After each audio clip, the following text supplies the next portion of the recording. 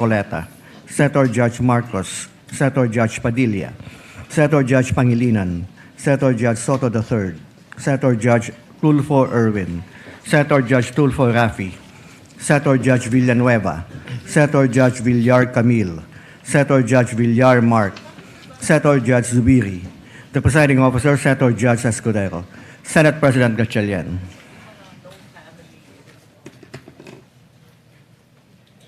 With 19 senators present, the chair declares the presence of the quorum. With the permission of the body, if there are no objections, we dispense with the reading of the July 13, 2026 Journal of the Senate sitting as an impeachment court and shall consider the same as approved. The clerk will please call the case before the impeachment court. Case number 004-2026 in the matter of impeachment trial of Vice President Sara Zimmerman Duterte. Appearances? For the Good prosecution. afternoon, Your Honors. Same appearance for the prosecution. We are ready, Your Honor. For the respondent? Good afternoon, Your Honors. Same appearance for the defense. I see that Attorney Lotok is already situated in the witness Yes, Your Honor. stand. To remind you, Attorney Lotok, you shall continue with your testimony and be subjected to the continuation of cross-examination of counsel for respondent and shall be answering under the same oath that you took yesterday. Is that clear, sir? Yes, Your Honor. Respondent counsel may now continue with this cross-examination. Attorney Binduan, you are recognized and may proceed whenever you are ready. Your Honor, before we proceed, may I request that counsel for the panel of prosecutors, Attorney Virgil Ligutan, be recognized once more for the examination of our second witness. Counsel for the prosecutors, Attorney Ligutan, is recognized on the part of the panel of prosecutors. Again, to reiterate, Attorney Binduan, when you are ready, you may proceed with the continuation of your cross-examination of the witness, Attorney Lotok. Good afternoon, Attorney Lotok. Good afternoon, sir. So yesterday, you identified videos, correct? Yes, sir. And specifically, portions of the November 23, 2024 press con. Yes, sir. All right. Now, in that press con, VP Sara spoke about a lot of topics. Correct? Mm-hmm. All right. In other words, Mr. Witness, kindly answer yes Ye- or no, yes, and sir. not simply say, mm-hmm. in other words, Sorry, Your Honor. she said many statements in that press con. She said many statements, sir. All right. My question is this. Do you know for sure that VP Sara's statements during that press con happened in real life? In real life? Well, Objection, Your Honor. Incompetent. The statements happening in real life as to the real life of the Vice President, this witness is being asked that question. Of course, the witness is incompetent, Your Honor, please. If he knows. Counsel, kindly reform. It seems the witness did not understand Okay, the let question. me as well. let me help you. I'm showing you also a portion of our exhibit D-1-145-A. This is the whole version of the video that the portions there that you identified yesterday. And particularly, I'll show you timestamp 51-07 or :07 onwards of the video. In this video, the Vice President mentioned about events that happened inside the Batasang Pambansa. Can we play that video, please? Dapat sa demokrasya, there's a rule of law. And then they make rules as they go along. Whoever pleases the speaker, get her out of the House of Representatives. Kasi compound na ito. And then sasabihin pa nila sa akin na there is a threat to my life inside the Batasang Pambansa? Why is there a threat to my life? All right. My question to Your you Honor, is Your this. Honor, point of clarification, if I may, Your Honor, please. Counsel for the prosecutor is recognized. Your Honor, there is a video that is marked in evidence capturing the events on November 23, 2024. And here we have the defense. Your Honor, may we just Oh, note the wait. objection, Your Honor? Wait, I'm This explaining. is not a time for lecture, Your Honor. Counsel have not yet recognized you. Let counsel for the prosecutor Your finish. point of clarification, they are presenting a video with anecdotes. I'm now questioning the propriety of the defense presenting a video without laying the basis where this video came from, who is the source of those annotations thereto. Because, Your Honor, there's a video. They're confronting this witness with that video by presenting their own annotated, it's like a props, Your Honor, please. This is highly irregular in the court of law. Counsel for the respondent, is this the video previously marked in evidence? Your Honor, as I mentioned, we marked it in evidence as D-4-3, Your Honor. And this was also marked by the prosecution as their own. They have a separate No. marking for this, Your No. Honor.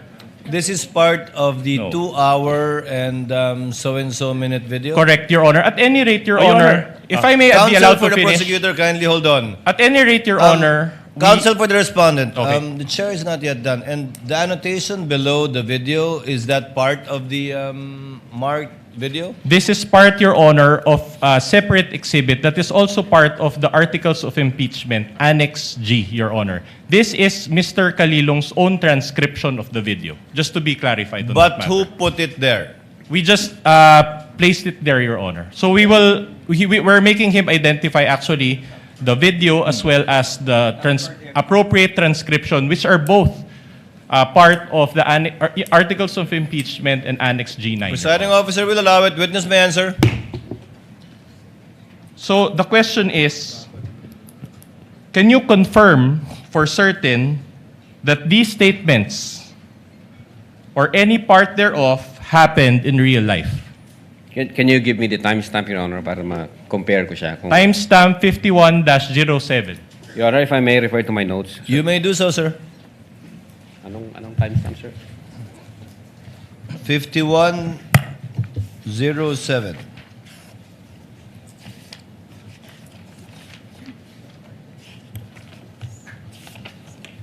To help this honorable court, Your Honor, it appears on page 84 or more or less of the Articles of Impeachment, Annex G9, Your Honor. This is the transcription of Agent John Mark Calilong dated December Meron ka 26, 2024. For the record, Your Honor. Noted. Pwede akong patingin na lang. Kulang ito.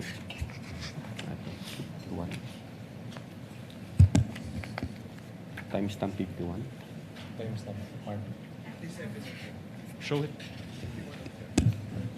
Your Honor, in the interest of time, can we confront the witness with our own copy Your own copy of what, counsel? of the Articles of Impeachment, Annex G9, Your Honor? Well, assisting counsel for the prosecutor is there. If in case there are any problems, kindly confirm if indeed that is the document being shown to the witness. Wala dito siya.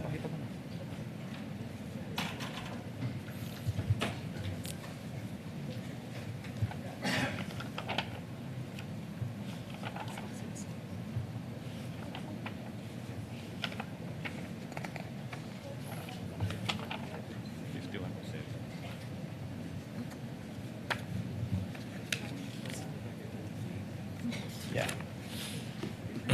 Page 14. Page 14. That is page 14 of the Affidavit of Transcription. Page 14. Saan dito? This is page 14. Saan dyan?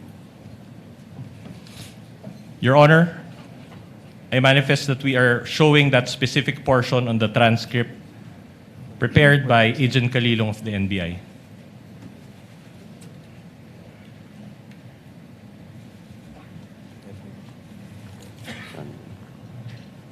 But actually, Your Honor, even without consultation with the transcript, my answer is very simple. I'm just asking Your Honor. My question, I'm sorry, is very simple. My only question is, does he know for certain that these statements or any part of this statement happened in real life? Your Honor, nabasa ko po rito sa copy ko, yung nandiyan dyan. So do you confirm that the statements were made by the Vice President, Mr. Witness? It's here in the transcription, Your Honor, yes. No. My question is not whether she made the statement. My question is if you know, based on your personal knowledge, if any statement or a portion thereof happened in real life. That's the question.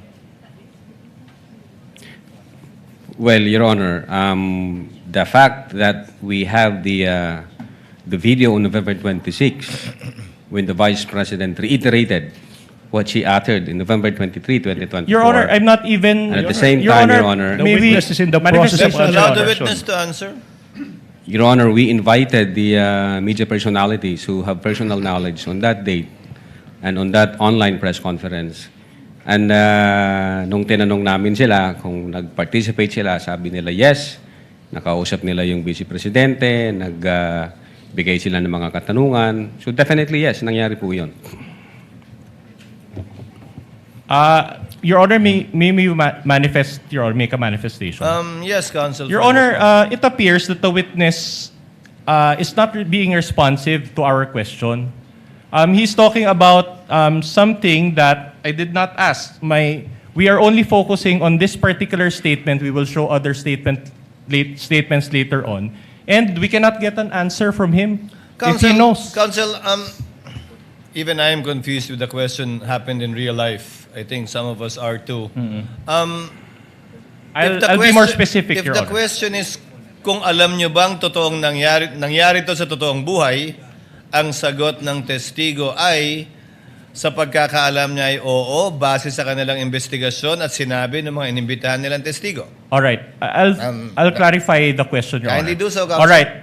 In this statement, for example, the Vice President said, there were threats to my life inside the Batasang Pambansa. Are you confirming that? That is within the All right. transcription here, sir. Now, my question to you is this. Did you investigate those threats Objection, to VP Your Honor. Sara's Okay now.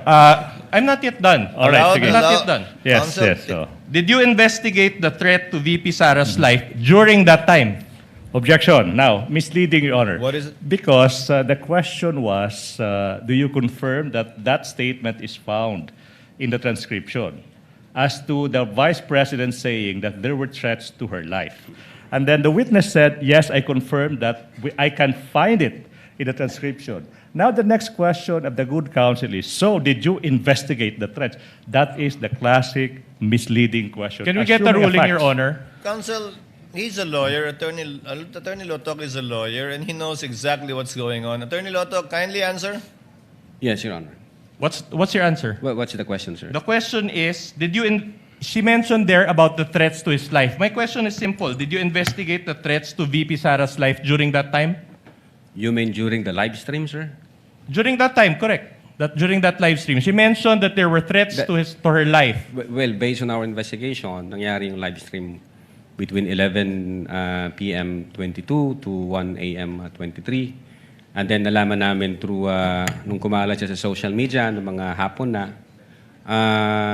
kaya nag-start kami ng investigation. At that time, hindi pa namin alam yung buong laman ng video na yan kasi nag-start pa lang kami. So, I instructed Agent Calilong na siya maging agent on case and then kunin niya yung video, the whole video, para sa authentication. Attorney And Lotok, so far- kindly answer the question directly. So I get from your long answer that the answer is no. Specifically at that live stream moment, no, sir. Hindi pa That namin was the alam yan, sir. question of Attorney Binluan. If you investigated at that time, so the answer is no. Yes, sir. Okay. But, Please proceed. but later on, you said you did an investigation. So are you admitting that there were threats to the life of VP Sara? Precisely, that's the reason why we sent a December 2, 2024 letter for VP Sara to shed light on our investigation. All right, I'll move on to a different part of the video. On page also of Exhibit D-1-145-A, this now pertains to timestamp 5930 onwards of the video recording. So page 15 of the affidavit of transcription, also by Agent Calilong of the NBI, dated December 26, 2024. Can we show that video and then provide the appropriate transcript? Can you play that again, please? yung speaker mo. Pinabayaan mo siya abusuhin ang pera ng bayan. Paikot-ikot sa buong bansa, namimigay ng pera na para bang kanya yung pera.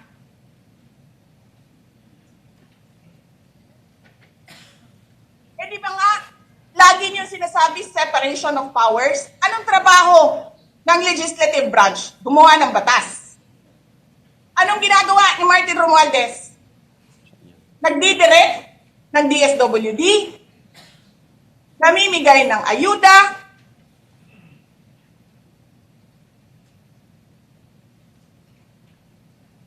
nagsasabi kung anong bibigay, anong ibibigay, anong gagawin, sino ba ang presidente? All right. So my question to you is this. Okay, having watched that video and read the transcript, my question is very simple. Do you know for sure if this statement by the Vice President or any part thereof happened in real life? Well, Your Honor, as I've said, I've answered already, nung inimbestigahan namin yan, yung video, Your Honor, nagsubpina kami a yes or no answer will suffice, Your Honor. Kindly answer more directly to save on the court's time, Mr. Attorney Lotok. Your Honor, based on our investigation, yes, it happens. In the natural order of things, nangyari talaga yan. So in other words, you're admitting that Martin Romualdez goes around the country to distribute money?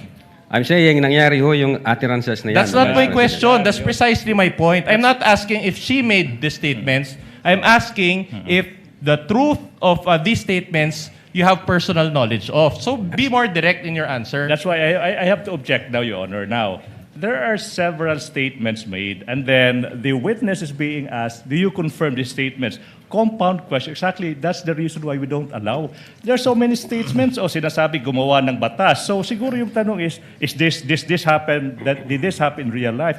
So this witness being confronted with several statements and he is being asked to answer a yes or no. That's why it's compound question. Your Honor, my question is the statements or any part thereof, Your Honor. The witness is smart enough to answer. He can just clarify. The objection is sustained, but not on that ground, but rather in the ground that the witness is incompetent to testify as to the truth of the matter stated by the Vice President. He can only testify as to the fact that those statements were made only as to tenor, but not as to the truth, given that he only investigated and was not there. You may proceed, counsel. In that case, Your Honor, if we confront also, just a manifestation, Your Honor. Yes, you may proceed. In other words, Your Honor, we would like to manifest, Your Honor, based on that ruling of the court, that even if VP Sara said that she already talked to a person, then we cannot confirm the truth because this witness does not have personal knowledge. That's a conclusion. Objection. That's just a manifestation for the court's appreciation. The- Can I just proceed with my next question, counter Your Honor? manifestation, Your Honor, please? Counter manifestation, please. To put into record, Your Honor, please. For about 15 seconds, counsel, Okay, yes. the defense is entitled to their own conception of things. They're entitled to their own imagination. That's all. Counsel may proceed with his cross. Just to belabor this point, Your Honor, Annex D-1-145-A. Anyway, Your Honor, they showed around 7 to 8 videos yesterday, so we'll show about 4. This pertains to timestamp 1-08-58, and we will also present page 17 of the Affidavit of Transcription, also by Agent Kalilong, dated December 26, 2024. In this video clip, the Vice President mentioned about the former Speaker of the House and the confidential funds of the Office of the President. Can we play that video?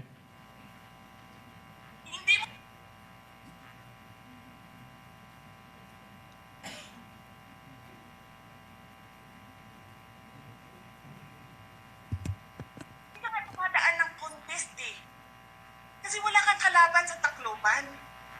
Kasi binibili mo, pinapakidnap mo, inaharas mo ang mga kalaban mo. Hindi ka dumaan ng contest. Ang alam mo lang, kasi mayaman ka, bibilhin ko lahat ng tao ng pera. Ikubriman mong tanan, kwarta na may inyo. Kaya is nothing in you except money. Yan lang. Martin, harapin mo yung katotohanan. Walang senador man, vice president man, president man, walang mabuto sa'yo. Hindi ko nga alam kung mananalo ka pa ngayon sa Tacloban eh. Malamang hindi na. Sinong gusto sa lahat sa buong Pilipinas ang ibalik ka sa Kongreso? Hindi lahat ng tao pupunta yan doon sa Tacloban, mangangampanya yan sa kalaban mo. Kasi magnanakaw ka. Hindi ka dumadaan sa audit.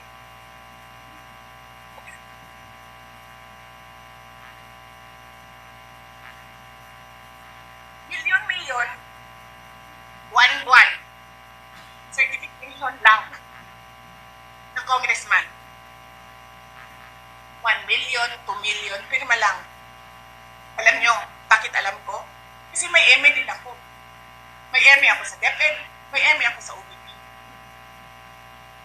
Pero sa amin, sa akin, nire-require ako ng resibo ng COA. Pero alam ko, certification lang ang kailangan. Pero nagko-comply ako.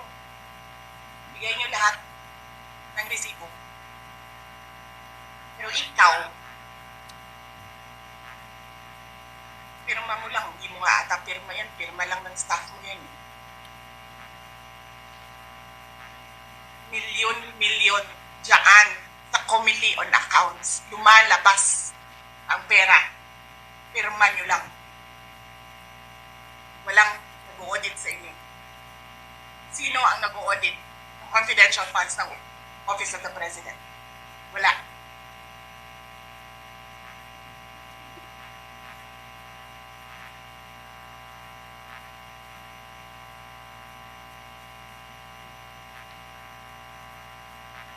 Yan ang Pilipinas. Yan! Ang bagong Pilipinas.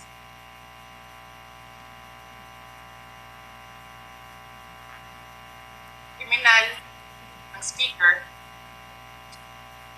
Bakit ko nasabi kriminal siya? Basahin niyo yung kaso niya sa United States of America.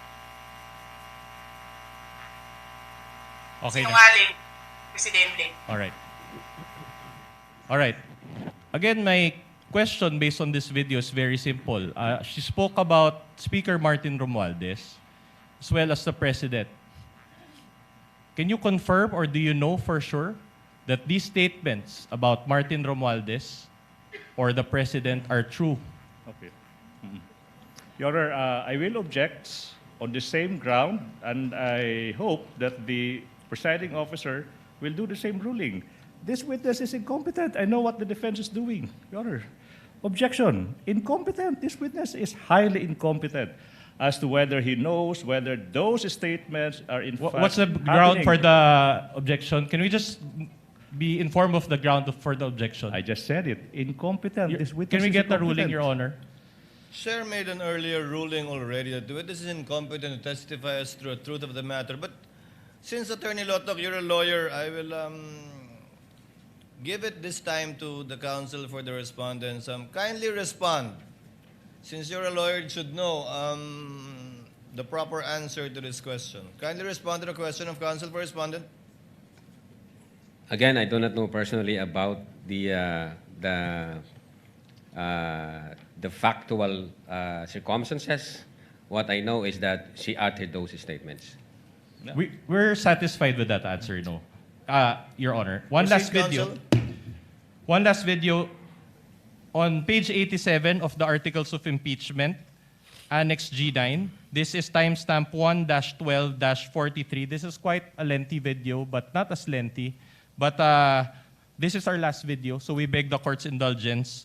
The affidavit of transcription, page 17, also of Agent Park Kalilong, dated December 26, 2024. Are we ready with that video? Your Honor, To save, Counsel for the prosecutors. because I know the council will ask the same question. So to save time, Your Honor, please, since the Your council... Honor, what is wait, the wait, wait. objection? I'm not yet done. I'm not yet done. Kindly let the counsel for the prosecutor finish. Relax. Now, Your Honor, if the same line of question will be asked, okay. Your the Honor, wait, I'm not he yet cannot done. he cannot I'm preempt, not yet Your done. Honor. I'm not yet done. The prosecution is willing to stipulate that, yes, the Vice President uttered that statement as to the fact of her uttering the statement. We have a different question, Your Honor, just to satisfy his query. All right. So I guess the objection is withdrawn, or the manifestation is withdrawn, and counsel for respondent may proceed Play the with video, the please. showing of the playing of the video. At ng kainin ko, buffet. Saan dito sa House of Representatives. Alak. Lahat. Lahat ng juice, lahat ng mamahaling wine.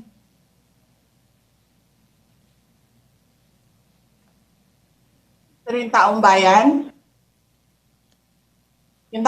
na pinamisan ninyo, ng 20 pesos na rice, yung taong bayan na hindi ninyo pinupuntahan sa mga komunidad nila, ano sabi nila? Asin lang okay na mi, anad naman mi anak. Ganyan ang bayan natin. Okay na lang kami sa asin. Saan ka nakahanap ng bayan na ang tao, because of their hopelessness, because there is no functioning government, umukay na lang sa asin.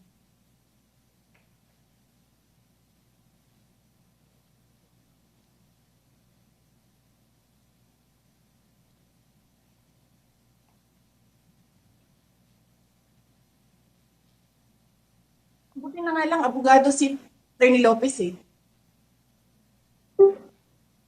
Kasi alam niya kung ano sasabihin niya doon sa mga pumasok sa kwarto niya. Na take note, nagnakaw pa ng cellphone.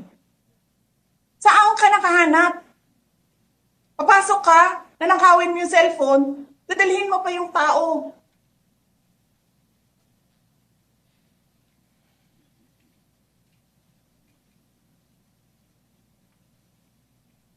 Diba? Princess, you're raising your hand.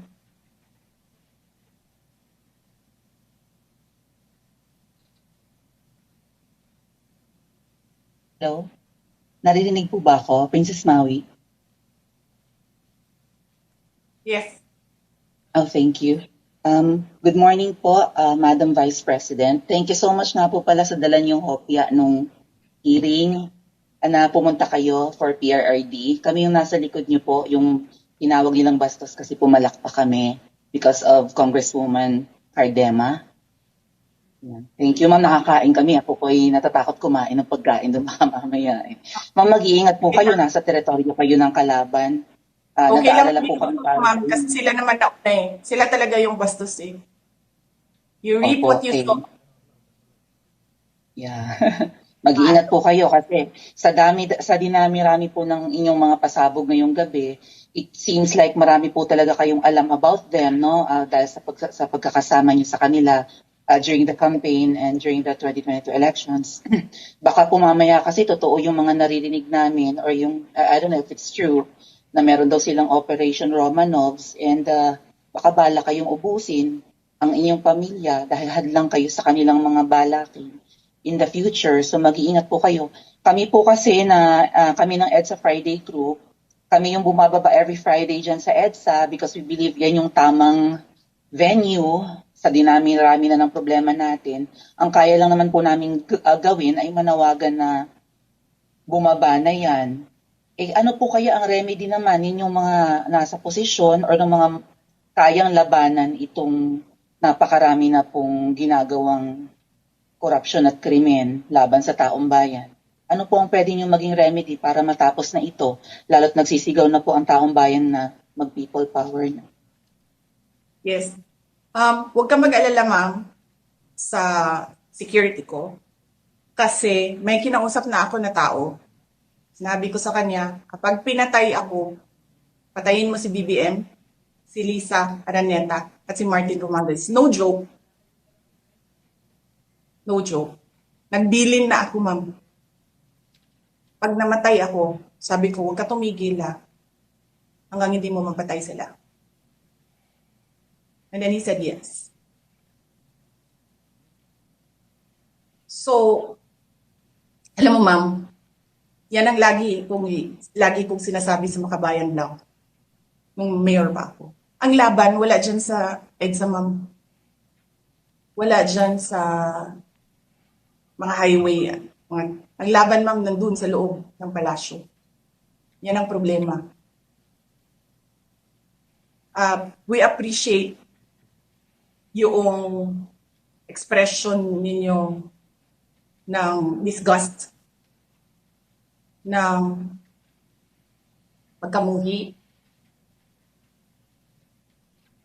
ng hopelessness, kasi it reflects kung ano yung nararamdaman ng marami, milyon. Alam ko yan, ma'am, kasi kahit saan ako pumunta, ako ang sinasabihan, binoto namin yan dahil sinabi mo, iboto namin.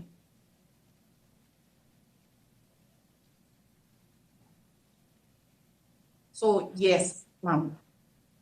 Maraming salamat sa ginagawa ninyo. Dahil sa ginagawa ninyo, I'm sure nakikita yan ang taong bayan, and na-appreciate nila yan.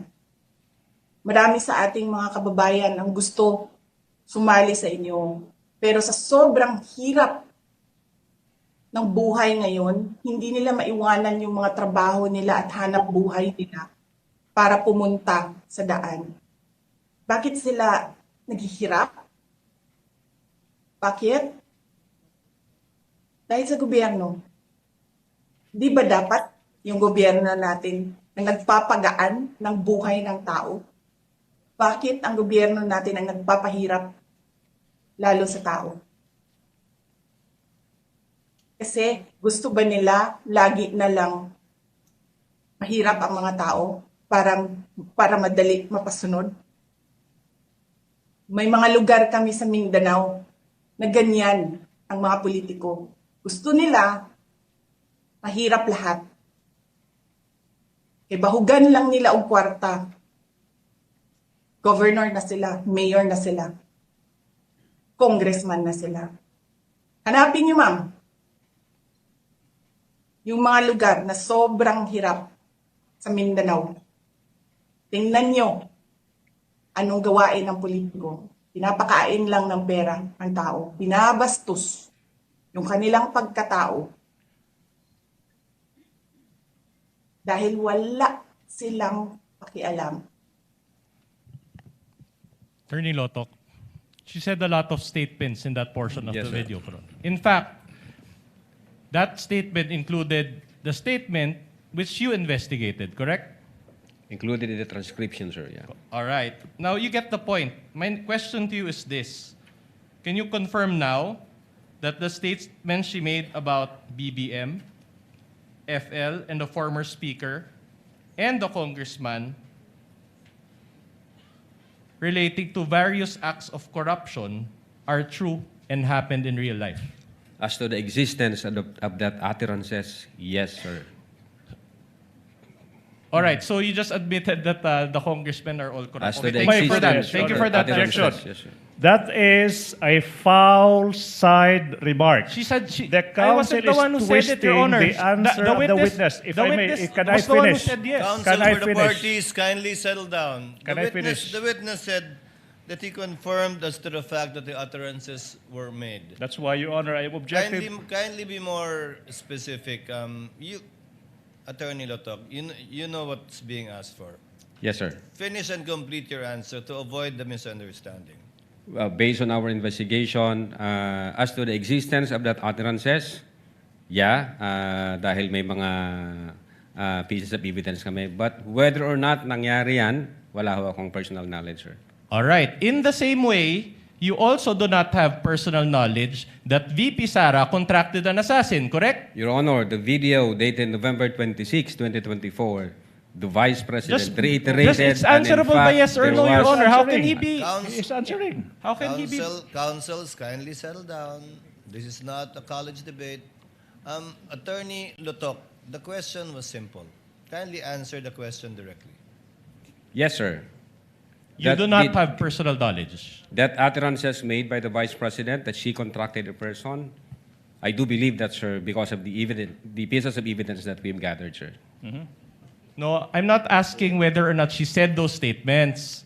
I'm asking if you have personal knowledge based on this that the Vice President really contracted an assassin. Ask and Or, answer. a person.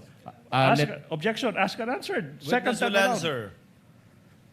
Based on our investigation, Your Honor, we do believe that the Vice Attorney President... Lutok, the question was, do you have personal knowledge? As to the fact of the utterances, and then when the Vice President reiterated that in Attorney November Lotok, you're a 26, smart yes, sir. man. Just answer the question.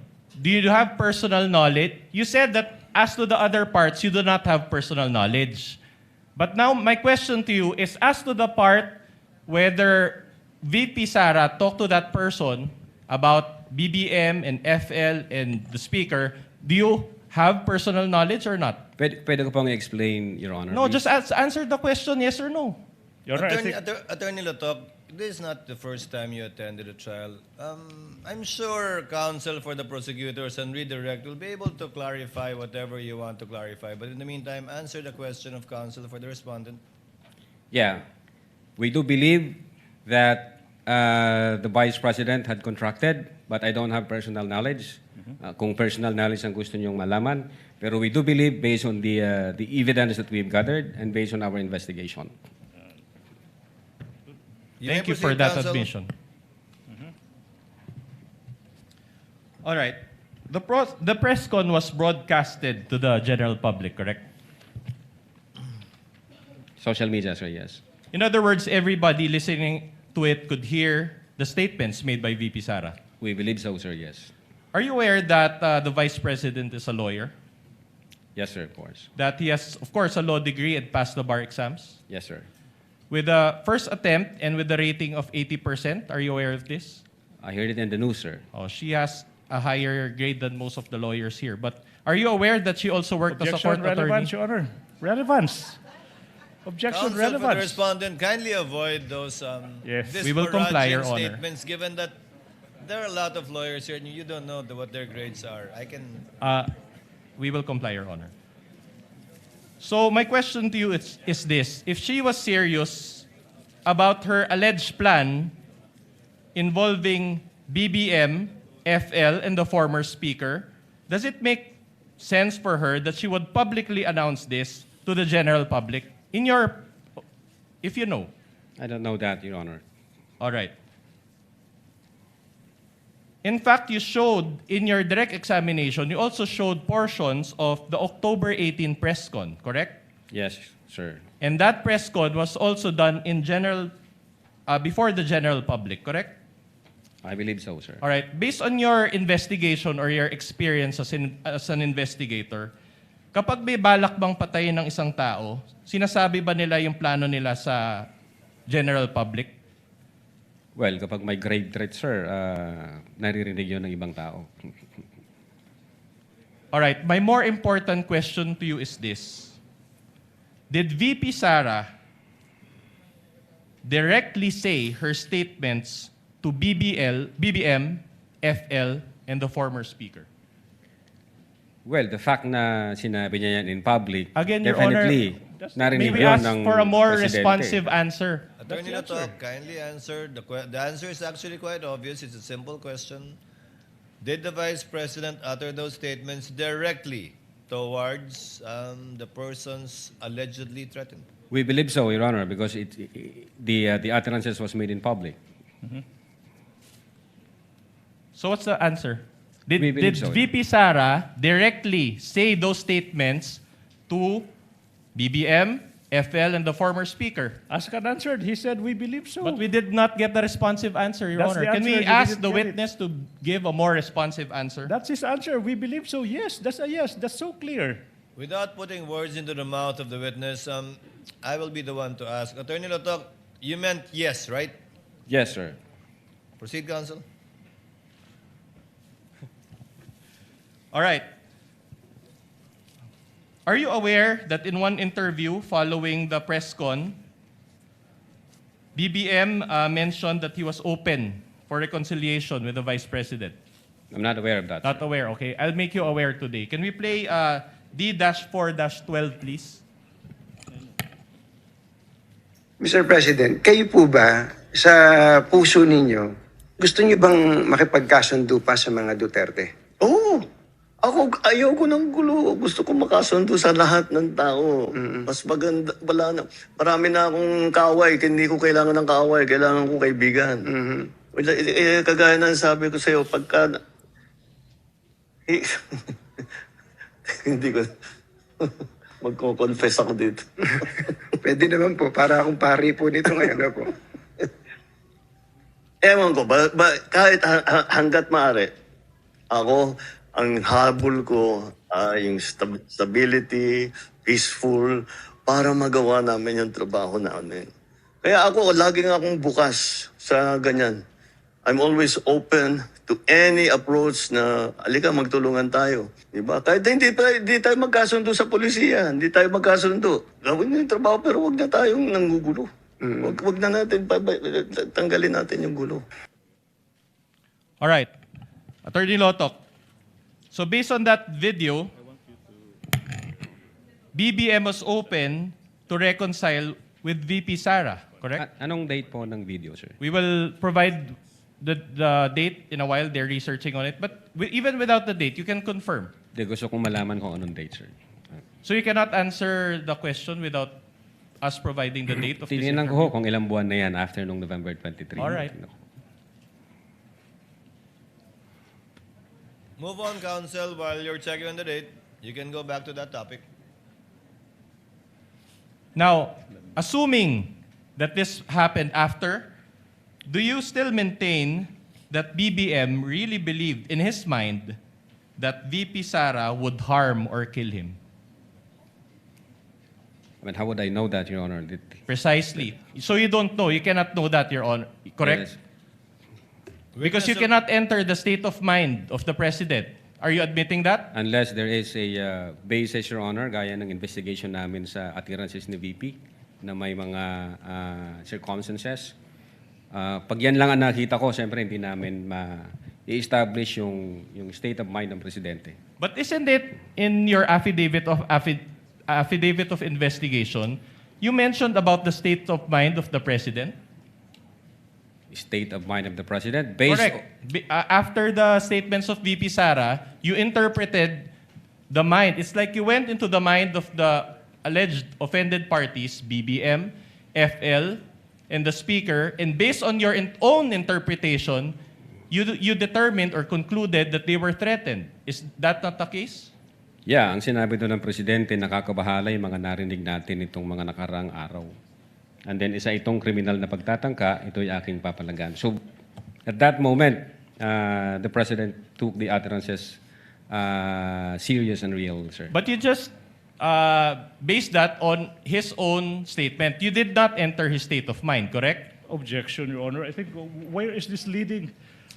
What's the objection? A witness is being asked What's to the enter basis for state the of objection, mind. Your Honor? Kindly wait for the counsel for prosecutor to finish his Incompetent, Your objection. Honor. Incompetent. The witness already said that based on their investigation, based on the statement of the President, after the event, he said that they determined that the President felt threatened. And the question now is, did you enter his state of mind? Your Honor, please, I think I'm now objecting on the reason that this person is incompetent to Your Honor, enter. we will be satisfied with just the basis. If he had said incompetence, we would ask for a ruling already. He doesn't have to lecture, Your Honor, and for the record. Kindly reform, counsel. I think I know where you're getting at. All right. My question to you is this. Do you have background on forensic psychology? No. Do you have a background on behavioral psychology? Well, we were taught about Just that yes or subject no. matter in Just the a academy. yes sir. or no will do. Do you have a forensic psychology department in the NBI's cybercrime division? Forensic psychology? Yes. We have BSD, we have medical legal department. Medical legal only. Okay. We have psychiatrists, All we right. have psychologists, we have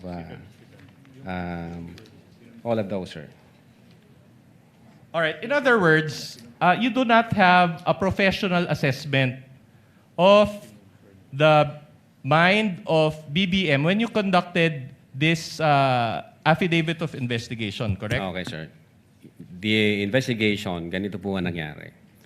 Nung nag-comment yung presidente na nakakabahala yung mga utterances, pwera lang ho doon, tiningnan namin yung comment ng iba't ibang government agencies na ganun din yung kanilang reaksyon, nakakabahala yung sinabi ng Vice Presidente, magiging issue yan ng national security. Pwera lang ho yun, kinonsider din namin yung comments at impression ng mga media personalities na nag-participate doon sa online press conference. Sabi nila, na-shock sila, nabigla sila, hindi sila na parang totoo yung galit ng Vice President. And then aside from that, from those facts, ganun din ang ginawa namin sa former Speaker sa kanyang reaction. So taking all these facts and circumstances, na-establish namin na indeed yung reaction ng Presidente is trinato niya na seryoso at totoo yung utterances na yon na ginawa ni Bibi Sara noong 23. So ito ho, kaya lang dito, ipapakita nyo sa akin yan, kung sa mind ng Presidente is pinatawad na ba niya, ayaw na niya, hindi na ba niya kinukonsider yung mga threat na yon. Pag ganyan lang, Your Honor, sa investigation kasi kailangan makita namin yung iba't ibang sirkumstansya para ma-establish namin whether or not, ito yung ibig niyang sabihin, ito yung intention niya. For the record, Your Honor, the date of the video is May 19, 2025. So this came after 2025. So, mga 7 months, sir? Yeah, 7 months. All right. So based on your experience as an investigator, baka pwedeng Again, hindi sa sufficient, hindi sa sufficient para makita namin. Kasi anyway, we know for a fact we're satisfied with your first answer. The witness still answering? Well, I didn't even ask a question, Your Honor. You did, counsel, when you gave the date and asked for his opinion. Kindly finish your answer. Thank you, Your Honor. We, as lawyers, we know for a fact that the state of mind can manifest based on the overt acts of the speaker. So dito kasi, kung ito lang ang pagbabatayan namin, then we try to establish yung intent o yung state of mind ng Presidente, kulang ho yan. So siguro kung may makikita pa kaming ibang circumstances na magpapatunay na binaliwala niya na yung utterances, pinatawad niya yung Vice Presidente, and things like that, then we can somehow said, mukha ngang totoo yung sinabi ng Presidente na pinatawad na niya. All right, but I'll move on to a different point. Before counsel for the respondent continues, what is the pleasure of Senator Judge Cayetano? Just one specific clarification on that point, just so that we don't lose the point. With your gentleman permission, may proceed. Presiding. Yeah. Excuse me lang sa prosecution and sa defense. Witness, one point lang, maybe one Yes, or sir. two questions on that Yes, point. Your Honor. Sabi mo, the President, sa pananaw mo, and yung iba, Speaker Martin felt threatened. Base doon sa investigation namin, sir. Base sa investigasyon at base sa video. Base sa video, sa investigation, at sa ibang testimony. So if they felt threatened, that means tingin nila totoo yung sinabi ni VP Sara na patayin sila. Kasi they wouldn't feel threatened if they don't think na she meant it, na patayin silang tatlo, right? In our investigation, they trinato nila yung utterances as seryoso. Yes, At so banta they ito. won't feel threatened unless tingin nila seryoso yung threat. According to them, seryoso yung threat, Yes, sir. okay. But the threat was, pag pinatay niyo ako, papatayin ko kayo. So kung hindi naman nila sila balak patayin, why would they feel threatened? Unless you're saying now, you think, balak nga nilang papatay si Vice President. Actually, sir, ito, from the point of view of law enforcement like us, yun nga yung naging alarming na issue doon na sa amin, sir. Sa No, amin I agree. I'm also, Mr. Witness, I'm also alarmed with the language, with saying that. I'm alarmed with what's happening in our country, in flood control, etc. But that's not my point. My point is, in your investigation, para maging grave threat, kailangan yung party na trineten feels threatened. Pero ang sinabi ni VP Sara, pag pinatay ako, patayin silang tatlo. So kung wala naman silang tatlo balak na patayin siya, why would they feel threatened? Did that not come into your mind as an investigator? What comes into your mind, Your Honor, is yun nga, yung possibility na God forbids may mangyari sa BP na hindi naman alam nung tatlo, then mati-trigger ngayon yung instruction, then papatayin yung tatlo na hindi naman nila alam. At the same time, No, may mga ibang grupo Then in na that case, hindi ba logical, because you're the President of the Philippines, you order the PSC to make sure that walang mangyari sa kanya rather than baliktad na tinanggalan siya ng security. nung I'm just following your logic. I won't Yes, sir. I won't argue. Finish your and I'm satisfied, Mr. President. I'm just trying to figure out nga how you came about yung gave threats given Yeah. na ang sinabi niya kung papatayin ako. So We- finish your answer so that we qualify that grave threats sa term namin as event-based condition na yun nga pag nangyari yung event magti-trigger ngayon yung threat ng Vice President. Now insofar as na-threaten sila yung sinasabi mo po sir na pag namatay si Vice President tsaka papatayin ngayon ng tao na inutusan niya yung tatlo. Ang isa sa alarming na very alarming part na nakita namin yung mga sasakay ho na grupo po kasi God forbid pwedeng mawala ang Vice Presidente but not necessarily sila yung dahilan. Pwedeng namatay siya for one reason or the other. Then ang impression na ng marami ang may kasalanan nito yung tatlo. So again magkakalabo-labo na yan. May sasakay na sa issue thinking na pag pinatay nila yung tatlo, ang sisisihin ngayon yung kampo ni Vice Presidente kasi may attirances na ginawa ang Vice Presidente to that effect. So, yun ho yung sa investigation namin. Now, insofar as pumasok ho yung elements ng grave threats, yeah, we believe na pumasok yung elements ng grave threats kasi nasatisfy ho lahat ng elements ng grave threat based on the revised penal code. I'm assessing your answer, but malayo na malapit yung sagot mo dun sa triggering events. Kasi parang logical, di ba?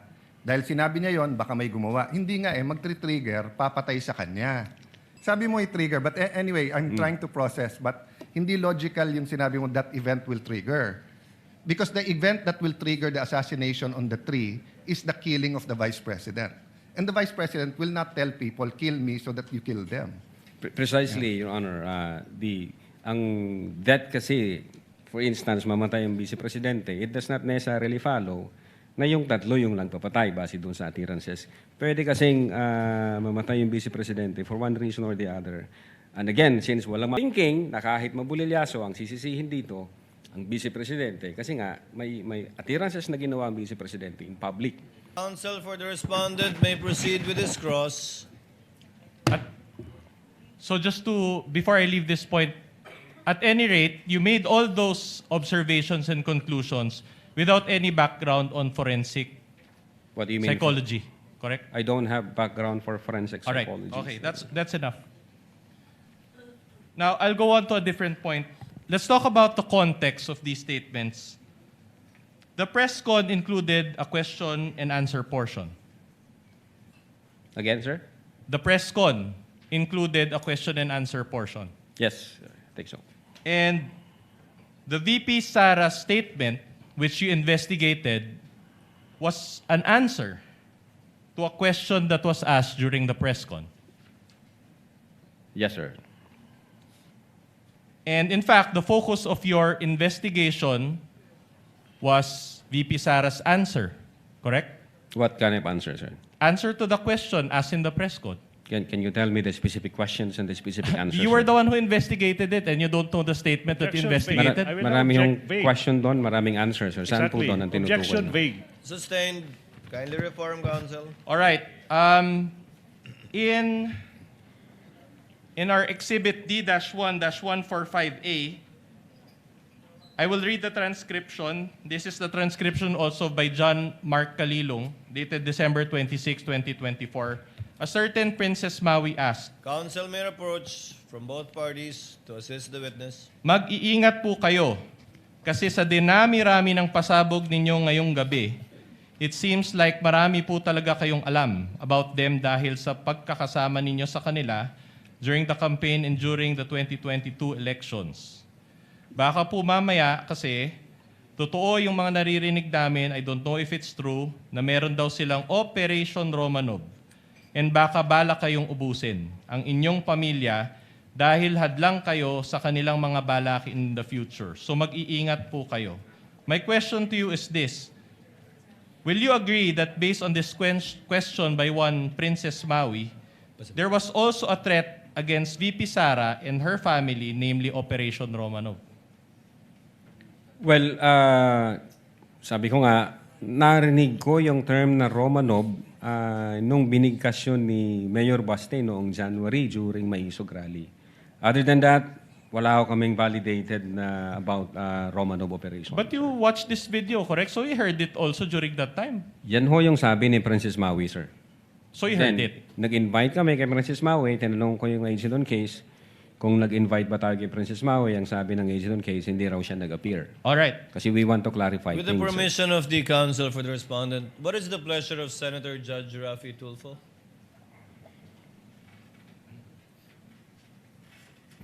Mr. Presiding Officer, kahapon kasi nabanggit ko yung Romanov and I did mention na para sa akin, nagmula yung salitang Romanov kay Mayor Baste Duterte when during a rally, yun sa Maisog in Davao.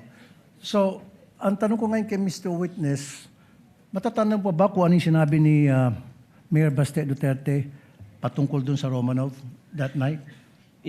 Yes, sir. I will try if Can you I tell us? remember it right. Ang sabi niya,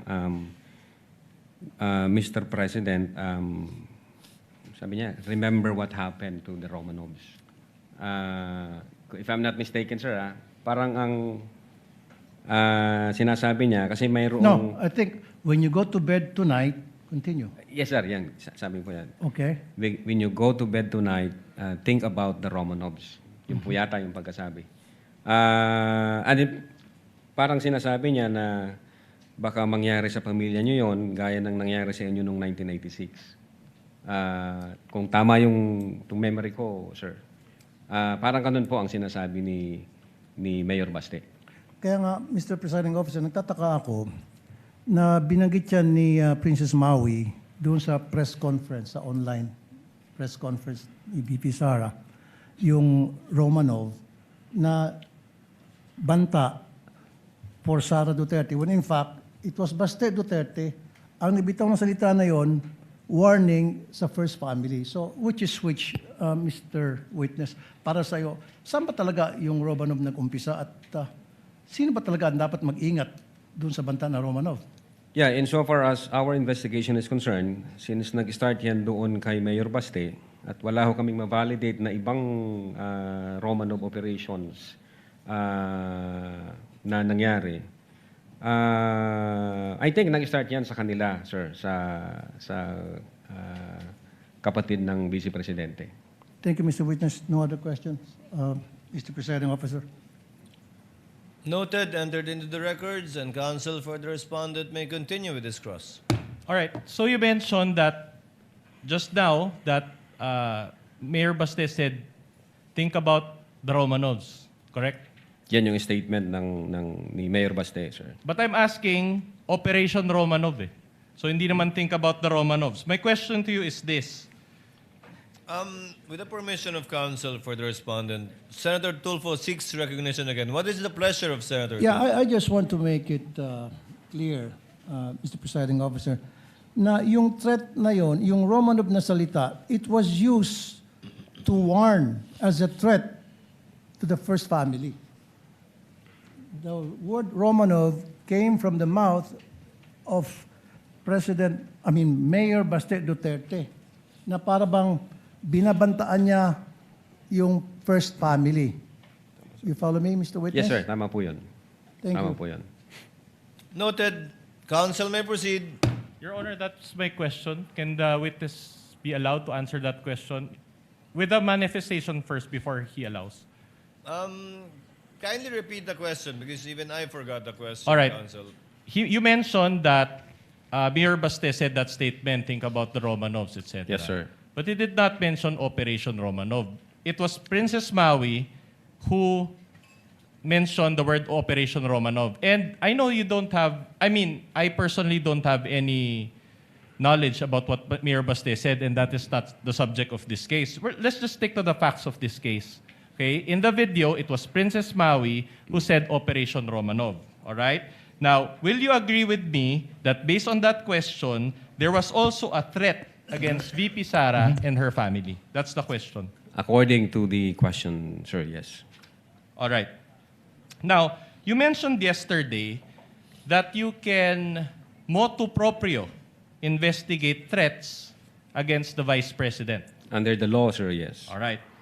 My next question is very simple. Did you conduct a separate investigation on Operation Romanov? Well, since ang focus ng operations namin, sir, is cybercrime investigation, I think ang makakasagot niyan yung intelligence service namin, sir. Insofar as the cybercrime division is concerned, ang focus namin, crimes committed by, through, and with the use of information and communication technology. As to the fact whether or not may Operation Romanov, ang makakasagot po niyan either yung intelligence service o yung director ho namin, sir. So insofar as you are concerned, there is no ongoing investigation on Operation Romanov? Again, ang focus ho ng investigation namin doon sa grave threat and then inciting to sedition against the Vice President, insofar as the existence of whether or not may Operation Romanov, siguro makakasagot niyan, sir, yung intelligence service, yung director ho namin. All right. So no. At any rate, are you aware of if the Vice President was the target of unauthorized intelligence or surveillance operations? I'm not aware, sir. All right. With the permission of counsel, Chair will recognize Senator Judge Pangilinan, thereafter Senator Judge Erwin Tulfo. Just one or two quick questions. You may proceed, sir. On the issue of Princess Maui. Opo. And itong investigasyon na sinasabing inimbestigahan ba yung threat against the Vice President. Kung hypothetically dumating si Princess Maui at nagpaliwanag tungkol sa Operation Romanov at sinabi niya ang detalye, Yes, sir. kikilos ba ang Definitely, cybercrime? sir. Definitely. Ano ang gagawin ninyo kung nakuha ninyo yung ganong klaseng impormasyon? We will validate the information first, sir. Ang problema, sabi nga ninyo kanina, hindi nga humarap. Opo, sir. But as in any other case, kung may humarap at pinag-usapan at sinabi ganito yung threat, what is the standard operating procedure of the NBI? We validate first the information, sir. And then pag confirm na, then we will start case build-up, sir. Thank you. Thank you. Senator Judge Erwin Tulfo, what is your pleasure, sir? Thank you, Mr. Presiding Officer. Just want to direct my question to the witness here. Yes, Your Honor. Yung Romanov plot, well, aside from what Senator Judge Tulfo said, that came from Baste, but I picked it up doon sa video na pinalabas kanina ng defense, Yes, Your Honor. yung Romanov plot versus Sara, according to Princess Maui. Did you take that information seriously or not? Yes, Your Honor. That's the reason why nung marinig namin, o makita namin yung question ni Princess Maui about the Romanov, we conducted an open source investigation. Tinignan ho namin baka meron. Ayun nga, ang nakita namin yung January 2024 during Maisog Rally, if I'm not mistaken, yung the word Romanov, ang nagbigkas ho noon si Mayor Baste, Your Honor. All right. So, yung statement ni Princess Maui sa video, how do you rate that info? Sa inyo po sa NBI, sa mga intelligence agencies, yung mga informations po ninyo, may rating. Tama po ba? Correct me if I'm wrong here, Mr. Witness. For example, pag yung information po na natanggap ninyo ay may mga rating po. A1, completely reliable. A2, completely reliable information, probably true. B1, usually reliable source, information confirmed. B2, usually reliable information, probably true, but needs validation. C1, fairly reliable source, information confirmed. C2, fairly reliable source, information needs validation. D to F, source is doubtful, unreliable, or reliability cannot be assessed. So, saan yun nilagay yung sinabi ni Princess Maui? Saan dito sa classification po na ito ng source of information? Is it A1, A2, B1, B2, C1 hanggang DF? Saan po? Kasi po ngayon, sir, napakarami na po mga impormasyon ng mga fake news. Opo, sir. Sir, kung pwede na pong sumagot. Go ahead po. Go ahead. Sir, yung una po namin ginawa, we tried to invite Princess Maui to shed light doon sa sinasabi nilang Romanov. Since hindi ho nag-appear si Princess Maui, wala ho kaming basis. So, classify muna namin ito na non-validated information. Naghanap kami sa open source. Yun nga, ang nakita namin, ang unang nagbigkas niyan, si Mayor Baste. So, medyo nakita namin, teka muna, parang baliktad yata ang sitwasyon. Kung kay Mayor Baste nagsimula ang Romanov, bakit dito ito yung tinatanong ni Princess Maui sa Vice Presidente? So, medyo it doesn't make sense, sir. Wala kaming na-validate since hindi nag-appear si Princess Maui. So we classify the information as unvalidated information. So what you did, nung hindi mo ma-confirm yung kay Princess Maui information, naghanap ka ng counter source. Yes, sir. Open source, sir. Open source, okay, to validate. Yes, sir. And what happened to that source?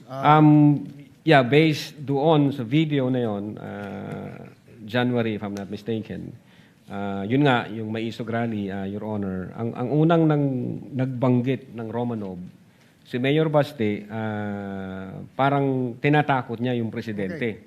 Okay, Mr. Witness, I'm running out of time. So isa lang pong tanong ko. So yung information po ni Princess Maui dun sa video, yung sinabi niya kay BP, hindi po reliable. Hindi reliable insofar as the Cybercrime Division is concerned. Thank you, Mr. Presiding Officer. The interventions of the Senator Judge are noted. What is the pleasure of Senator Judge Villanueva? Thank you, Mr. Presiding Officer, Mr. President. Just a very quick question on this particular topic, and I will no longer. Gentleman may proceed. Thank you, Mr. President. I will no longer dwell on the Operation Romanov, despite the fact that thank you to Senator Judge Rafi Tulfo who told me that about the dates, and I will not even mention or tackle the conditional threat. But I was looking at this NBI letter dated 2nd of December 2024, marked as Annex I. This is prosecution's P4-5 exhibit. Invited respondent Duterte to appear in connection with the investigation of the alleged grave threats. Mr. Witness, nakasaad din po dito sa sulat na iniimbestigahan ng NBI yung mga banta laban sa kanya at makakatulong po dito ang kanyang pagharap sa investigation. Tama po ba ito, Atty. Yes po, Your Honor. Tama po yan. Dahil po hindi personal na pumunta ang ating Vice Presidente, ano po yung naging epekto nito sa investigasyon ninyo sa mga banta laban sa kanyang buhay? Gusto ko lang malaman, ipinagpatuloy nyo po ba ang investigasyon ng NBI? What is now the status of this investigation? Yes, sir. Una, since yung second letter ng Vice President through her lawyer, may sinasabi doon na may threat sa life 6 months ago pa. So nung trinay naming i-check yun, Your Honor, ang nakita lang naming relevant information as to the security, yung pagbabawas ho ng 75 PNP personnel from BPSPG, if I'm not mistaken. And then, I think, transfer ho yata yung mga personnel na yan sa Manila. And then, when we check the record, yun nga, merong pang, based on the COA record, merong pang 335, more or less, if I'm not mistaken, na security personnel ang Vice Presidente. So, other than those facts, wala ho kaming makitang relevant na security issue dahil yun nga, hindi naman nag-appear ang ating Vice Presidente, hindi naman sila nagbigay ng any information na pwede namin pagsimulan po. So, so after that, you did not pursue anymore the investigation on the threats against the Vice President? Ang alam ko, ang aming intelligence service ay may monitoring na ginagawa from time to time. I ask this question, Mr. Witness, and for the our people. Kasi hindi na po yung Operation Romanov, hindi na po itong conditional threat. Kung hindi, ito ba ay nabigyan ng accorded the same level of attention dun sa mga threats na inyong nakukuha, gaya ng binabanggit natin na threat di umano ng ating Vice Presidente. Kasi ang tanong, hindi rin naman po nagpunta sa inyo ang Pangulo o ang Speaker of the House, and yet you pursued your investigation. So, in that way, paano nyo may explain ito, Attorney Lutok, Yes. na ginawa nyo talaga yung lahat ng inyong magagawa para imbestigahan din yung threat laban sa pangalawang Pangulo? Opo, Your Honor. Magkaiba po siya. Yung grave threats na inatter ng Vice President against the President, apparent po siya, Your Honor. Nakita po namin. Nasa video, inauthenticate namin yung video, nag-testify yung mga may personal knowledge na in fact sinabi niya yon. So, malinaw ho na nag-exist yung utterances na yon that qualifies the crime of grave threats. Dito ho, sa threat ng Vice Presidente, wala ho kaming ganong same na information na nakuha. Wala kaming apparent na mayroong threat against the life ng Vice Presidente. Kasi nga, hindi sila nagbigay ng specific information, hindi ho nagpakita ang Vice Presidente para mag-shed light doon sa investigation namin. So, hindi ho namin siya makita na parehas. Magkaiba po yun. Ang sa Presidente, apparent siya. So, definitely under the law, ang NBI can motu proprio undertake an investigation. Dito sa Vice Presidente, allegation siya.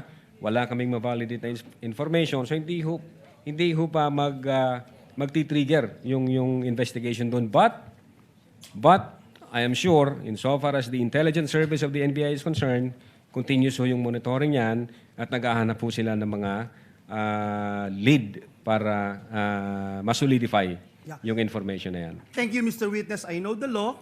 Presidente, Vice Presidente, Speaker, pwede niyong tignan at imbestigahan yan. But I feel na importanteng maipakita natin sa taong bayan that same level of attention ang ibinigay po natin. At we also, if we need to walk the extra mile of investigating, we have to do it in the name of fairness. So, yun po yung nakita ko, and siguro yung sinasabi nyo nga po, hindi sumapat yung inyong mga nakalap na mga impormasyon. Whether the information ay kulang or hindi kayo nagkaroon ng access sa mga information na ito, kaya po hindi nagtuloy.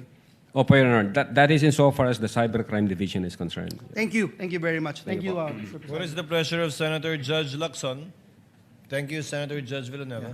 I just want to pursue the point raised by Senator Judge Rapi Tulfo and the The others. gentleman may proceed and he has 2 minutes. I don't know about the other senator judges, pero until today, when Senator Judge Rapi Tulfo clarified na yung palang Oplan Romanov, a threat against the first family. Yes, sir.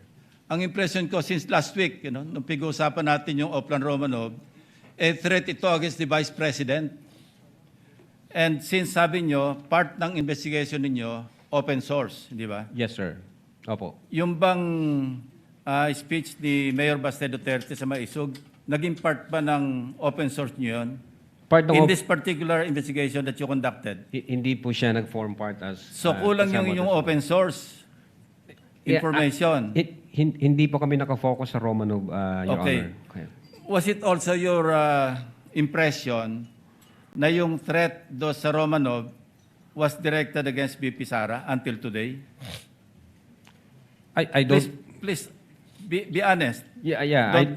Don't be ashamed. No? Yeah, I don't think so, Your Honor, kasi unang-una, ang context ng Operation Romanov against the first family. I know. So it definitely against the President and his family, Your Honor.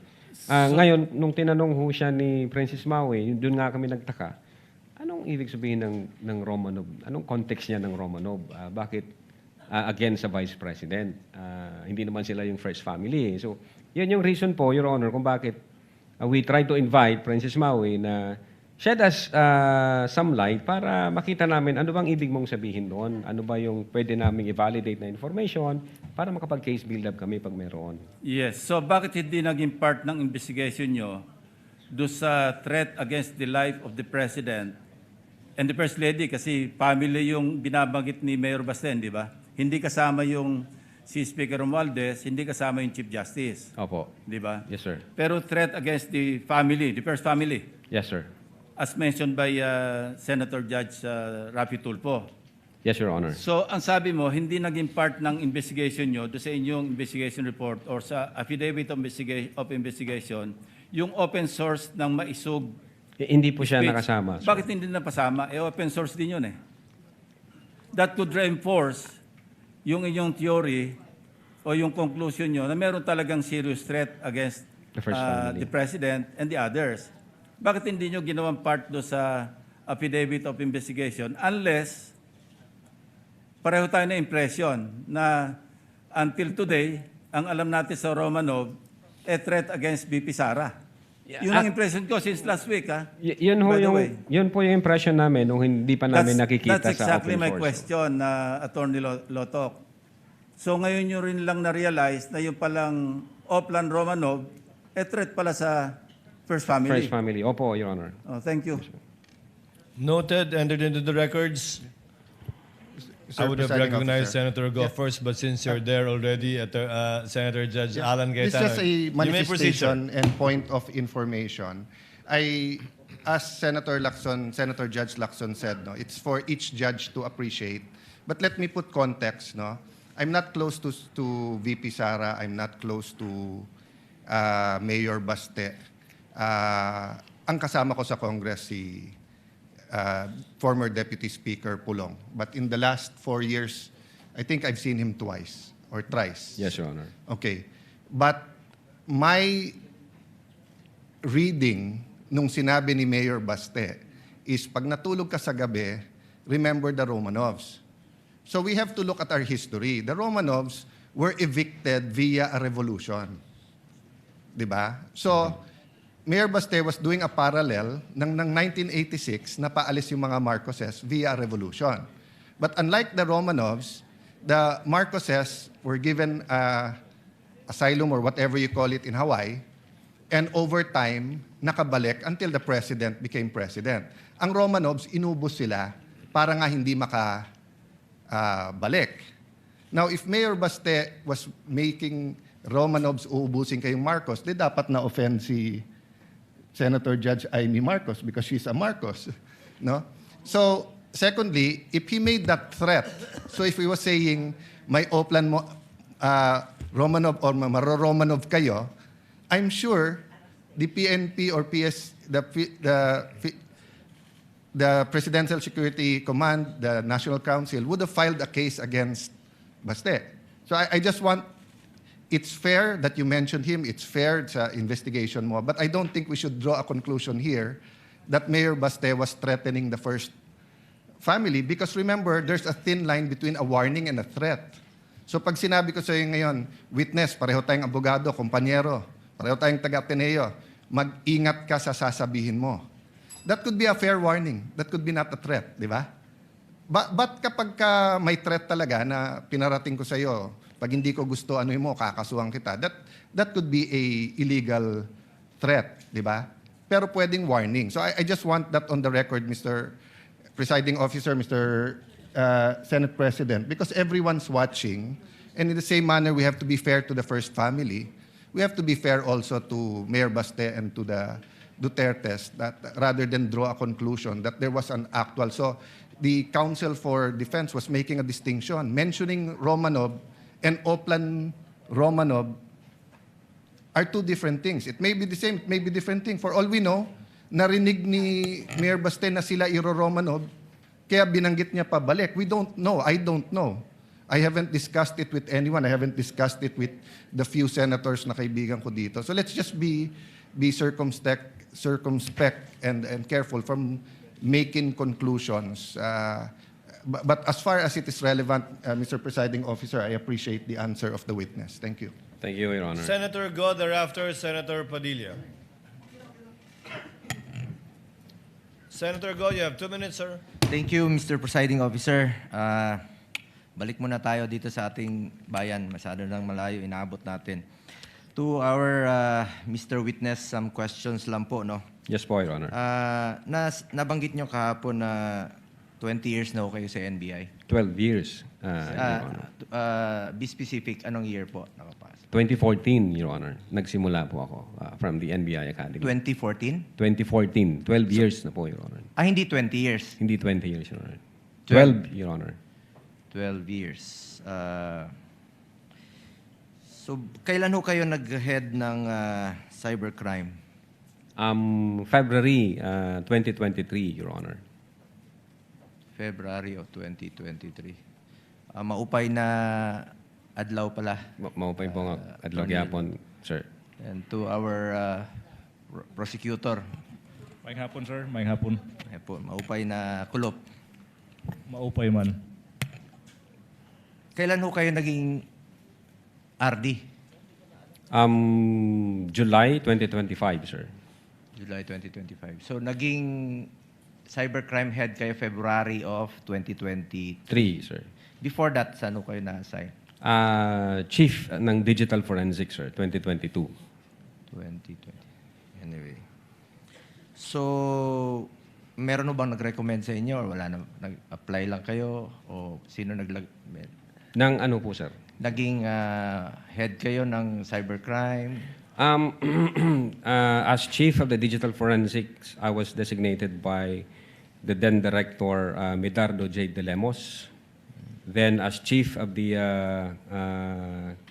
Cybercrime Division, I was also designated by the then Director Medardo J. De Lemos, sir. 2016 to 2022, saan kayo na-assign? 2016, I think anti-organized crime and transnational crime. Up to 2020. AOTCD, yun, Your Honor. Then 2018, nasa Cybercrime Division na po ako. So hindi po kayo head doon? Hindi pa. As an investigation agent po, noong 2018, sir. Anyway, nabanggit niyo po kanina about sworn affidavit. And then nabanggit niyo about journalist, no? Na part nung press conference. Tama ho ba? Yes, sir. Marami sila, di ba? Marami nabanggit Yes, sa Your mga Honor. nakarang araw, including last week, di ba? Bakit ho ba, hindi nyo kinuha bakit po hindi kinuha ang sariling sworn affidavit ng mga journalists na personal na naroon po sa press conference? Sa halip ay affidavits po ng agents na naglalaman po ng inyong summary ng mga sinabi po ninyo. Bakit hindi nyo pinursige yung mga affidavits ng mga nandoon sa... Yes, Your Honor. Nung nag-appear po yung mga media personalities na nag-participate nung online press conference at the November 23, 2024, may kasama ho silang lawyer, and then we want to them to execute an affidavit. Ang advice sa kanila ng lawyer, hindi na raw. Pwede lang sila mag-participate ng interview. Pwede sila mag-sign sa minutes of meeting. So hindi na po namin pinilit. So wala hong... Nung interview at nag-reflect ho yan doon sa minutes of meeting, and then nag-execute ng affidavit yung nag-interview na agent. So magkasama ho yung mga dokumento na yun, sir. Mako-consider mo ba ito na second-hand account? Paano nyo masigurong naging actual ho yung pag-interpret ninyo sa mga sinabi? Ano pong interpret, sir? I mean, kung batay po ito sa second-hand account, paano nyo masisiguro na sakto, walang naidagdag, o hindi na misinterpret sa pagitan ng aktual na sinabi ng mga journalist at mga nakasulat sa inyong affidavit? Yes, Your Honor. That's the reason why inauthenticate namin yung video mula simula hanggang sa matapos para hindi kami mawala sa tunay na nangyari. That's the reason why transcribe din ng ating agent on case kung ano laman ng video, kung ano yung naging tanungan doon, para hindi ko kami mawala sa investigasyon namin. And in fact, Your Honor, when we try to establish whether or not nag-utter ba talaga ang Vice Presidente na may kinausap na siyang tao para pumatay sa tatlo, na confirm namin ito nung November 26 video kasi ni-reiterate ng Vice Presidente, inadmit niya, instead na sinabi niyang hindi ko sinabi yon, sinabi niya nung November 26 na video na indeed may kinausap na siyang tao para pumatay doon sa tatlo. So, nabuo yung aming investigation na ang tawag po namin doon is admission against interest doon po sa ginawa ni Vice President during the November 26, 2024, sir. Anyway, last question na lang po on sedition. No? How do you reconcile the fact that the Vice President discouraged her supporters from going to the streets with a claim of inciting to sedition? Ano po yung, sorry? On sedition charges, di ba? Yes, sir. How do you reconcile the fact that the Vice President discouraged her supporters from going to the streets with a claim of inciting to sedition? Well, in inciting to sedition, Your Honor, specifically in the case of People versus Nabong, it is not necessary na magkaroon ng actual sedition. The law also penalizes if the seditious words would encourage people to do illegal acts or to overthrow government. In other words, if the speeches would stir up the people to go against the government, if the speeches would disturb the peace of the community, if the speeches would undermine public order and public security, hindi ho necessary na magkaroon ng actual na sedition. That's under Meron law, ho sir. bang nagawa yung Vice Presidente na gaya ng sinasabi niyo ngayon? Nagawa pong inciting to sedition, sir? Based sa findings namin, sir, yes. Based po sa findings namin. Ganito po ang nangyari. Kinumpare po namin based on the content and context of the utterances made by the Vice President in November 23, 2024, the utterances made by the Vice President in October 18, 2024, then the utterances made by the Vice President in 26 November 2024, and other facts and circumstances. Nung trinay po namin i-compare siya, may nakita ho kami ng mga utterances that would stir up the people against the government. For example, Your Honor, noong October 18, ang sabi ng Vice Presidente, walang number 1 ang Pilipinas na to, hanggang number 2 lang to para sa akin. Wala itong number 1. Kinumpara ho namin noong November 23, ang sabi doon sa November 23, I do not recognize anybody above me. It's a reiteration dun sa kanyang sinabi. That's number 1, Your Honor. Then number 2, may sinabi siya noong October 18 na anong magagawa ko, hindi marunong maging presidente yung nakaupo. Kasalanan ko ba yun? And then, November 23, kinumpara namin yon. Ang sabi niya doon, this country will go to hell because the person na nakaupo is hindi marunong maging presidente and who is a liar. So nakita namin yung pattern saka consistent na utterances. Then tinignan namin yung pangatlong line, ang sabi niya doon, alam ko si BBM may 5 impeachable offense, pero papasa ba dyan sa House? Siyempre hindi. Then pagdating sa November 23, sinabi naman niya doon na the President is lying through his teeth para makuha lang niya yung boto ng mga tao. Tapos minura niya sila, PI ka, BBM, Lisa Marcos, and former Speaker of the House. So, tinignan namin, sino ba yung nagsasalita? Kung ang nagsasalita, Your Honor, is yung ikalawa sa pinakamataas na posisyon in public at yun yung kanyang utterances, definitely, Your Honor, there is a tendency to stir up the people against lawful government. Kindly wind up, Senator Go. No more question, Mr. Presiding Officer. Thank you, Senator Judge Go. Senator Judge Padilla intimated to the presiding officer that he will defer his questions to a later time. Counsel for the respondent, you may proceed with your cross-examination. Just a manifestation, Your Honor, in relation to the query or the manifestation of Senator Judge Villanueva. In relation to the query of No, Senator... his manifestation, Your Honor. No need, counsel. Proceed, unless he asked you a question to save in the court's time. Please proceed with your cross-examination. All right, I'll just transform it into a question. You were Yes, asked you about can. that December 2, 2024 letter, correct? December 2, yes, sir. Oo. That is the letter where you gave a schedule for the Vice President to attend, correct?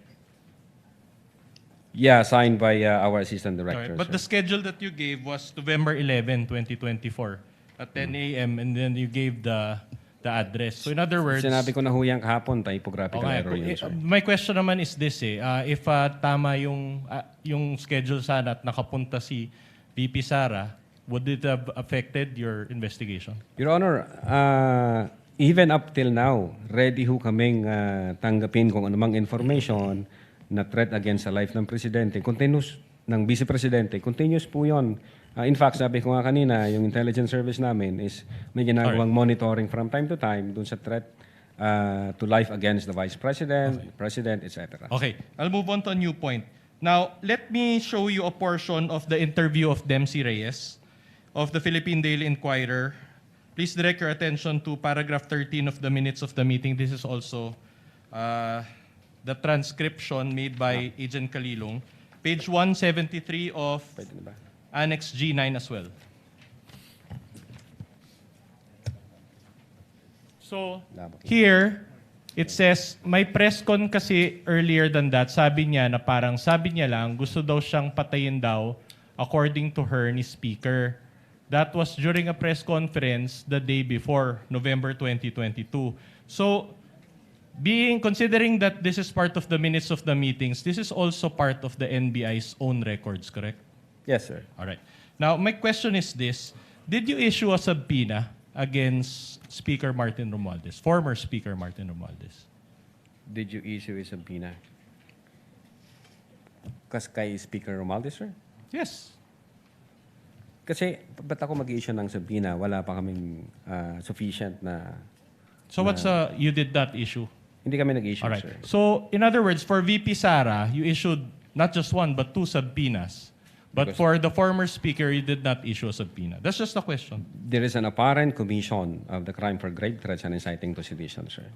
I see. So, for this particular portion, you just turned a blind eye and did not issue. Well, anyway, there is no validated information on that, sir. Let the witness answer. There was a question. Yeah, but based on Counsel, kindly don't argue with the witness. But based on your testimony yesterday, you said that you have a system of evaluating factors, correct?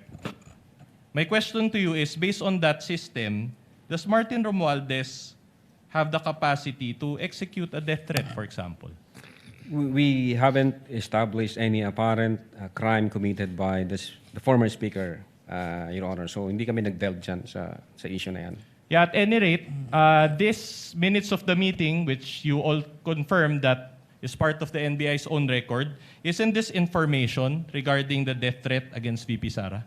Well, ang sabi po dyan, if I may read my press con, kasi earlier than that, sabi niya, sabi lang niya, gusto daw siyang patayin daw, according to her, ni Speaker, that was during a press conference the day before. Precisely, Your Honor, the reason why we issued a letter noong November 22 is to ask the Vice President kung ano ho yung facts and circumstances dyan sa issue na yan.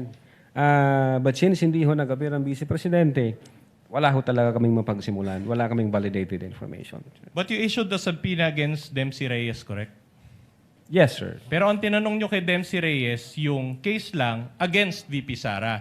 Hindi nyo siya tinanong ng threats to her, correct?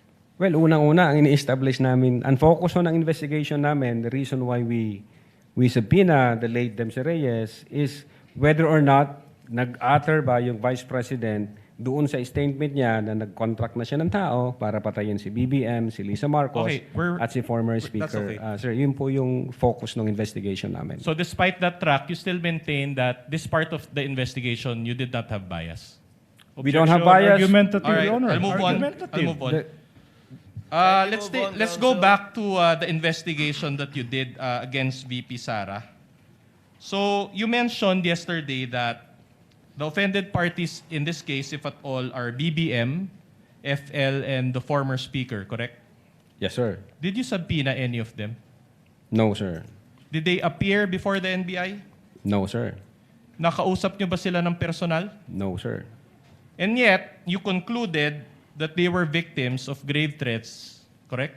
Based on the evidence we've gathered, yes, sir. So without any personal correspondences with them, you came to that conclusion, The evidence is clear, sir.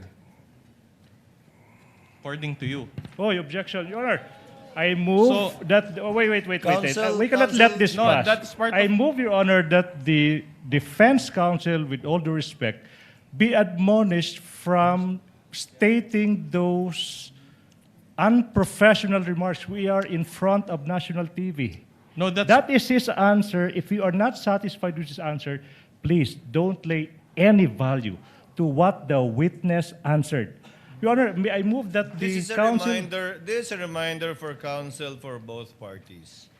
Kindly avoid side remarks. Henceforth, the presiding officer will have it stricken off the record, and whatever question you pose and afterwards withdraw will likewise be stricken off from the record, so as to avoid any attempts at showmanship, usually seen on TV, yes, but will not be tolerated by this impeachment court.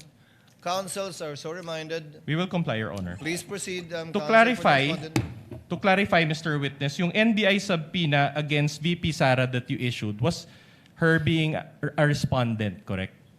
Yes, sir. Pero as a complainant, you did not issue. We issued a letter, sir, December 2. No. As the complainant na siya yung subject naman ng threats, walang subpoena as to that effect. Walang sampina, sir. So in other words, hindi talaga siya naka-explain kasi what you sent out was a letter and not a subpoena. Yung letter is to inform the Vice President na iniimbestigahan din namin yung threat against the life niya. So therefore, kailangan namin yung presence niya or any information na pwedeng makatulong sa investigation. Yun na nga, pero hindi niya siya sinenda ng subpoena. Isn't it that in a regular case, the prosecutor sends out the subpoena both to the complainant and to the respondent? With the prosecutor, sir? Yes. You're a lawyer, you know this. What When do you you file mean, a sir? case before the prosecutor's office, the handling prosecutor issues out sa subpoena sa parehong parties. Ang Tama? alam ko, during the case concern, I think nag-appear yata ang Vice Presidente sa DOJ. Yan, Alright. doon ako na-inform, sir. Okay, I'll move on to a new point. Let's talk about the reversal by the DOJ. Diba? There was a initial finding on February 5 and then it was eventually reversed. Now, would you agree with me that the rectifications that you made for the first affidavit of investigation were procedural deficiencies? Procedural deficiencies. Like the No, TSN? it's part of the case build-up, Your Honor. But what you added were TSNs, affidavits of your own agents, correct? Don't you consider that as... Those were affidavits. Yes, but don't you consider that those as procedural and not substantive? Part of the evaluation and case build-up, yes, sir. All right. But in effect, the substance of the case remained the same. Walang nabago ho sa affidavit, sa una at sa pangalawa, parehas po yun. Very good. Sir. So, in other words, no additional discussion on the merits of the case. On the merits of the case, yung findings namin, hindi ho nabago All yun, right. sir. Very good. So, no additional witnesses were interviewed. What do you mean, interview, sir? Wala nang additional interviews. Kung ano yung sa first affidavit nyo, yun na rin yung sa second affidavit. Wala nang additional interviewees? I think ang naalala ko, 6 ho na media personalities ang na-interview namin at yun ho yung nag-reflect sa affidavit. At the same time, we tried to issue subpoena sa, I think, head ng ABS-CBN. I understand that, but be more responsive. Your Honor, if I may, the witness is still in the process of answering his... Your Honor, but the answer is not responsive. My question is very Let him simple. finish first, with all due respect, Your Honor. With the permission of the counsel for the parties. Attorney Lotok, the question was, sa pagitan ng una at pangalawang sinubmit ninyo sa DOJ, may mga testigo ba kayong dinagdag sa pangalawa niyong submission sa DOJ? O pareho din po yung mga testigo, nilakip lang yung mga affidavit na hindi na ilakip dun sa unang pag-submit? Yeah, insofar as I'm concerned, Your Honor, parehas lang po. Okay. All right. You may proceed, counsel. But we will never know that for sure because you never released your first affidavit of investigation, correct? Well, I think it's in the DOJ. Ang binigay sa amin yung certification kung ano yung mga requirements na dapat namin i-comply. Yeah, but what you attach, when you received the subpoena from the House Committee on Justice, which was used as the basis for the articles of impeachment, the first affidavit of investigation was never included, correct? Yung nag-submit ho dyan, Your Honor, sila Agent Kalilong, wala akong idea Hindi doon nyo sa... alam. All right, that's okay. So, I have a question about the affidavit of investigation, okay? An affidavit, or I'll just be more specific, your second affidavit of investigation was subscribed and sworn to, correct? Yes, sir. On February 10, 2025. Yes, sir. All right. Before who? Can I check, sir? Sure. Witness may consult Thank you, the document before him. Your Honor. Counsel for the parties may assist him. Your Honor, we'll just confront him with our own... Subscribe and sworn to before Assistant Director Glenn A. Ricarte. Sir. All right. So do you remember that you subscribed along with the other agents before General Ricarte now? Yes, sir. May signature kami rito. All right. And you did this because the first affidavit of investigation cannot be altered anymore. What do you mean, sir? An affidavit, as you know, you are a lawyer. Once an affidavit is subscribed and sworn to, it is a complete document already. Yeah. Okay? Meaning, even if you take out one page or you add an annex, you already alter the meaning of that document. Will you agree with me? Your Honor, the process is legal evaluation by the prosecutor and case build-up. So pag nakita ho ng prosecution... Your Honor, I'm just talking about the nature of the affidavit. I'm not Attorney talking Lotok, about... kindly answer the question. It's a general question pertaining to an affidavit in general, not this particular one.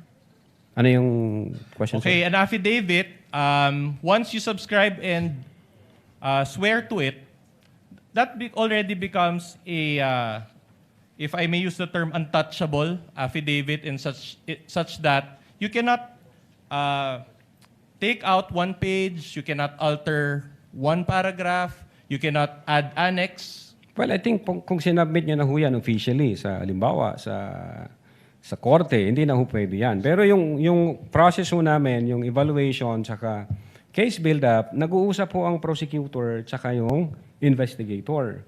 So sinasabi ng pros, pag may kulang ka, ito. So itong unang affidavit, since may kulang sa mga attachment, ayusin nyo, baguhin nyo, i-comply nyo yung mga requirements. Since yung affidavit na yon is naka-date nung January 30 at magkukomply pa lang kami, anong na-comply namin, nag-submit kami sa DOJ and that is already February 10, 2025. So magkaiba ho yung date. So definitely babaguhin namin yung date. Kasi nga, dumaan kami sa process ng compliance based on... Wait. In other words, when you evaluation. subscribed and sworn to your January 30, 2025 affidavit, you added documents or pages to it? Ang sabi ko po, sir, ang sabi ng DOJ, may kulang kayong affidavit of authentication, may kulang kayong TSN. Yun ho yung in-attach namin doon sa Precisely. affidavit. So in other words, you added documents to your January 30, 2025 affidavit? Attachment, sir. Attachment. So you admit that you added attachments to it? Part of compliance, doon sa case build-up, at doon sa evaluation na requirement All right, ng but Department Mr. of Witness, Justice. isn't it Your that... Honor, again, can I respectfully request Your through Honor, the presiding may officer? I just be allowed to proceed, Your let Honor? me be allowed. Can I be Counsel for the allowed? respondent, let the counsel for the prosecutors Your Honor, finish with this observation or objection. Can I make a respectful request to the defense to let the witness finish the answer before they propound the next question, Your Honor, please? For orderly proceeding, Your Honor, please. Point well taken. Counsel, please proceed accordingly. And may I also remind the witness, Attorney Lotok, kindly answer yes or no instead of yeah and na. Yes, sir. Sorry po. So that it's Your clear Honor. for our records. Yes, you Your may Honor. proceed, counsel for the respondent.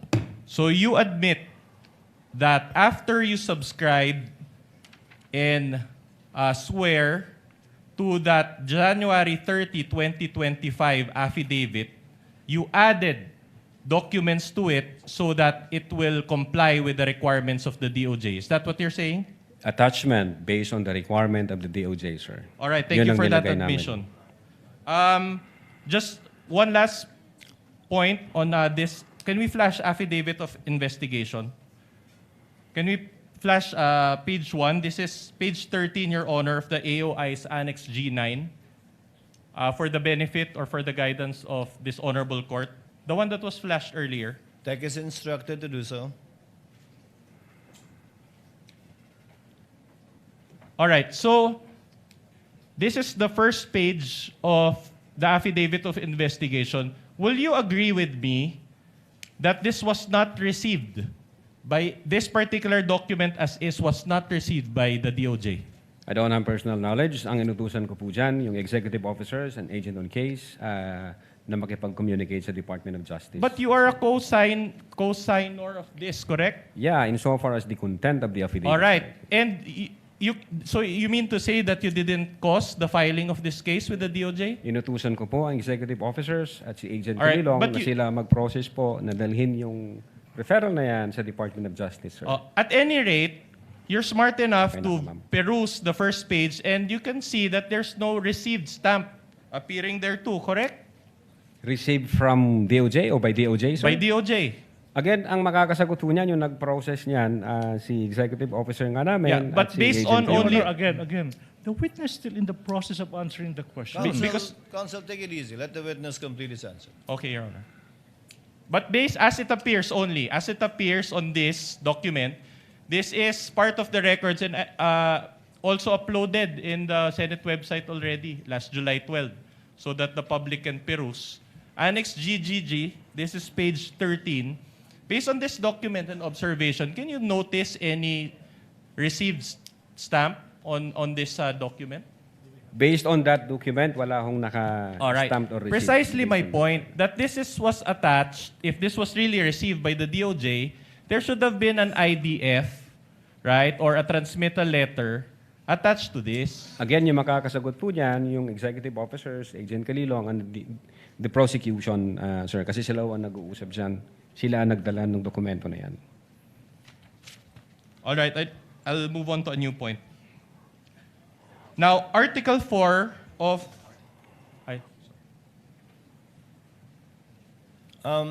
What is the pleasure of Senator Judge Pia Cayetano?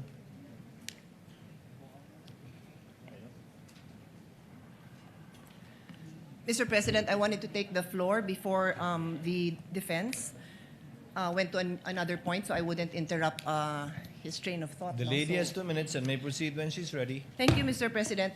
My question is actually addressed to both counsels and to the witness. Yes, ma'am. So the witness also happens to be a lawyer. 4 na abogado po tayo mag-uusap dito. Pero ang pakiusap ko, speak in layman's term because we want the public to understand. Very simple question. I want to understand your appreciation of the crime of grave threats. Okay? It sounds like a simple question, but when I look at the elements, so explain ko din sa mga nakikinig. Pag tinignan natin ang definition ng crime, nandiyan yung elements. So the prosecution must always prove yung elements of the crime. Ang question ko ay, in your appreciation, dapat ba na ang supposed victim nakaramdam talaga siya ng threats? Or is it enough that the general public considers the statement threatening? Okay, so is it personal or is it a general sentiment? Now, before I proceed, gusto ko magbigay ng example para maintindihan mga kababayan natin. Kung magkapit-bahay, nagkapikunan dun sa bakod, tapos sabi nung isa, bubuluhin ko to. Is that a grave threat? Second example, 2 boksingero, nagkainitan, susuntukin kita. This is among 2 professional boxers. Is that a grave threat? Third example, police. Sabi, bubunutan ko to ng baril. Is that a grave threat? Maybe it's just offensive dahil sa professional, you shouldn't say that to a fellow police. And my fourth example is a senator. Pag sinabi niyang bibitbiting kita, kikwelyuhan kita, palalayasan kita, is that a grave threat? I'll add some details. If that is supposedly addressed to a fellow senator, and she's a female senator like me, na kahit na hindi naman isa hong kilalang runner, marathoner, but a non-violent person, is that a grave threat? Well, I'll just tell you my personal opinion, and then I'll tell you now. I felt that was a grave threat. So, may I ask the counsel and the witness to now answer the question? Thank you. If you may, Your Honor, please, yung prosecution po. Senator Judge Pia, who do you want to answer first? Good In the question. order that you Pag-iisipan ko prefer. ng matagal yan, Mr. President. I give you the decision on that one, Mr. President. Siguro prosecution, kasi Yes po. sila naman ang kailangan mag-prove ng case nila. And then the witness, and then the defense counsel. Again, an admonition from the chair without stating conclusions of fact and law that again is reserved for the impeachment court. You may state your opinions with respect to the elements of the Definitely. crime of grave threat specifically identified Yes. by the senator judge. And if I may, presiding officer, feel free to interrupt them if you feel that they have crossed the line, as I will. That's why I just Opo, want, I repeat my question, I want to understand your appreciation of the crime. You may, Mr. President, will we allow them to cite jurisprudence? I leave it up to you. I just Opo. want to understand the appreciation kasi. Opo. What do you think? Doon sa particular pong katanungang yon ni Senator Judge Pia Cayetano na dapat ba may takot na naramdaman, correct me if I'm wrong, Senator Judge Pia, Yes. yung taong tinatakot o subject matter ng grave threats o pampublikong pagtanggap pa na nakakatakot yung mga sinabi niya laban dun sa taong tinatakot niya. Siguro a simple yes or no with a a short explanation would Opo. suffice, Mr. Presiding Officer. Attorney Ligutan, you have 2 Maraming minutes, salamat, please. Senator Pia Cayetano. Maraming salamat sa pagkakataon. Yung sagot sa tanong na iyan, yung sagot po ng prosecution, hindi po galing sa opinion ng aking mga kasama. Ito po ay isang decision. No less than the Supreme Court of the Philippines. It just so happened, Your Honors, as an answer po sa tanong ni Senator Pia Cayetano, may dalawang kaso na po yung Supreme Court. Yung isa is Paera versus People. Yung GR number, siguro yung mga law students, no? Mga law students. GR number 181626, May 30, 2011. The title is Paera versus People. Sinabi ng Supreme Court doon, wala pong batas na nagre-require na may private complainant. Ibig sabihin, hindi po required na yung biktima mag-execute ng affidavit upang yung akusado po pwedeng ma-found guilty ng grave threat. Paera versus People. But more than that, Your Honor, please, may isang kaso pa. No less than the Supreme Court in the Philippines. Sinabi doon, hindi po kailangan na yung recipient mismo nakaramdam ng takot or that sineryoso yung pagbabanta. Your Honor, to repeat, etong sinabi ng Supreme Court, all that needs to be proven is that they were intended by the accused to have that effects. Yung sagot sa tanong, hindi po galing sa prosecution, hindi po opinion, galing mismo sa Supreme Court of the Philippines, Your Honor. Okay, thank you for that. So, Mr. President, can we now ask If I may add, Senator Judge Pia, if I remember my memory aid correctly, there are only certain private crimes that need a private complainant, and most of these are personal crimes, such as concubinage, adultery, seduction, abduction, rape, and acts of lasciviousness. Although these crimes are all entitled People of the Philippines versus the accused, without a private complainant, these crimes cannot be filed. by the prosecutor in court without the cooperation or affidavit of the private complainant. Counsel for respondent will please reply to the query of Senator Judge Pia Cayetano. You also have 2 minutes, sir. All right. I will try to avoid making conclusions of fact and law, Your Honor, but I will answer in light of the facts of this case and leave it up to the discretion of this honorable court. Please, sir, you may proceed. It is our position that the statements made by the Vice President were not threats in the first place. That's why we were categorizing it as response, a mere response to a Q&A, number one. Number two, it was never aimed directly at BBM, FL, and the former speaker. In other words, had they not watched the video, for example, they wouldn't have known about it.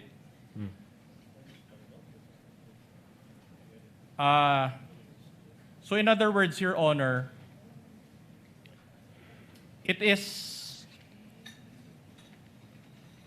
there was no threats to begin with.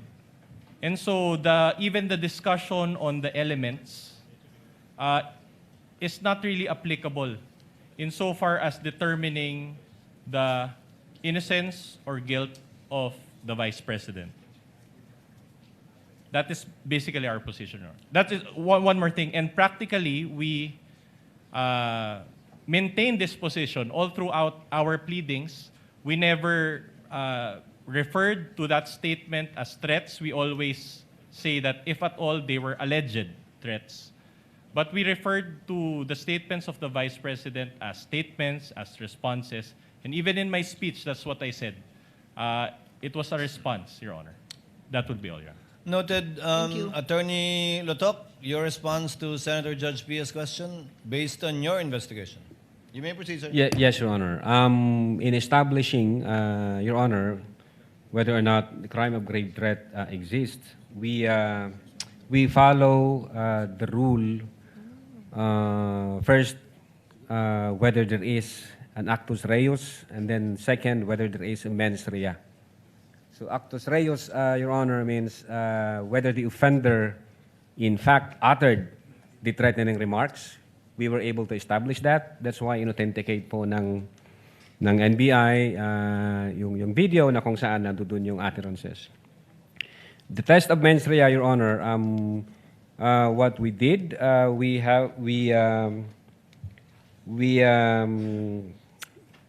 interpret the utterances objectively and in the light of the circumstances in which they were uttered, in the manner in which those utterances were spoken, the person to whom they were addressed, the utterances were addressed, the relationship between the parties, meaning the offender and the recipients, and then the reactions of the recipients, whether they treat the utterances serious or real. But again, I would agree with what Attorney Ligutan said. In fact, ang basis po namin dyan, yung Garma versus People. Ang isa ho doon sa sinabi ng Garma versus People, hindi ho kailangan na ma-intimidate o itrato ng recipient na seryoso yung threat na yan. Ang sufficient na maipakita lang na yun yung intensyon ng offender, na ma-intimidate at i-treat na seryoso yung utterances or threatening remarks na ginawa niya. Yun po yung naging basihan po namin, Your Honor. I hope that satisfies Senator Judge Pia Cayetano. It actually does, but if I still have time, I have a follow-up question for all. Do I? Well, anyway, everyone went over time, so since my bell hasn't rung... No, you don't, but you can ask your final question, Madam. Yeah, just a quick follow-up. Siguro sa witness na lang. You mentioned the word threat, no? So can you just elaborate on that? What to you would be the difference between a threat and a sorry. I don't know if you uttered the word that I want to ask you now, no? But you did. You referred to threat, of course. What would be the difference between a mere warning and a threat? I mean, warning and a threat, sir, ma'am. At what point does a warning become a threat? Well, Your Honor, if I'm going to, based on our investigation, kung i-apply ko ho yung, Hindi na. yung, You don't have to. Just asking you your legal opinion. You're a lawyer. You may answer. Is it not correct, Mr. President? I think, If he knows. just in my own opinion, although, warning is, maybe there is a, what we call an event-based condition. Pwedeng ganon na, pag inulit mo itong gagawin ko sa'yo, pwede hong warning yon. Di ba ganun din yung threat? Yung threat, Your Honor, pag ang threat is with a condition, pwede ho siyang mag-fall ng ganon. Pag sinabi ng threat is, pag ginawa mo to, ito ang gagawin ko sa'yo, papatayin kita, papatayin ko yung pamilya mo, papatayin ko yung ganyan. So para siyang nag-overlap, depende sa appreciation for us ng investigator, Your Honor. But insofar as the NBI Cybercrime Division is concerned, what we did is we established the elements of the grave threats based on the surrounding facts and circumstances, and then we conclude that indeed nag-violate ho ang ating Vice Presidente. Attorney Lutok, warning in Filipino is babala. Yes, opo. Threat in Filipino is banta. Yes, Di ba? opo. Kaya di ba, babala, bawal magtapon ng basura dito. Warning. Pwede po yun, sir. Di ba? Ang tanong ni Senator Pia, kailan nagiging banta yun? Well, depende sa konteksto siguro, Your Honor. May warning din po kasi na I warned you. Sasabi ko, pag inulit mo to, ito nang mangyayari sa'yo. May konteksto ho na ganon, Your Honor. Na somehow nag-overlap siya doon sa elements ng grave threats na conditional, na sinabi na pag ito ang nangyari, ito ang gagawin ko sa'yo. So, depende ho sa konteksto, Your Honor. So depende sa konteksto, sa delivery, sa taas ng boses, gaano kagalit, may kapasidad, Yes po. maraming bagay. Yes po, Your Honor. Senator Judge Pia? Yeah, so in other words, Your witness? it depends on the circumstances surrounding the incident or at the time that Yes, the ma'am. utterance was made. Yes, ma'am. Okay, so laging contextual. Okay, maraming salamat sa lahat. I just want to emphasize na, Mr. Presiding Officer, I posted my question to each of the counsels and the witness precisely so that di tayo masabihan na may bias. Isa lang yung binibigyan natin ng opportunity to explain their side. I really genuinely just wanted to know what their appreciation of the definition of grave threats is. Thank you so much. We thank the good Senator Judge for intervention. All of the comments are noted. Counsel for the respondent, proceed with your cross when you're ready. All right. I'll move on to a new point. Now, Article 4 of the Articles of Impeachment against VP Sara deals with 3 accusations. Number 1, contracting for the assassination. Number 2, making grave threats. And number 3, actively inciting sedition. So, on page 28 of your affidavit of investigation, which is page 40 of Annex G9 again, you recommended only 1 count of inciting to sedition and 3 counts of grave threats. You confirm this? Yes, sir. All right. And the 3 counts was for 3 counts of grave threats were for BBM, FL, and the former speaker. Yes, sir. My next question is very simple. Did you include any charge relating to contracting for the assassination?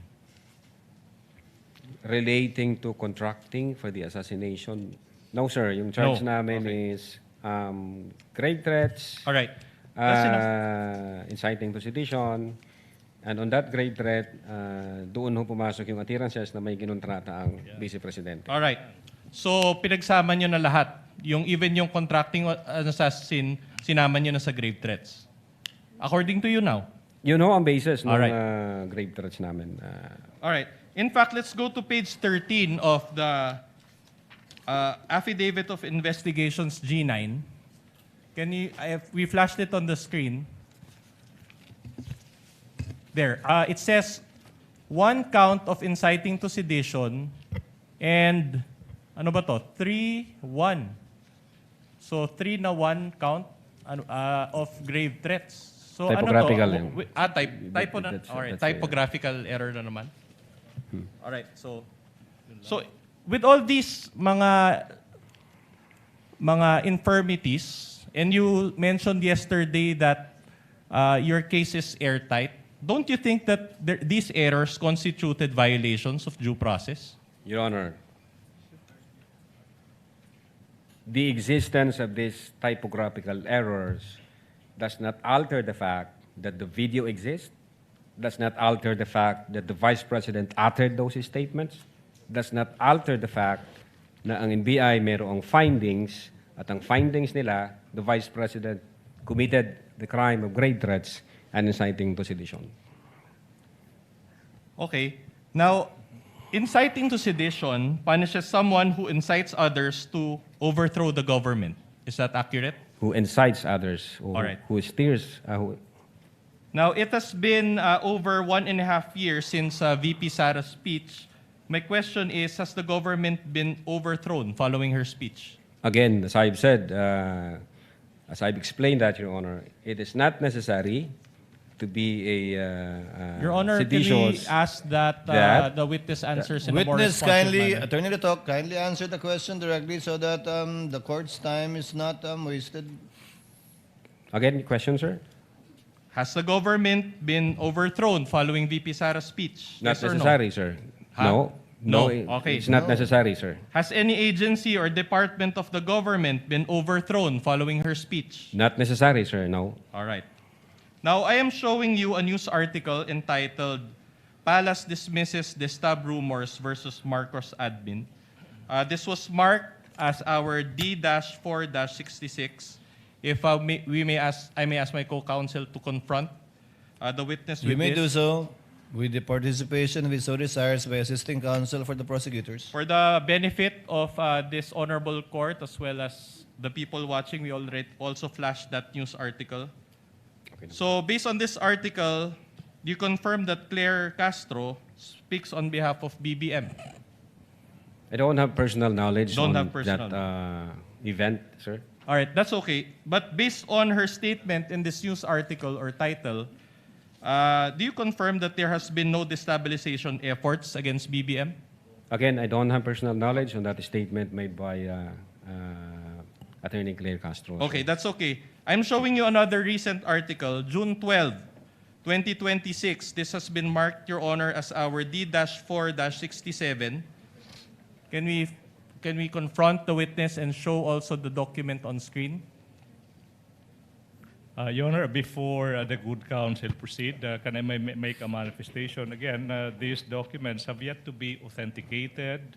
So for the record, it's like presenting these documents without proper basis and proper authentication, which I do believe should have been done before a witness is confronted with the documents. Your As Honor. per our, wait, I'm not yet done. As per our rules, It's Your Honor. not an objection, counsel for the respondent. The remarks and comment of the counsel for prosecutors is noted. But counsel, for clarity, this is a pre-marked exhibit for the Correct, Your respondent. Honor. You may proceed, sir. So again, based on this, just your basic reading of this, it says, Sara Duterte, I won't grab Marcos's position. Is this news article consistent also with the previous article that no destabilization efforts are present against the government? Again, I don't have personal knowledge, sir. Can I make a counter manifestation, Your Honor? This is dated June 12, 2026, 2 years after the event. Manifestation, Your Honor, please. 2 years after the Vice President uttered the threats. Noted. Counsel may proceed. Okay, I want to talk about the discussion in your affidavit of investigation. I want to go through it very quickly, but the affidavit of investigation is also marked as our D-1-145-A. You mentioned in your affidavit of investigation the case of Garma versus People, correct? Yes, sir. All right, and you cited the doctrine of this case, correct? Yes, sir. Were you the one who typed that portion in your revised affidavit of investigation? Where I'm the one who typed? Yes. Being the chief, sir, inuutos ko yung Alright. executive officers. But at, did you read the case in full? Yes, I think, pero not thoroughly. Not thoroughly. Isang basahan lang. Now, did you read? Was there a video recording involved in that case? No. All right. Did that case include a public official like the vice president? No, sir. In fact, it involved a group of 3 farmers, correct? Yes, sir. All right, let's go to the case of Reyes versus People. You also cited that, page 29 of your affidavit of investigation. Did you read this case in full? If I may check my affidavit, Sure. Your Honor. The witness may do so. Thank you, sir.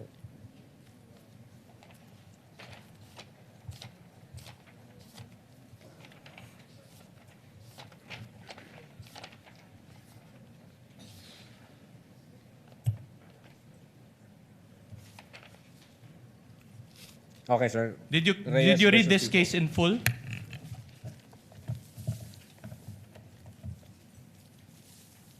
Yes, Your Honor. Did you read the facts of this case? I think it's about yung threat against a person nung nasa parang Navy office siya, and then sinundan siya hanggang sa bahay. May dalang mga placard. Yun yata yun, sir. All right, If I'm not but did it mistaken. involve a video recording? No, sir. Did it involve an official like the vice president? No, sir. You cited Ruwaza versus People, page 29. Did you read this case in full? Ruwaza. Saan yung Ruwaza?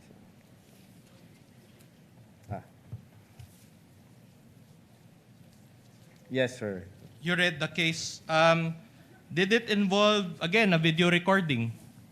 No, sir. Did it involve a public official like the vice president? No, sir. In fact, it involved tree cutting activities. Do you confirm that? Based on the...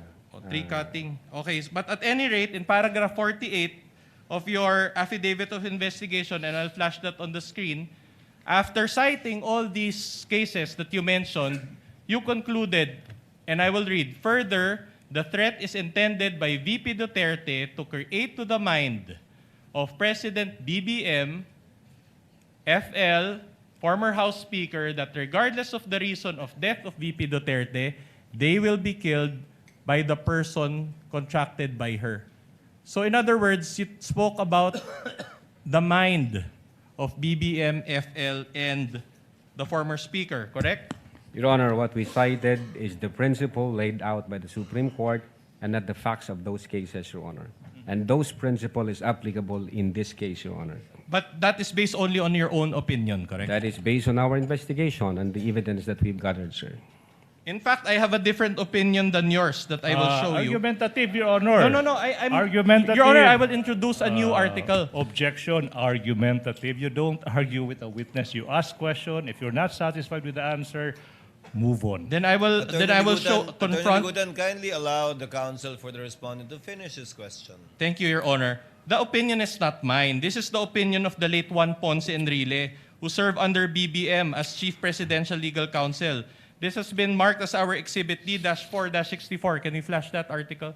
Just the title, since we don't have time. This is Juan Ponce Enrile. I'll just read the title.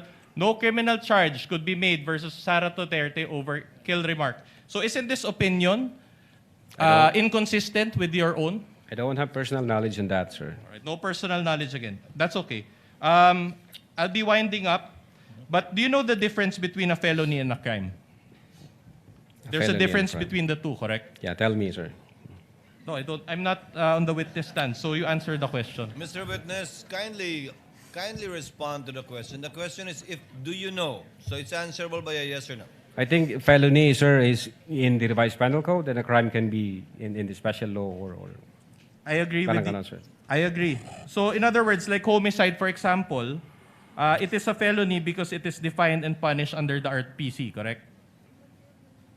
Yes, sir. Clear. Now, a crime is broader than a felony in that it pertains to acts or omission that are not punishable under the RPC but punishable under special laws, correct? Yes, sir.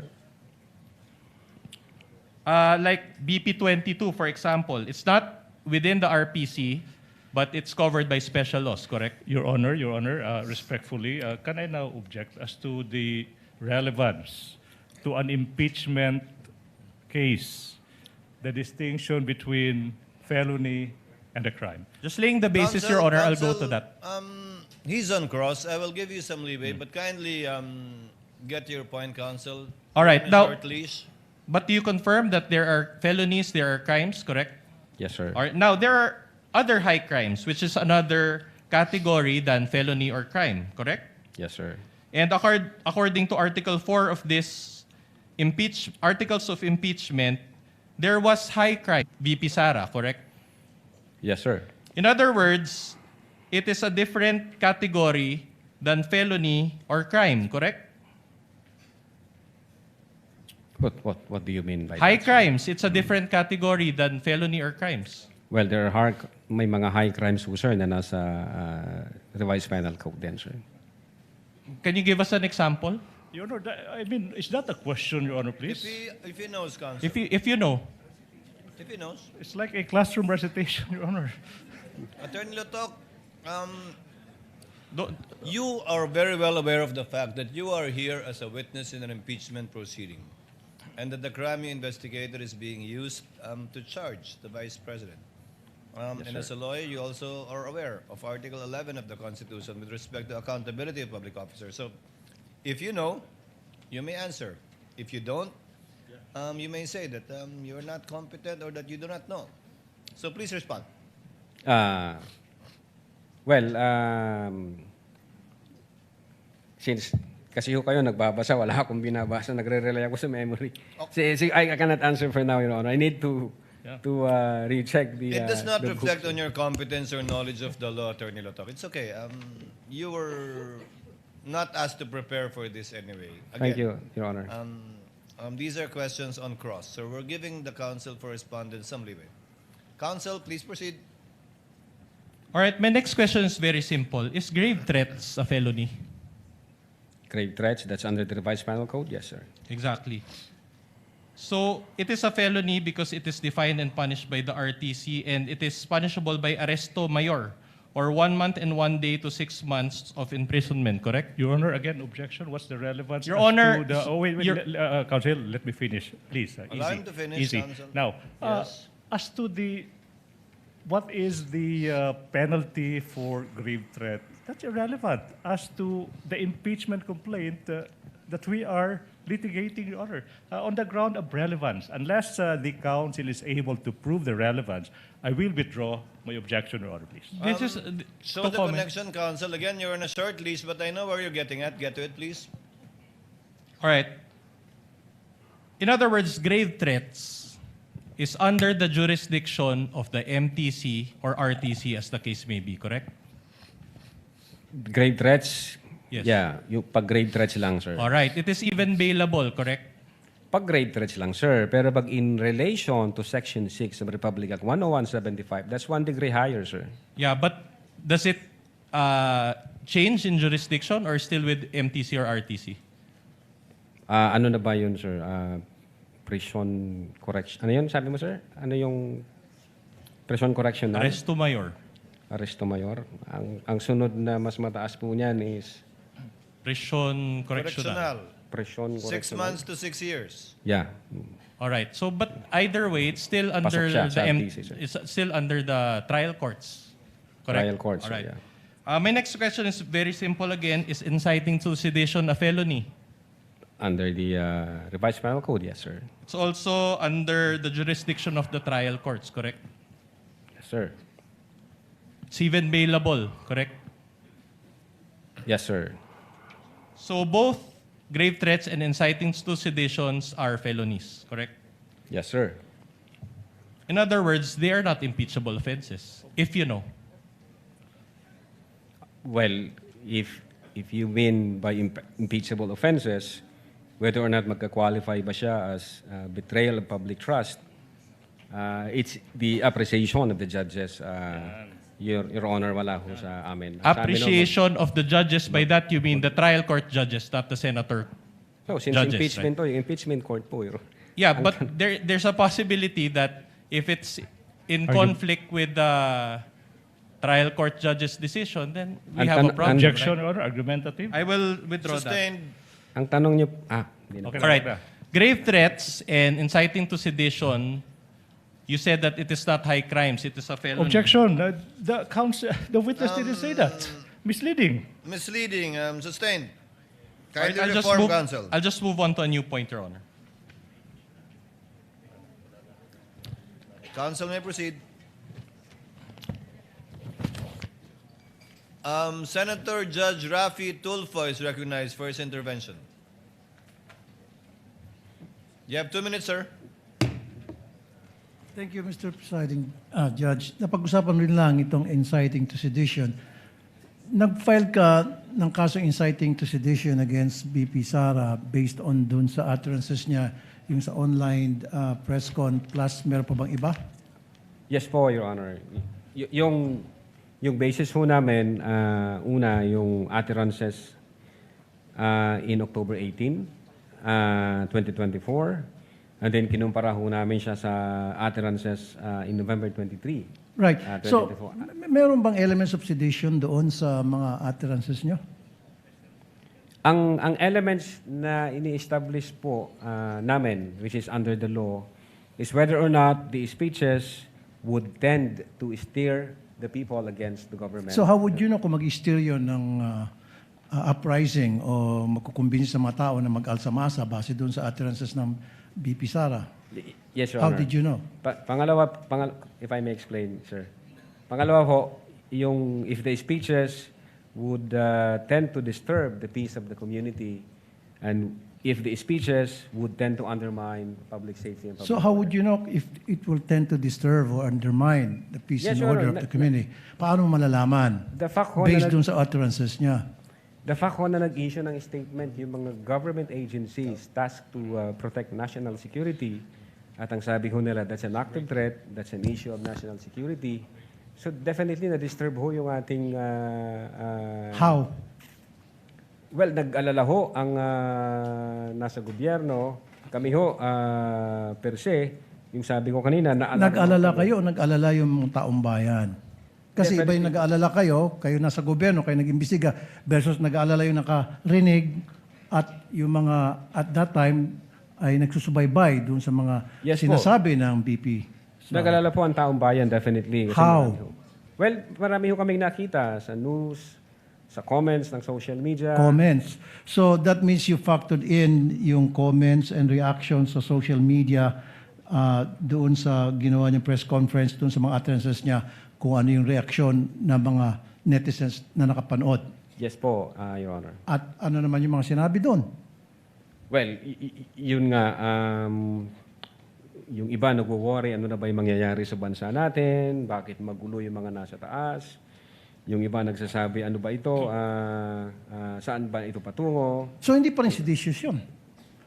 Nagwo-worry lang sila saan patungo. Ang seditious is, tama ka dyan, BP Sara, go tayo, gawin natin yan. Nasa likod nyo kami. Yun yung sedition. Meron nung ganon na comment din po, Your Honor. Meron? Meron po. In fact, doon Ano yung comment na yun? Kung meron. Yung supporter po ng... Ano ang sinabi? Na... Yun nga, yung sa people power, yung sa... Nasa likod mo kami, kung ano yung... Nasa likod mo kami, people power. Nabanggit yun sa comment section. Sa ano, Your Honor, sa... During interview with the Vice President, doon sa November 23, 2024. So meaning, binase mo, isa dun sa mga reasons kung bakit ka nagpa ng kasong sedition, BP Sara base sa kanyang utterances, dahil finactor in mo yung mga comments ng mga nakapanood. Yes, sir. Yung sinasabi mo supporters. Opo, yes, sir. Okay, kasi pag sinabi ng mga nagko-comments, nag-worry kami, I don't think nandun yung elements of sedition. Maliban na pag sinabi na nasa likod mo kami, let's do it, go. Well, Your Honor... Gagawin namin kung anong gusto mong gawin, things to that effect. Opo. Were there meron na kami comments like those? meron na kami nakita sa mga Facebook comments, although hindi siya nasama, Na? hindi siya nasama dito sa investigation. At ano nga ulit, halimbawa? Yung mga Facebook comments, Your Honor, na nagsasabi, lusubin na natin ang Malacanang, tapos may ganun na sign. Lusubin na natin ang Malacanang. Yun yung comments ko sa Facebook, yung mga nagko-comment. At meron kang ebidensya tungkol dyan. Hindi mo to katang-isip lang. Kung babalikan ko po, yun nga po ang sabi ko during those Okay. times, siyempre nagbabrowse kami. Okay. Nga lamang, hindi namin naisama sa authentication. Your No Honor. further question, Your Honor. Thank you. Thank you, Senator Judge Rafi Tulfo. The Senate President is recognized. He has 2 minutes as well. Thank you, Mr. Presiding Officer. On the same topic on inciting to sedition, Attorney Lotok, meron ba kayong nakausap na mga tao na naniwala doon sa sinasabi ni Vice President Sara on inciting to sedition? Nakita ko kasi doon sa grave threats, marami kayong in the interview. Pero in this particular case, meron ba kayong at least man lang nakausap na mga tao, inimbestiga further kung talagang merong epekto yung kanyang mga sinabi? Insofar as the Cybercrime Division is concerned, Your Honor, hindi kami nakapag-focus dyan. Siguro ang pwede makasagot niyan, Your Honor, yung intelligence service po namin dyan sa issue po na yan. Hindi kami nakapag-focus dyan to conduct investigation on Isa people's para sa akin comments. kasi sa kabilang banda pwede ka magsalita pero sa kabilang banda may naniniwala ba sa'yo? So ang gusto kong malaman kung meron kayong nakausap na mga grupo o mga anyone o naimbestigahan yun, naniniwala talaga doon sa kanyang pinagsasabi. I think ang makakasagot po niyan yung the intelligence service, yung director po namin, sir. Okay. Sa kanya po yung pool ng information ng. And then I believe na doon sa mga sinabi niya, nangyari rin ito doon sa 2-hour video. Tama po ba? Yes, sir. Opo. Pinatawag niyo rin itong may mga pinatawag kayong media personalities. Tinanong niyo ba sa kanila kung meron sa kanilang naniwala na itong mga sinabi ni Vice President ay inciting to sedition? Dapat naniwala ba sila na yung mga sinabi ni Vice President during the 2-hour video ay pinag-aalsa yung mga nandoon o naniniwala sila na yun ang tema ng kanyang sinabi? Not specifically na inciting to sedition. Ang mga comment nila doon is na-shock sila. May comment sila doon na nasa real battle mode na siya. May comment siya doon na totoo na to, seryoso na yung galit niya. Yun ho yung mga... Galit naman talaga siya, pero inciting to sedition, mag-alsa. Wala pong ganong comment during the Q&A portion, Your Honor. And just to, on a related question, Mr. Presiding Officer, inciting to sedition is serious rin. No? At kailangan din ito ng atensyon ng mga intelligence agencies natin. Meron ba kayong coordination with our iba't ibang intelligence agencies tulad ng National Security Council, ng PNP, ng NBI, not NBI, no, but ng ibang mga security intelligence agencies natin? Nag-coordinate ba ang NBI sa kanila? Kayo mismo nag-coordinate ba? Ang nag-uusap po dyan, Your Honor, is kasi intelligence matter yan. Ang nag-uusap po yan between intelligence service ng NBI, intelligence units ng AFP, intelligence department ng PNP. So nasa level po nila yon, sir. Katulad ng grave threats pagkukontrata, inciting to sedition, seryoso rito eh. Gusto ko malaman kung merong effort ang ginawa ang NBI para makipag-coordinate sa AFP, no? Sa PNP, dahil ito pinag-uusapan natin pag-aalsa o hinihimok mo mag-umalsa. No? Meron bang ganun ng mga coordination na ginawa ang inyong opisina o ang NBI? Ang alam ko meron yan, pero nasa level na po yan, sir, ng intelligence service namin, Your Honor. Right. Thank you, Mr. Presiding Officer. Noted, entered into the records. We thank the distinguished Senate President. What is the pleasure of Senator Judge Ligarda?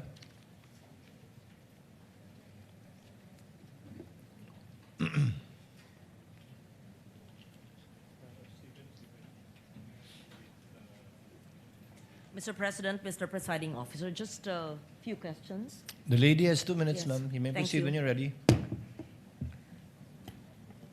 This just to provide clarity for this representation. And just a few questions to Attorney Lotok. Yes, Your Honor. Yes.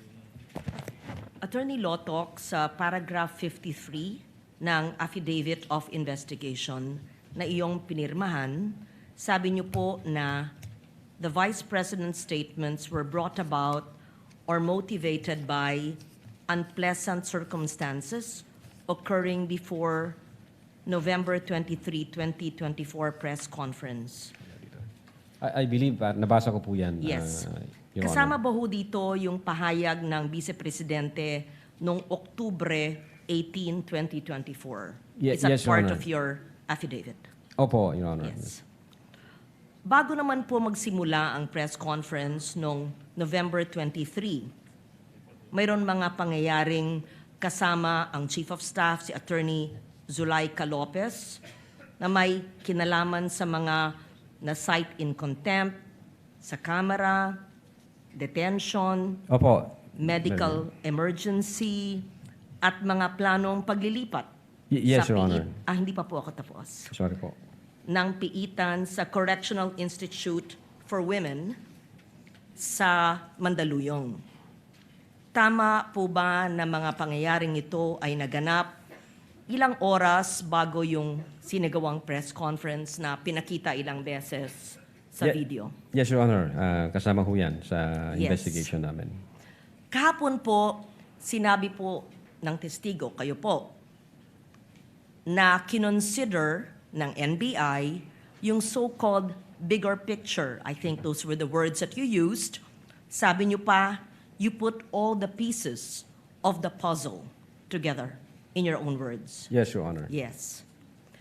Para malinaw lamang sa impeachment court, trying to absorb everything, saan po yatang bahagi ng affidavit of investigation nakasaad yung mga factual findings ng NBI tungkol sa mga pangyayaring November 22 and 23 bago yung press conference? I was perusing the affidavit of the investigation and I could not find the detailed circumstances leading to November 23, where admittedly there was emotions like an emotional hyperbole or an outburst, but the events leading to the press conference. Saan po yun sa inyong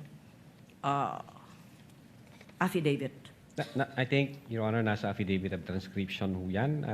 I Transcribe po yan as read attachment. it a few times. I could not see the detailed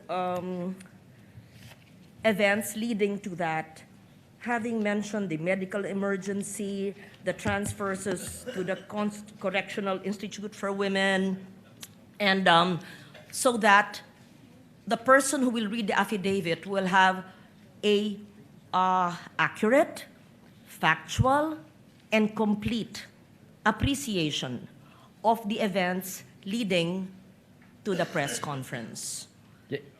Perhaps your view, having been the person who filed the complaint, may have a different, perhaps, appreciation from my view because I find it somewhat incomplete. And that is just my comment on this because you clearly said you put all the pieces together. And during that time, alam ba ninyo na habang sinasagawa ng NBI ang investigasyong ito, may nakabinbin na direct assault, resistance, and disobedience to authority at grave coercion laban sa Vice Presidente, kaugnay yung insidente nangyari sa ospital, sa Veterans Medical Center. Narinig ko lang po, Your Honor. Pero Yes, hindi you ako aware sa heard facts about na that, yun. yes. And was there an investigation that was done regarding that incident? I think ang focus po namin, Your Honor, is yung violation ng grave threats by the Vice President and inciting to sedition. Now, pagdating ho doon sa nangyari sa Vice Presidente, yun nga sabi ko, hindi ako aware sa kabuuan ng facts na yon.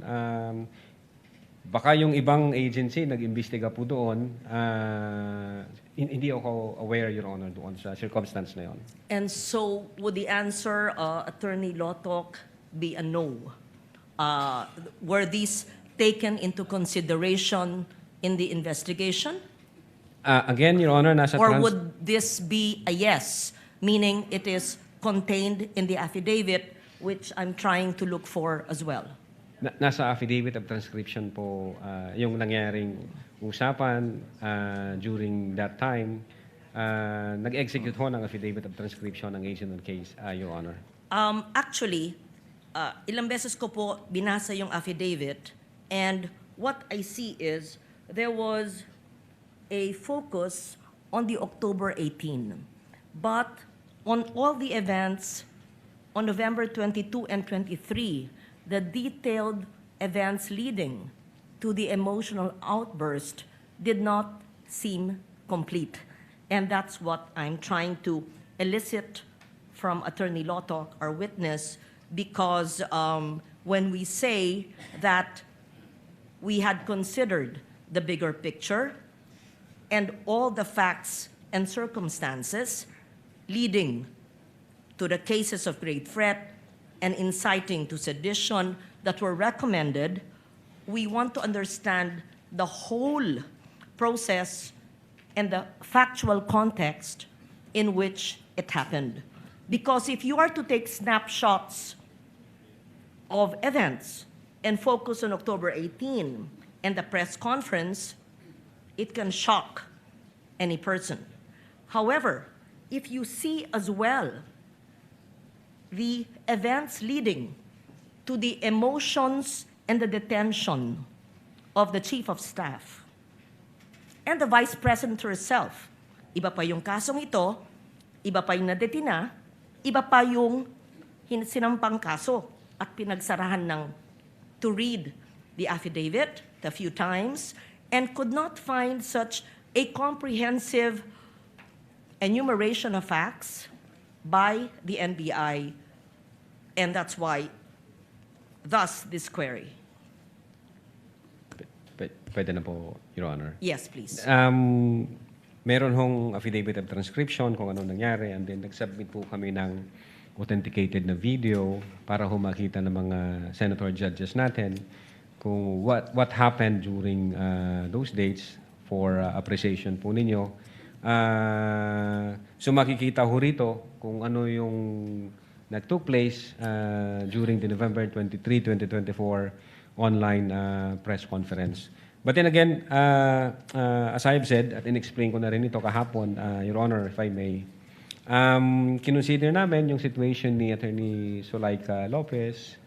Nakita namin yung complaint niya, yung reklamo niya, yung health condition na sinasabi niya. Sinama din po namin yon na ano ba yung nangyari. Taking all the situations or the facts and circumstances attendant to that event, hindi ho na-alter yung the fact na nag-utter ang Vice President ng grave threats against the three.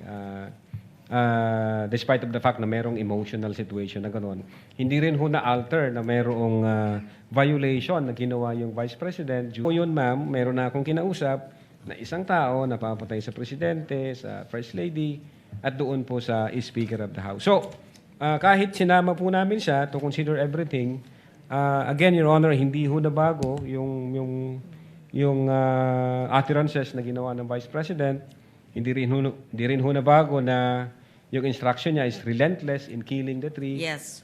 Attorney Lotok, what I've been trying to ask is not just the utterances which we've watched several times, but all the events leading to the utterances, and that is what I want.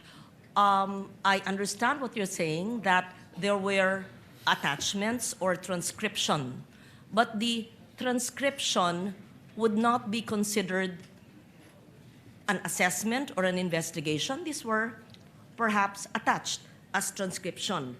And you earlier said that the threats are circumstantial. So the and that is the reason why I was looking for that in the affidavit of the investigation. In short, para pong nakulangan ako Pero kung sinabi nyong inattach nyo yung transcript, so be it. But then, if you will read the 50 plus pages again of your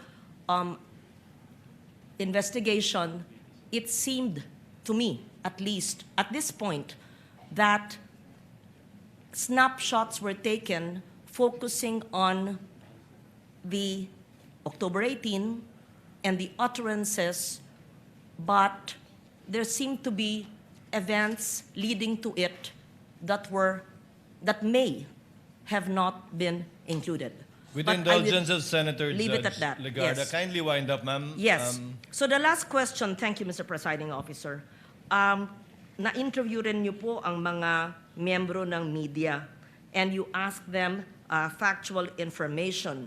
Did you also ask them about the emotional state ng mga kalahok sa media, yung mga pangyayaring naganap bago ginawa yung mga naturang pahayag? In short, not just the factual statement, but the atmosphere, the events leading to that Zoom press conference that led to the perceived or alleged utterances.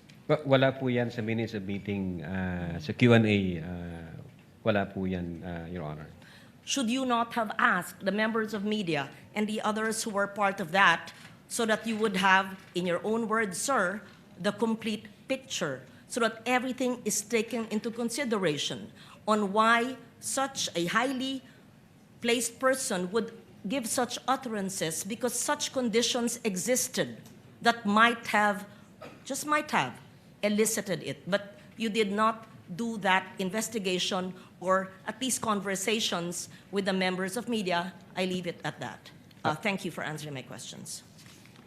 Thank you, Senator Judge Legarda. Senator Judge Pangilinan, you're recognized, sir. Yes, thank you, Mr. President. And you may proceed when you're ready. A few questions on inciting to sedition. Yes, Your Honor. For the witness, kasi pinapaliwanag mo yung sinasagot mo yung tanong ni Senate President Win kanina, no? Nasa NBI ka na Cybercrime Division since 2018. Yes, Your Honor. 2018. So, naalala mo ba yung kaso ni Ronel Mas? Yung taga Zambales na nagkaroon ng Facebook post.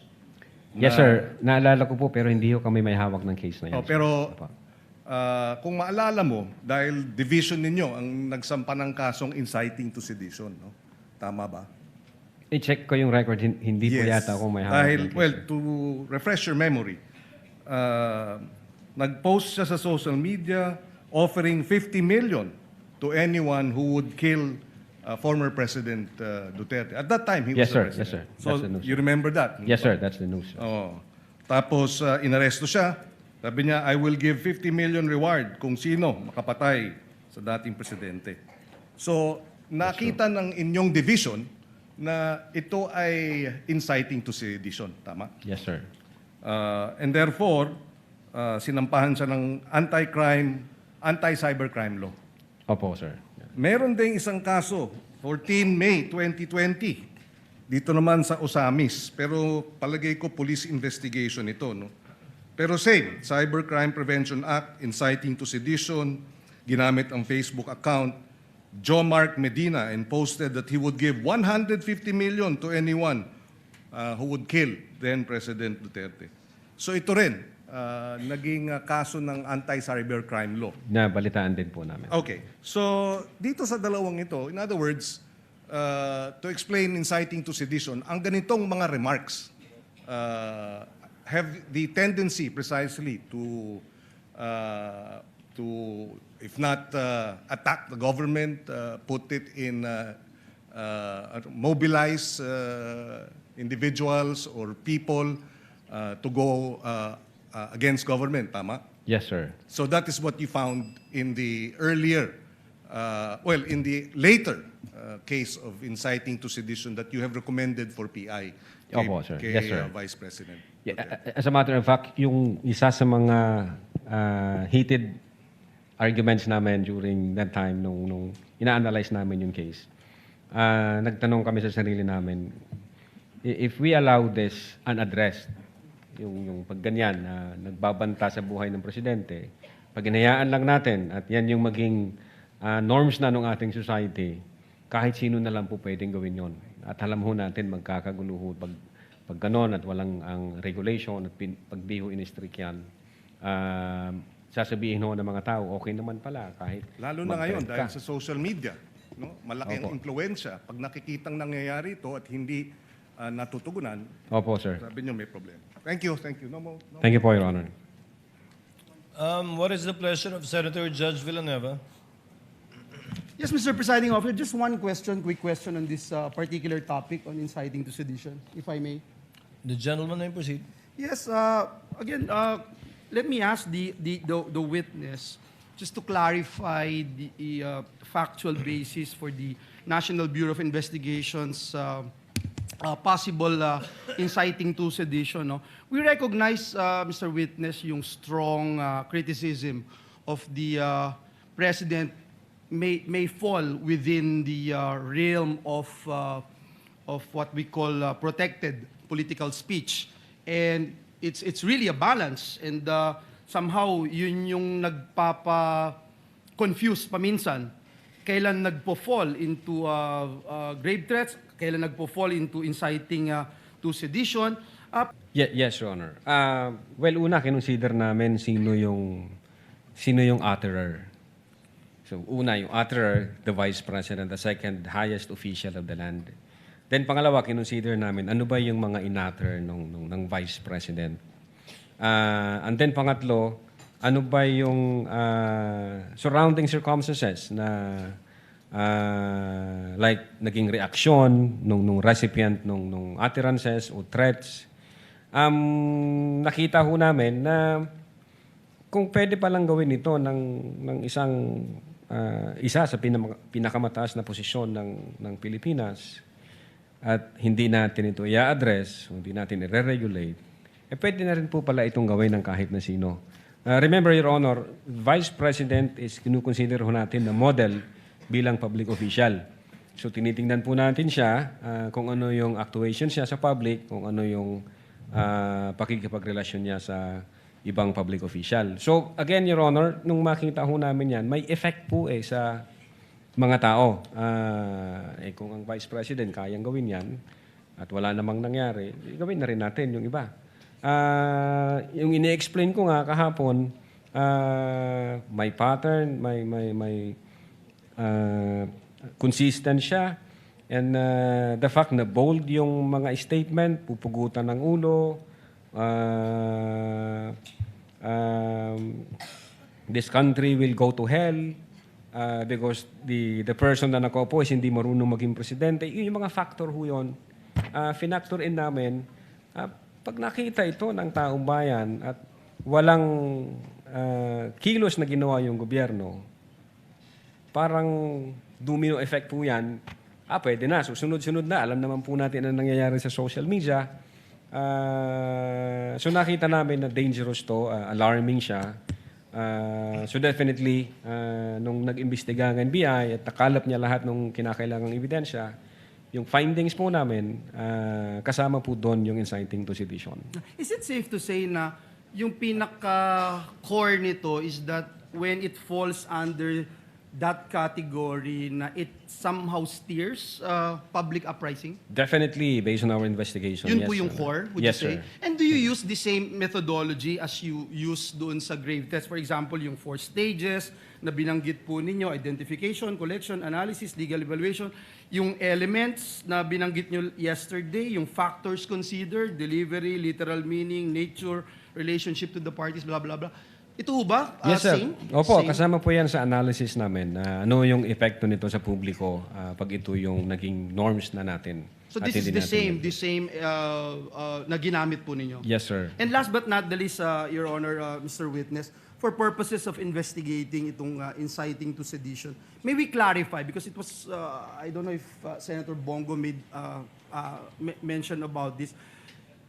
To clarify lang, is it necessary that someone was actually incited? Yun po ba, just for purposes of investigating itong inciting to sedition, is it necessary that someone was actually incited para mag-fall dito? Well, ang basis po namin, yung People versus Nabong, if I'm not mistaken, in order to be seditious yung speeches, it is not necessary na mayroong actual sedition. The law also penalizes or punishes those statements na mag-i-encourage to overthrow the government or to steer the people against the government or to disturb the peace of the community or to undermine public safety and public order. Thank you ang for naging the clarification. Thank you. Thank you, sir. Mr. Senator Judge Ejercito, thereafter Senator Judge Villar. Mark, what is your pleasure, sir? Yes, thank you, Mr. Presiding. For just one question. You may proceed, sir. Nabanggit mo kanina yung yung admission against interest. Maaari po ba niyong ipaliwanag para mas maintindihan po ng nakarami? At why did you rely on this if ever ito pong admission against interest? Yes, Your Honor. Maalala po natin yung November 2023, yung utterances niya na that she had already contracted a person to kill the President, the First Lady, and the former Speaker, and that she instructed to be relentless. Itong utterance na to, instead na i-deny niya, which is definitely it should be denied kasi that's against her interest. Instead na i-deny niya po yon, nung November 26, na video, nung tinanong siya openly and in public, kung sinabi niya yon, nireiterate pa po niya, Your Honor. In fact, inadmit po niya na, oo nga, may kinausap akong tao tungkol dyan. And in fact, sabi niya, may krimen ba? Ano ang nakikitang krimen doon sa may kinausap akong tao na pag namatay ako, patayin mo si BBM, patayin mo si Speaker, patayin mo si Lisa Marcos. Was this, ito pong sinasabi niyong admission against interest, was this considered in your investigation? Yes, Your Honor. Kasama po yun. Yun nga yung naging basis namin na aside doon sa utterances niya na no joke, kasi mukhang hindi, yung no joke, sufficient na ba na talagang seryoso siya? Nung makita ko namin yung video, na ni-reiterate pa niya at nag-admit siya, we concluded na seryoso ang Vice Presidente nung in-utter niya yun. Thank you. No further questions, Mr. Presiding Officer. Thank you, Thank you Senator po, Your Judge Honor. Ejercito. Senator Judge Mark Villar, you have 2 minutes, sir. Thank you. Just a brief question for the witness. You mentioned... Opo, Your Honor. Thank you. You mentioned earlier that there are many factors that come into play when you decide whether or not to file charges regarding grave threats. Opo. Now, Yes, there Your are many Honor. factors in how you decide what constitutes a grave threat. Yes, Your And I Honor. wanted to know, what weight do you give those factors? Are there certain aspects of a grave threat that you put more importance on, whether it's the type of threat or who the threat is made to? What does, in the end, does the NBI give more weight to a certain element of Yes, Your Honor. It's a convolution of these factors na kinonsider namin. Una, yung delivery or manner in which the utterances were spoken, which is sabi ko nga, nasa atmosphere na kung saan furious and fumingly mad yung Vice President nung sinabi niya yon.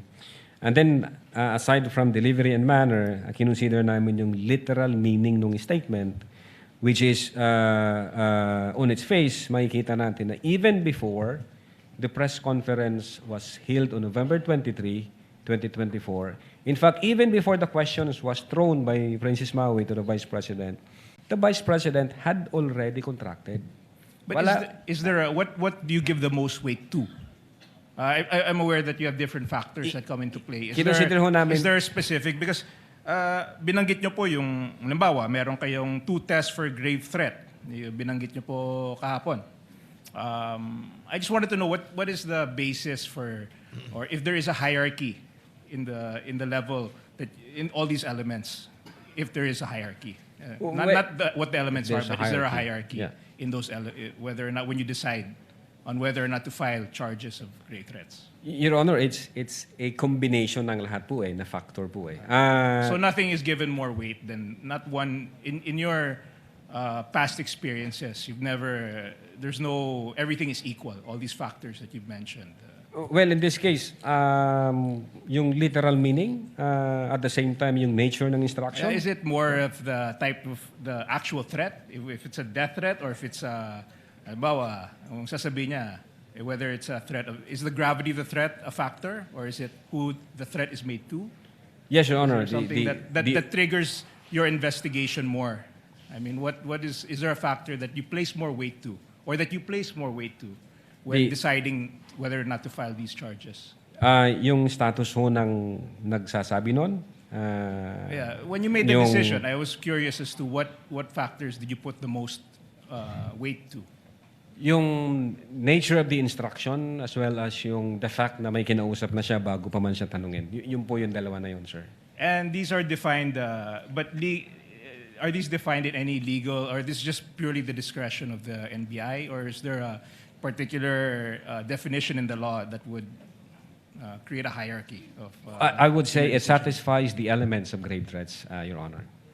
Okay, but it's not necessarily defined in the law. A lot of it is open to interpretation of the NBI. Yes, Your Honor. Based on facts, nakita ho namin, papasok ba yung elementong ganito, elementong ganyan, elementong ganon. Nung nagkaroon ho kami ng findings, nirefero namin si DOJ. DOJ, sir, ito ang findings namin. Ano po ang masasabi nyo? Then nag-issue ho ng certification ng DOJ at ang sabi ng DOJ, certified, all of the elements required for the crime charged is complete. So pwede na tayo mag-proceed sa preliminary investigation. Yeah, thank you. Importante po kasi na ma-define po natin kung ano po yung grave threat, kung ano po yung... And I just want to know what latitude does the NBI have in deciding whether or not to file a charge of grave threat. Yes, Your Honor. So, thank you very much, sir. Opo, thank you, Your Honor. Thank you, Senator Judge Mark Villar. Counsel for the respondent. Just have last few questions, Your Honor. Apologies. Senator Judge Erwin Tulfo. You may proceed when you're ready, sir. You have no more than 2 minutes. Thank you. Just one quick question to our witness. Inciting to sedition po yung kinaso ninyo. Opo, Your Tama. Honor. Pero hindi ba nagbo-border ito yung inciting to sedition to propaganda? Kasi po ayon po sa diksyonaryo, propaganda is a form of communication that aims to shape the people's belief, action, or behavior. Na you say something para udyukan yung tao, para magalit. So, nagbo-border ito between propaganda and inciting to sedition. What made you say that this is inciting to sedition yung pinagsasabi ni Vice President Sara Zimmerman Duterte? Again, Your Honor, we consider the elements ng inciting to sedition, one of which is yung whether the speeches disturbs the community. And then in-explain ko na po kanina yung mga comments. At the same time, yung responses ng recipients, gaya ng several government agencies and the President himself, as well as the Speaker of the House. And then, Your Honor, whether it would undermine public safety and public order, which is malinaw ho dun sa comments at reaksyon ng ating government agencies like the PNP, like the National Security Council, at ganun din po yung Presidential Communications Office. So, pinapakita ho nila doon na alarming yung situation, it's an active threat, at the same time, it's a matter of national security, at hindi ho ito dapat palampasin. In fact, may classification pa nga yung ibang agency natin na yung kinausap is assassin.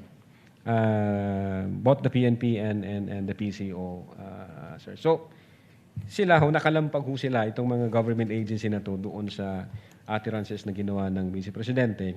So, aside from that fact, nakita ho rin namin yung comments from social media platforms na meron ho talagang nabubuong magiging kaguluhan. Although, sabi ko nga po kanina, yung comments sa mga Facebook at social media platforms, hindi na ho namin nakasama sa affidavit of investigation po namin, Your Honor. All right, thank you, Mr. Witness. Thank you, Senator Judge Erwin Tulfo. Counsel for the respondent. for the continuation of your cross, I heard you say Last few questions, Your Honor. after the cross, before redirect, we shall pause for a 15-minute break. Counsel for the respondent may proceed. Attorney Lotok, does a Filipino citizen have the right to express dissatisfaction with our government? Definitely, sir. This is part of freedom of speech, correct? Yes, sir. And as long as we do not commit an act to overthrow the government, this is allowed, correct? It depends, sir, kung magpo-fall siya sa inciting to sedition, Okay. sir. But in that press con, did VP Sara directly urge the public to overthrow the government? There was no such kind of a statement, but there was a sort of tendency because of those utterances. All right. She merely voiced out her personal opinion during the press con, correct? Opinions during the press con. I cannot answer to that, Your Honor. Based doon sa nakalap namin kung ano hong nandito. That's okay. So, and just like any other ordinary Filipino who has the freedom of speech, she should be allowed to do that, correct? Yes, sir. Unless we are under martial law again, she should be able to speak, correct? I cannot speak kung yung situation na yan. That's hypothetical, sir. Nothing further, Your Honors. Okay. Thank you, Counsel for Respondent. Again, as stated by the presiding officer, wala pa kayong balak mag-break talaga?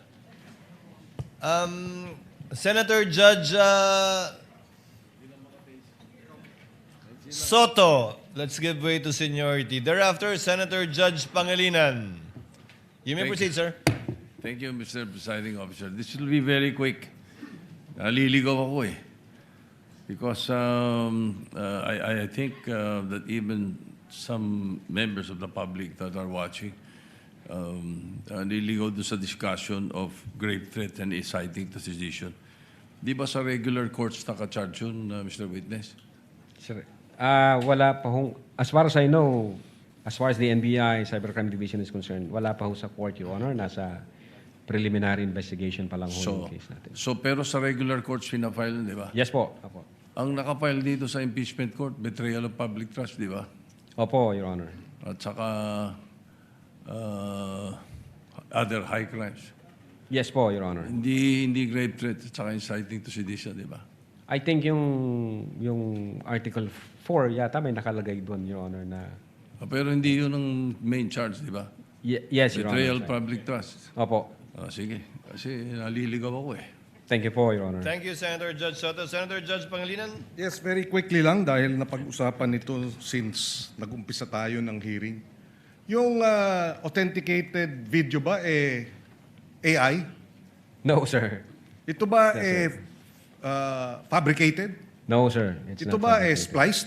Hindi po, sir. So in other words, yung video ay accurate Yes, sir.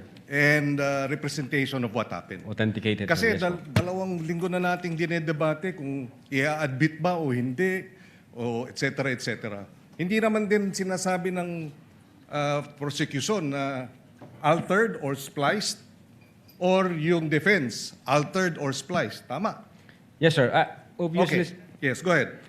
well, obvious. One of the ways to identify whether AI siya o hindi, isa ho doon yung tinatawag naming visual analysis. Number one, yung human anatomy anomalies. So pag yung merong asymmetrical facial feature, pag merong unnatural positioning of hands, pag merong tinatawag... Nagiging anim o pito yung daliri, ganun. Opo, Your Honor. And then, kinukonsider din ho namin yung tinatawag naming temporal artifacts doon sa visual analysis. Meaning, kung sa one frame, ito ang condition, then pag tinuloy-tuloy mo nang i-play, minsan mawawala yung buhok, mawawala yung rilo. So wala hong ganon na mga circumstances na So for nakita the namin. record, lahat ng mga video na pinakita natin dito sa impeachment court, na pinakita ng defense at ng prosecution, lahat yon authentic. Yes, for Your the Honor. record, no? Yes, Your Whether Honor. the witness or at least both. Okay. Just to put it also on record na dito sa mga sinulat, kasi nung nag-imbestiga kayo, sumagot yung lawyer, di ba? Ni Vice President Sara. Itong dated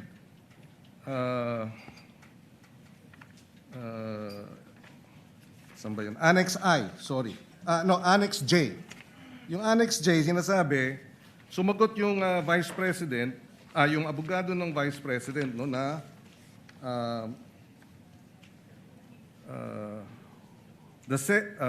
our client vehemently denies Annex K, having made any threat constituting grave threats under Article 282 of the revised penal code in relation to so forth and so on. Since your office acknowledges, kayo yun, ano? Opo. That it has access to publicly available materials on the internet, diba? We are confident that the content will and context of the entire press conference subject matter of your investigation will bear this out. Yes po. So my question is, ito ba yung ginamit ninyong video? Yung sinasabi nilang it has access, since your office has access to publicly available material? I believe so, Your Honor. In fact, yung video na yan is existing up to May Yes. 2025. Okay, so in other words, kahit ang Vice President's office referred to the video in your possession as part of yung kanyang clarification and defense na hindi grave threats ang nangyari. Yes, Your Honor. Okay, thank you. No other question for this matter. Thank you. Chair declares. You want to do that now, Senator Judge Padilla? Yes, Senator Judge Padilla would like to interject before we go on a break. You may proceed, sir. Maraming salamat po, Ginoong Tagapamahala ng Hukom at sa ating Ginoong Pangulo. Maari po ba makapagtanong sa ating mahal na saksi? Opo, Your Honor. Na probinsya? Tacloban, sir. Tacloban. Tacloban City, Opo. sir. Kayo po ngayon ay Regional Director ng NBI sa BARM. Yes, sir. Opo. Yun po ba ay isang promosyon para sa inyo na madala sa BARM? Dahil totoo po ba na kayo ang tinatawag na Golden Boy ngayon sa NBI? I cannot comment on that po, Your Honor. Kasi po ang... nasa BARM po ako. Wala ho ako ngayon sa Opo. main office, sir. Promotion po ba yun? Yung napunta kayo sa BARM? Balita ko po kasi ilang beses na kayo na-promote sa NBI. 12 years na po kayo, no? Sa NBI. Yes, sir. Opo. Ilang beses na po kayo na-promote? Since na pumasok ko ako sa NBI, Opo. sir. From investigation 1, 2, 3, noong 2015, 2016. Well, nung mula ako na pumasok ako sa academy, from investigation 1 hanggang ngayon sa regional director, sir. Ilang beses po yan? Sa isang taon po, Sa isang taon? Anong taon po, sir, ang tinutukoy nyo? Bago po kayo napunta sa BARM. Bago ho ako napunta sa BARM, regional director po ako ng Mimaropa. Mimaropa. Region 4B, sir. Opo. Kayo po ba ang pumili sa BARM? Na Hindi kayo po, mapunta sir. to? In the exigency of service, doon po kami nilalagay kung ano ang tingin ng direktor na makakatulong kami sa Bureau. Bakit po kaya naisip ng direktor na sa BARM po kayo? Kayo po ba ay may kaalaman sa Islam? Hindi ko po alam kung ano ang naging basis ng direktor, pero... Kayo po mismo. Kayo po mismo. Ang BARM po kasi is Muslim Mindanao. Yes, Your Honor. Opo. Meron po kayong kaalaman sa Islam? In terms of what do you mean kaalaman, sir? Yung... Sa religion po ng Islam kasi Muslim Mindanao. So, ibig sabihin, kahit basic po siguro ng Islam, no? Yes, sir. Kahit naman ho sino pwedeng i-assign kahit saang regional office dito sa Pilipinas. Di ba po parang autonomy ang autonomous region ng Muslim Mindanao. So, kailangan man siguro kahit paano meron kayong kaalaman sa Islam. Konti siguro, sir. Ano po yung konti na yun? Well, isa po akong Kristiyano at hindi ko ho malalaman yung kabuuan nung siguro po dapat meron kayong basic din na knowledge ng Islam, ano? Sa pangalawang tanong po, okay na po yun. Pangalawang tanong po, meron po ba kayong, sa tagal nyo po, sa NBI, 12 years, meron po ba kayong na-encounter na kaso ninyo sa NBI? Kayo po mismo na filean ng kaso? Your Honor, normal ho sa mga NBI agents na makakasuhan, in fact, maging sa sinumang law enforcement agency, that's the price we pay for doing our job and for protecting the country. As a matter of fact, in the NBI, Your Honor, we avoid the noise. We just finish the job. So sir. ano po yan? Yes? Yes po yan? Yung sagot nyo? Yes? Normal ho yan yon sa amin. So sir. yes po? Attorney Lotok, kindly answer the question. Yes, sir. Oh, yes. Ano pong, pwede po bang malaman kung ano pong mga naikaso sa inyo? Well, wala ho pa akong natanggap na official case galing sa ombudsman, pero may nakita na ho akong complaint na binigay sa akin from NBI. Hindi ko na ho maalala yung sa case na yan, pero nung chinek po namin yung case na yan, Your Honor, sabi ko doon sa mga kasama ko, tingnan nyo nga yung validity at authenticity ng case na to. Pinuntahan ho namin yung nagnotaryo, I think So, meron Makati po, no? Court yun. Yung Makati Court, nag-issue ho ng certification na fake yung notary. Diyan sa reklamo na yan. So sabi ko, huwag nyo nang pansinin, marami tayong trabaho. Kung fake yung notaryo na yan, mere scrap of paper yan. Huwag na nating pansinin. Although, nag-aantay po ako, Your Honor, na mag-notify sa akin ng OMB kasi sasagutin po namin na eto ho ang nakaalap namin, may dalawang Chinese na nagreklamo, chinek ho namin doon sa BI, yung dalawang Chinese na yan, I think 9 months nang overstay at pinaghahanap din ng Ano pong kaso po Bureau of yung Immigration. ipinatong sa inyo? Anong kaso? Hindi ko maalala, Your Honor. Meron ho, may mga kaso ho doon na nakalagay. Pero again, sabi Wala ko po nga, kayong isa kahit maalala na ipinatong sa inyo? if I'm not mistaken, arbitrary detention, may ganun ba? May unlawful arrest? Wala ho sa akin ng record kasi nga, sabi ko nga, nung makita namin na fake yung notary, hindi na ho namin binigyan ng pansin, Your Honor. Kasi napakakapal po nitong hawak ko. Wala akong problema, Your Honor. Sasagutin po namin yan. Apo. Sasagutin ko Hindi po niyo yan. pa po nasagot magmula noong February 29. Kasi wala pa hong official notice galing sa kung anong ahensya. Na nakarating po sa inyo, wala pa. Wala pa ho. Ang nakuha ko lang, yung kopya niyan, siguro may nagpadala sa akin. Sabi ko, teka muna, wala akong official na nare-receive from OMB. So, nung chinek ho namin, kung nag-i-exist ba yung kaso, fake yung notary, hindi na namin So, binigyan ibig niyo ng pong pansin. sabihin hanggang ngayon, hindi kayo sigurado kung nag-i-exist to? Dapat may notice na ako from ombudsman. Di ba po dapat ang reaction ng isang tao kapag may kaso, harapin? Precisely, Kasi Your Honor. Hinihintay ko nga po yung notice from ombudsman. Na pag meron na hong notice Wala ang po kayong ombudsman- notice hanggang ngayon sa Wala pa ombudsman? po, Your Honor. Yun nga ang inaantay ko kasi sasagutin namin kasi meron po kaming certification na fake yung notary. Inaantay ko po, Your Honor. Mas maganda po, maharap nyo kagad. Definitely, hindi ko namin na po, tatakbuhan yan, sir. Kasi napakahalaga po ngayon nito. Yes, sir. Oo, ito po ay ang pinag-uusapan natin dito ay napakahalaga. Yes, sir. Opo, at ito pong mga kasong ipinatong sa inyo, perjury, robbery, extortion, theft, mainam po ito As I've said, Your Honor, in the NBI, we avoid the noise. We just finish the job, sir. Opo, opo. Meron po akong tanong, pangatlo. Opo. Kanina po na ang ganda ng talakayan nyo tungkol sa Romanov. Yes, sir. Opo. Alam niyo po ba yung istorya ng Romanov? At ang gaganda po ng mga sagutan ninyo, alam niyo po ba yung historical background ng Romanov? Ang alam ko lang po dyan, Your Honor, yun yung nangyari sa, I think, Tsar, kung hindi ako nagkakamali sa Russia. Sa Russia. Opo. Sino po ba yung nakalaban ng Tsar? Again, hindi ko po maalala, hindi ko po nakita yung buong... Yun.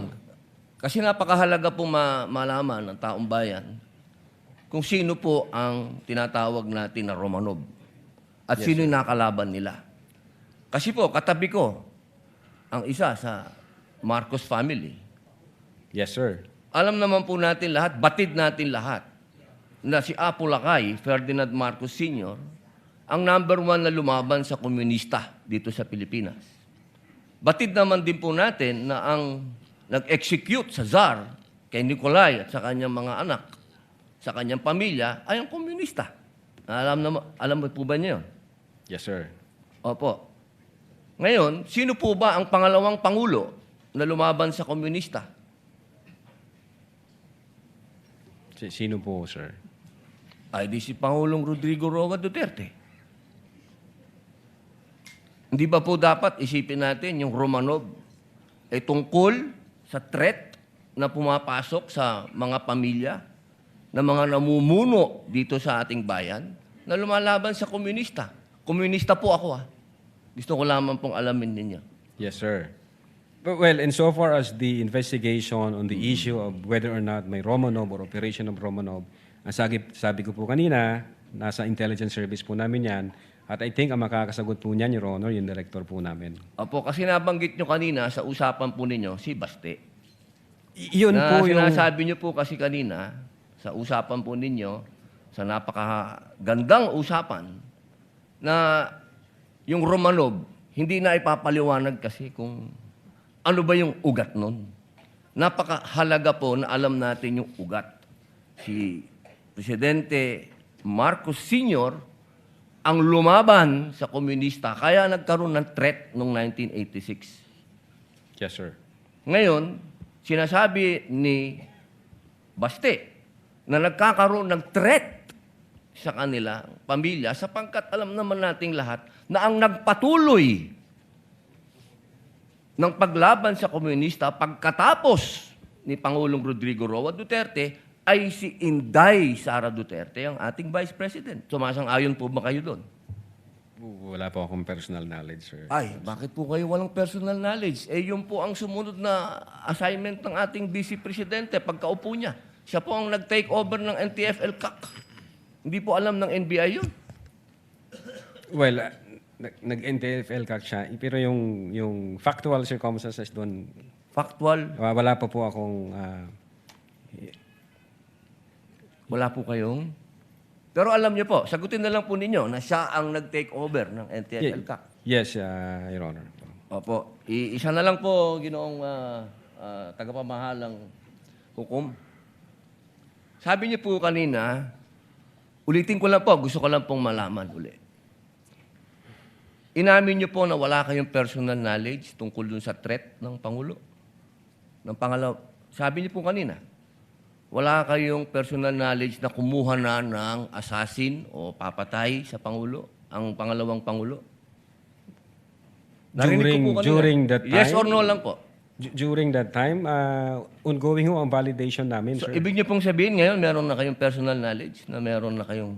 Hindi po, ongoing po ang validation. At sabi ko nga po, ang makakasagot po niyan, yung intelligence service namin at ang director po namin, sir. So hanggang ngayon po, wala pa kayong personal knowledge? In so far as the Cybercrime Division is concerned back then, Hindi po, ongoing ngayon po. ho yung Yes or no po? validation. Ngayon po, sir. Mahal naming saksi. Ngayon po. Kung ako tatanungin, wala pa po akong idea, pero baka meron ang intelligence service o ang director po namin. Attorney Lato, kindly answer the question directly. It's answerable by yes or no, and I think Yes, sir. you know the answer. Opo. Well, ako personally, wala pa po, sir. Okay. Yun lang po. Maraming salamat po, Thank mahal you. na saksi. Thank you, sir. Thank Your you, Senator Judge Padilla. Chair declares a 15-minute recess. We shall resume at 5:38. At exactly 5:38. Trial is on short recess.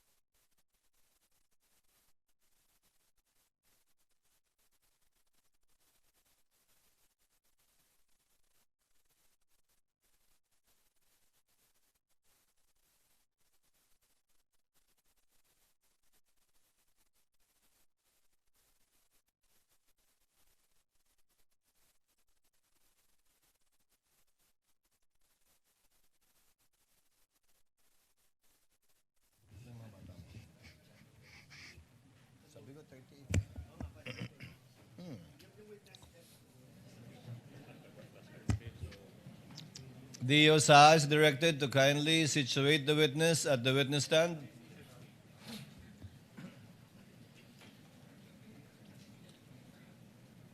Naka-CR ka na, Attorney Lotok. Yes po, Your Honor. Thank you po. Buti naman.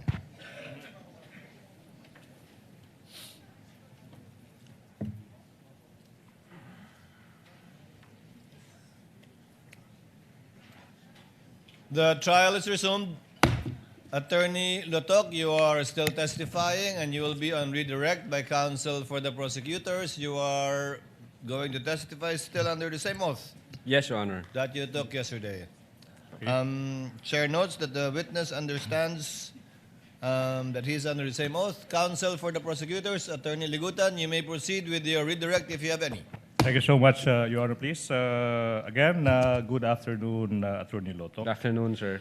Earlier, the defense showed you a video where the presidents, Ferdinand Marcos Jr., mentioned that he is open to reconciliation with the Dutertes, correct? Yes, sir. And if you know, when did that event, the interview happen, if you know? I June think- of this year. If I'm not mistaken, sir. No. June 2026. In your investigation, Attorney Lotok, okay, you mentioned during the Rex that you considered the statements of the president. Do you remember that? Yes, sir. And do you also remember that you considered a video of the president giving his statement? Objection leading. Your Honor, these are preliminary questions. This is just based on his direct examination. This is allowed. already redirect, Your Honor. I know, preliminary question is allowed. Reform Counsel. Okay, now. You mentioned in your direct examination of a video where the president gave his reaction to the threats of the president. Yes, sir. Now, if shown a copy of the video, will you be able to identify the same? Yes, sir. Now, Your Honor, I move that the same video marked as Exhibit P dash Roman numeral 4 dash 13 be played for consideration of the witness and the court. So directed. Is it in a USB? Is that in the USB? Yes, Your Honor. So you will again have to break the seal? Yes, Your Honor. Yung seal, madali na i-break, ha? Mr. Witness, kindly break the seal Yes, Your Honor. in front of the assisting counsels for both the prosecutor and the respondent.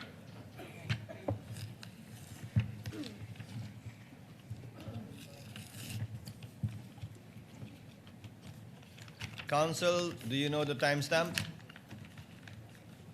Your Honor, it's a we will be showing only the first half of the video, Okay. Your Honor. It's not too lengthy, Your Honor, please. Okay. Ah, ano ba to?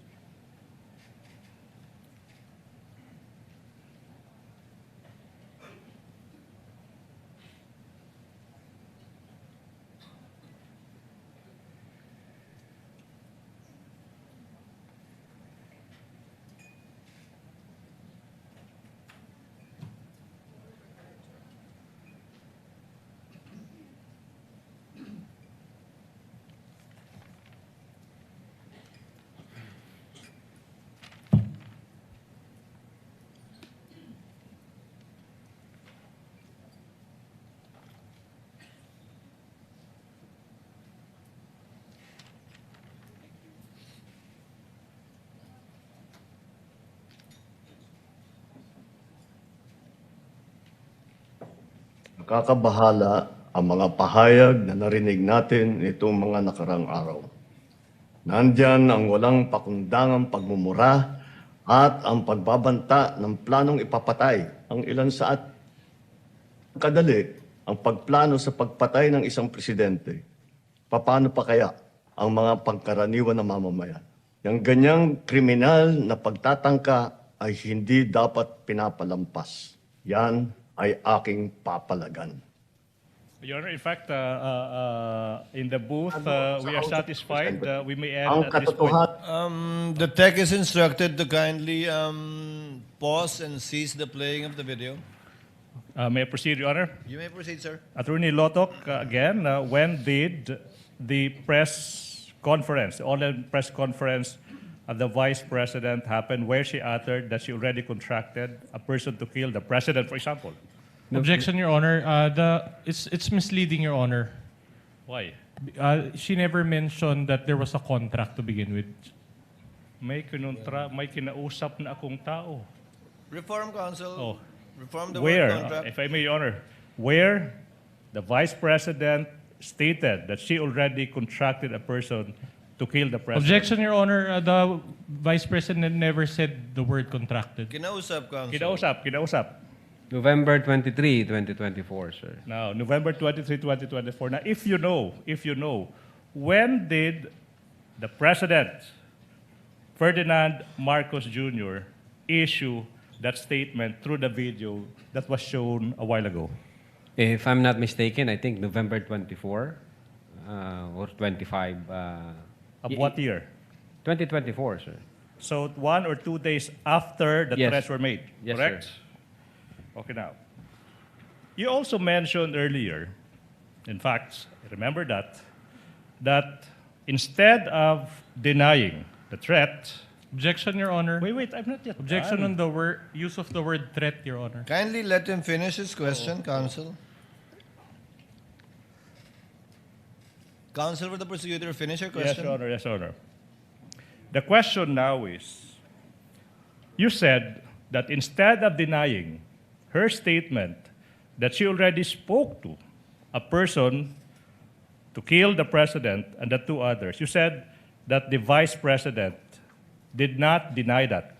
Do you remember that? Objection, Your Honor, leading. Your Honor, just the basis, Your Honor. I mean, in fact, Witness may answer. Yes, Your Honor, based on the video dated November 26, 2024. A video dated what? November 26, 2024, Your Honor. Your Honor, at this juncture, we move that video be presented again, but this time with a limited timestamp, Your Honor, please. And for the record, the same is marked as Exhibit P-4-26, Your Honor, please. It is sealed. I move that the defense may also observe the unsealing of such document, Your Honor, please. Let the witness be the one to unseal it in full view of counsels for both parties. Thereafter, tech is instructed to kindly play the timestamp to be identified by the counsel for the prosecutors. And the timestamp is 10 minutes to 40 seconds to 11 minutes 50 seconds.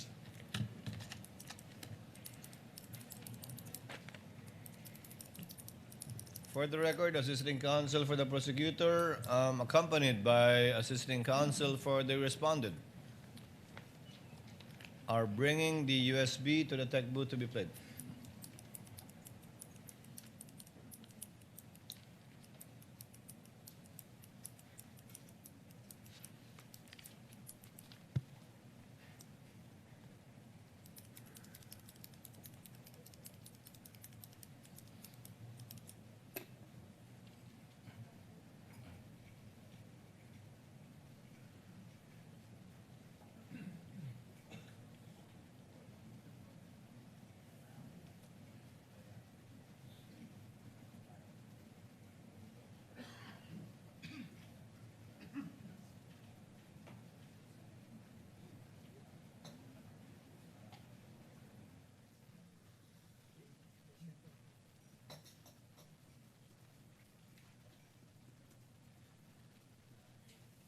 Pardon me. And then I was asked during a press briefing by a media person if I know of these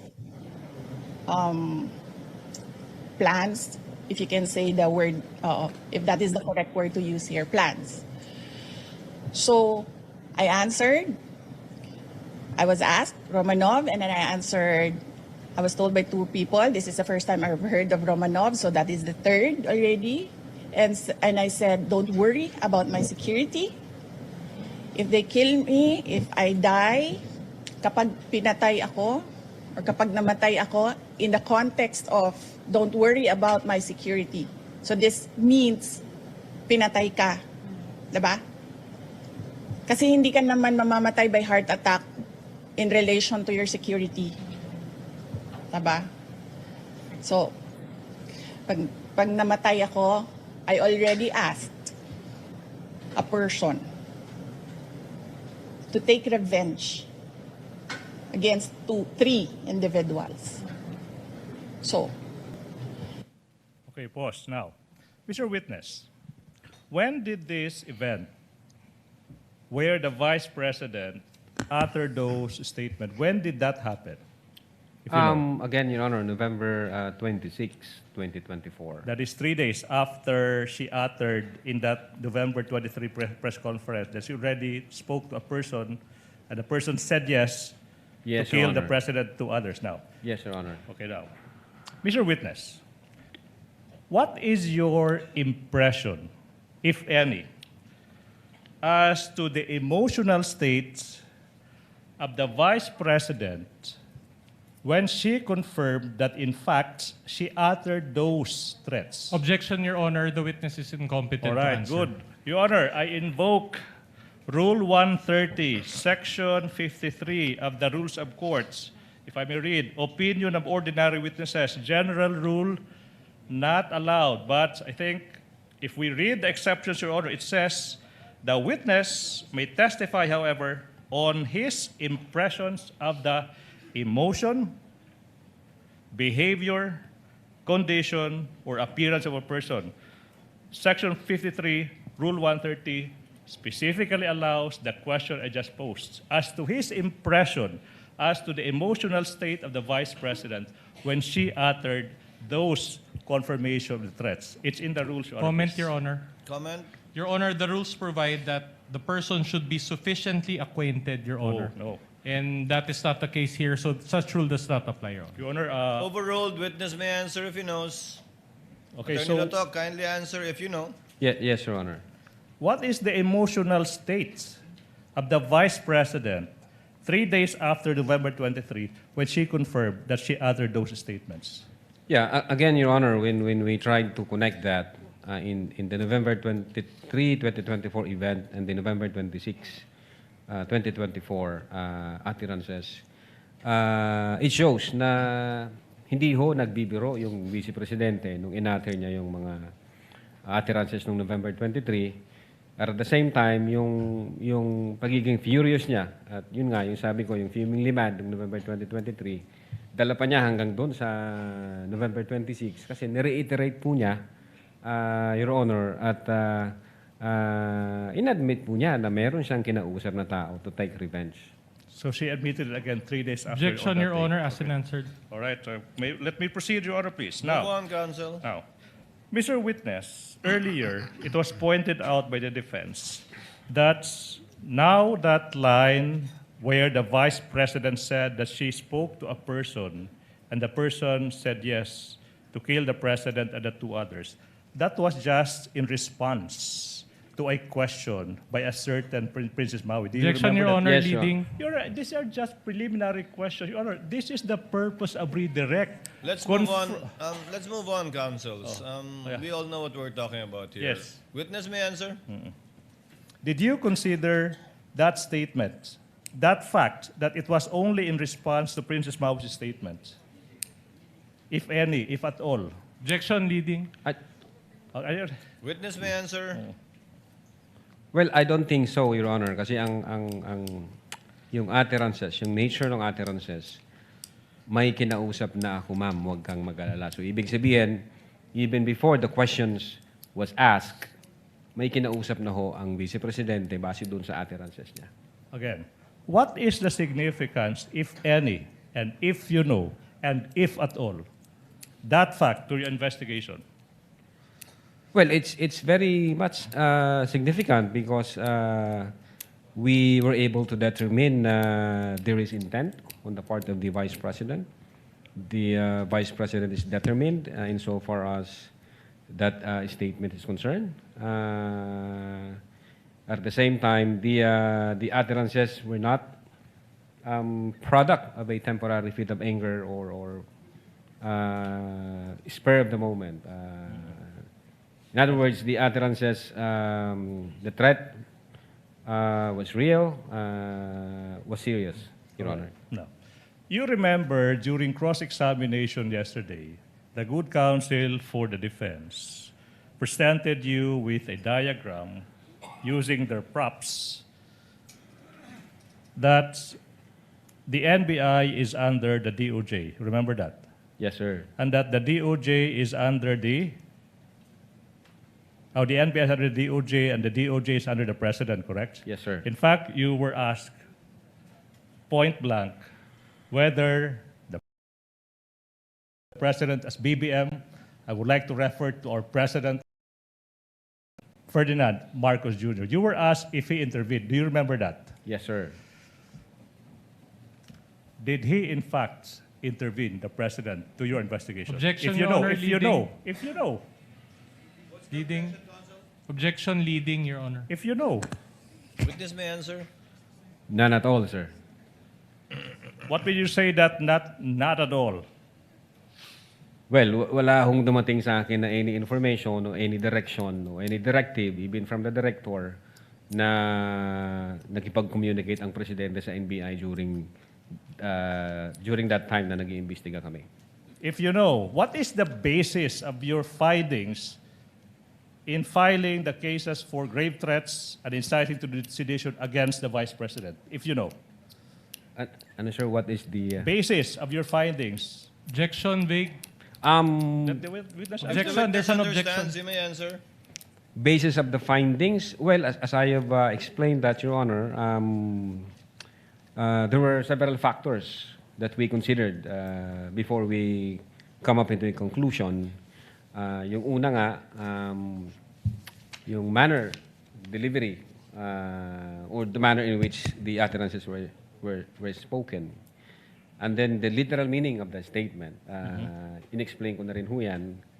And then the nature of the instruction, relent.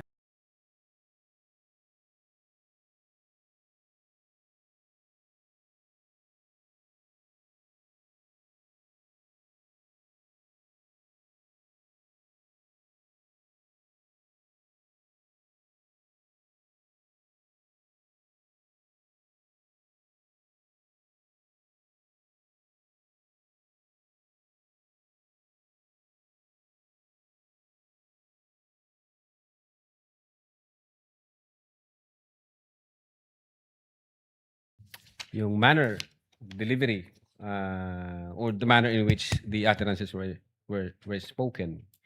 And then the literal meaning of the statement. Inexplain ko na rin ho yan.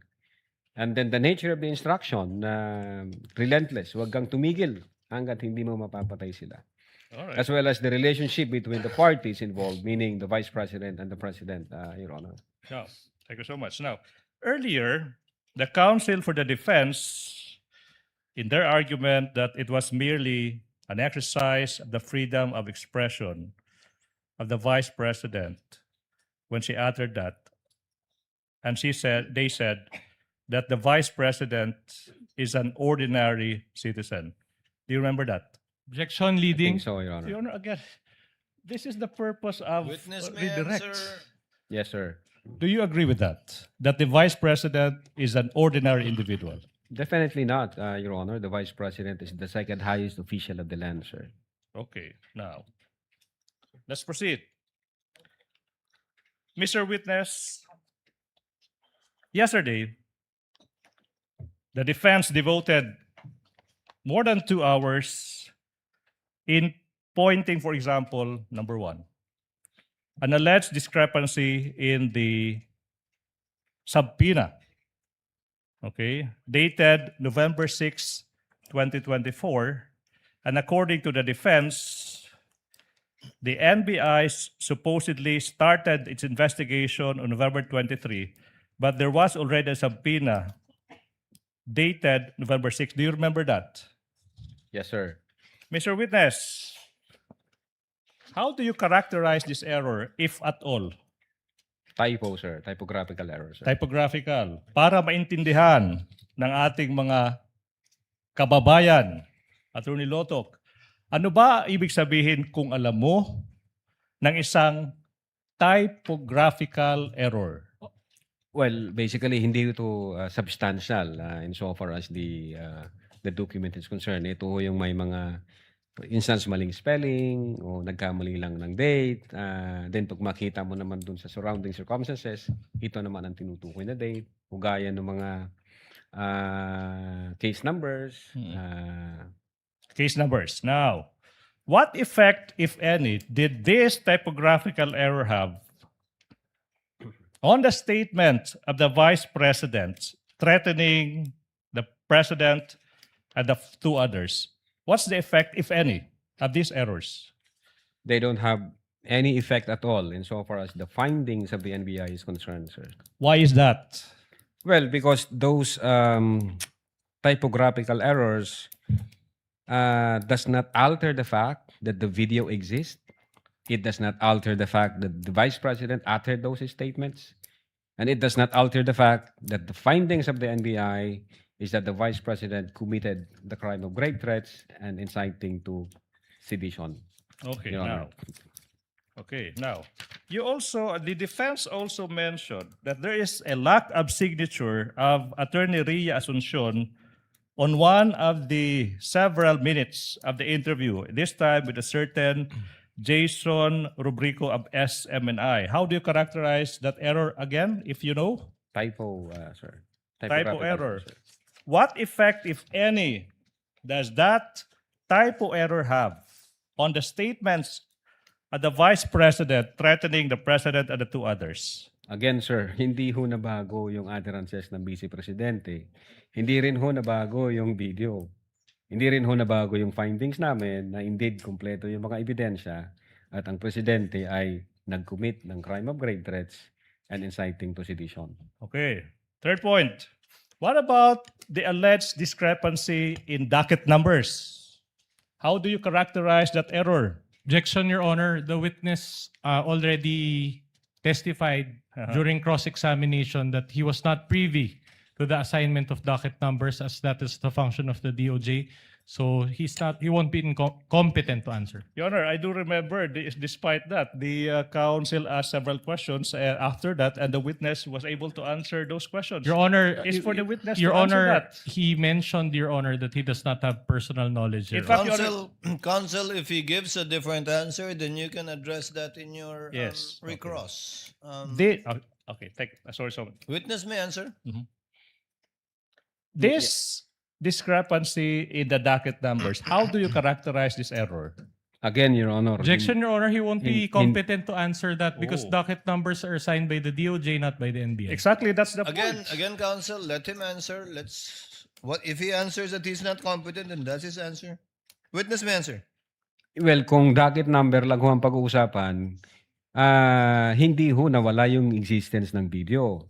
Hindi rin ho nabago na ang Vice Presidente ay nagsalita na meron na siyang kinausap na tao. Attorney Lotok, your answer is not responsive though.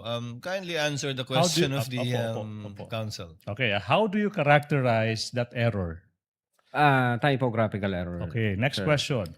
What effect, if any, does that typographical error have on the statements of the Vice President threatening the President, Ferdinand Marcos Jr., His Excellency, and the two others? No effect at all, Your Honor. Hindi ho na-alter yung utterances ng Vice Presidente. Okay, now, let's go to the affidavits of investigation, which the good counsel mentioned in yesterday's cross-examination. During your cross-examination, you were asked questions concerning the January 30, 2025 affidavit of investigation. After that affidavit was submitted, now the question is, what action, if any, did the Department of Justice take, and if you know? The Department of Justice evaluated the referral by the NBI. And then after evaluation, nag-issue po sila ng certification na kulang pa, insufficient yung inyong sinubmit.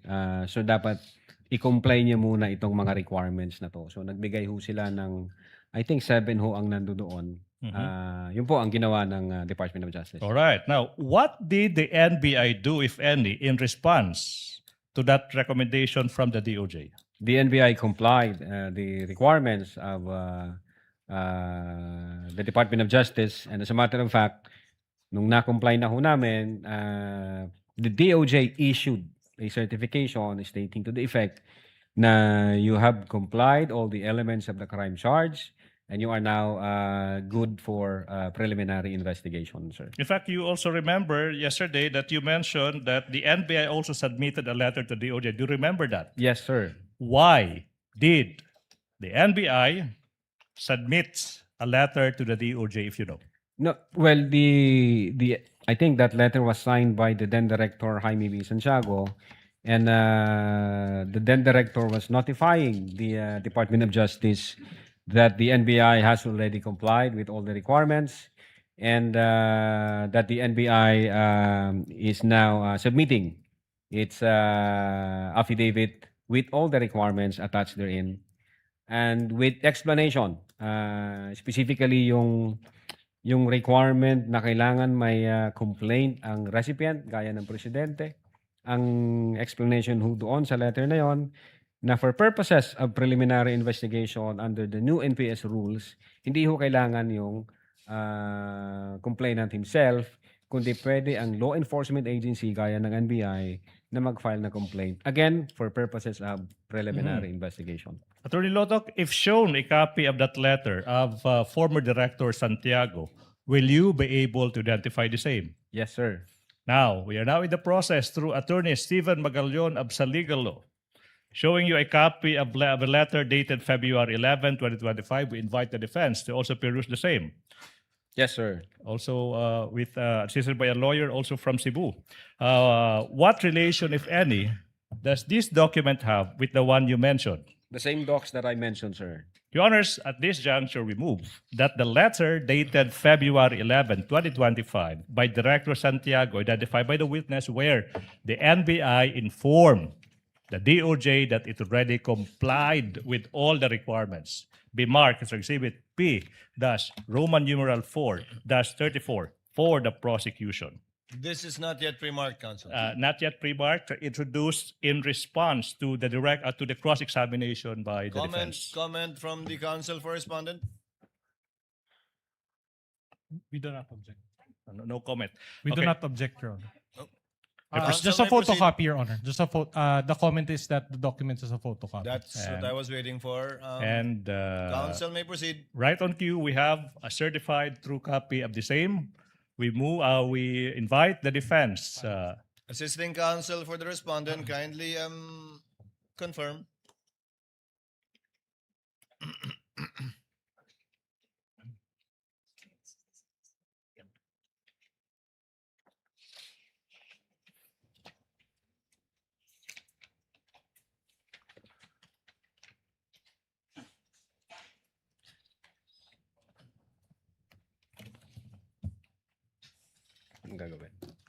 May we have a stipulation from the defense? Is the certified true copy is the photocopy rather a faithful reproduction of the original or certified true copy presented by the assisting counsel for the prosecutor? For the record, Your Honor, it's a photocopy. Is I it don't a know. certified true copy, counsel? It is a certified true copy compared with a photocopy. So we are moving for stipulation that the photocopy is a faithful reproduction of the certified true copy of the same document. Same manifestation, Your Honor. Noted. All right, now, Mr. Witness, which part of the attached letter did the NBI explain that no law requires the offended party to execute a complaint to conduct preliminary investigation for grave threats? I think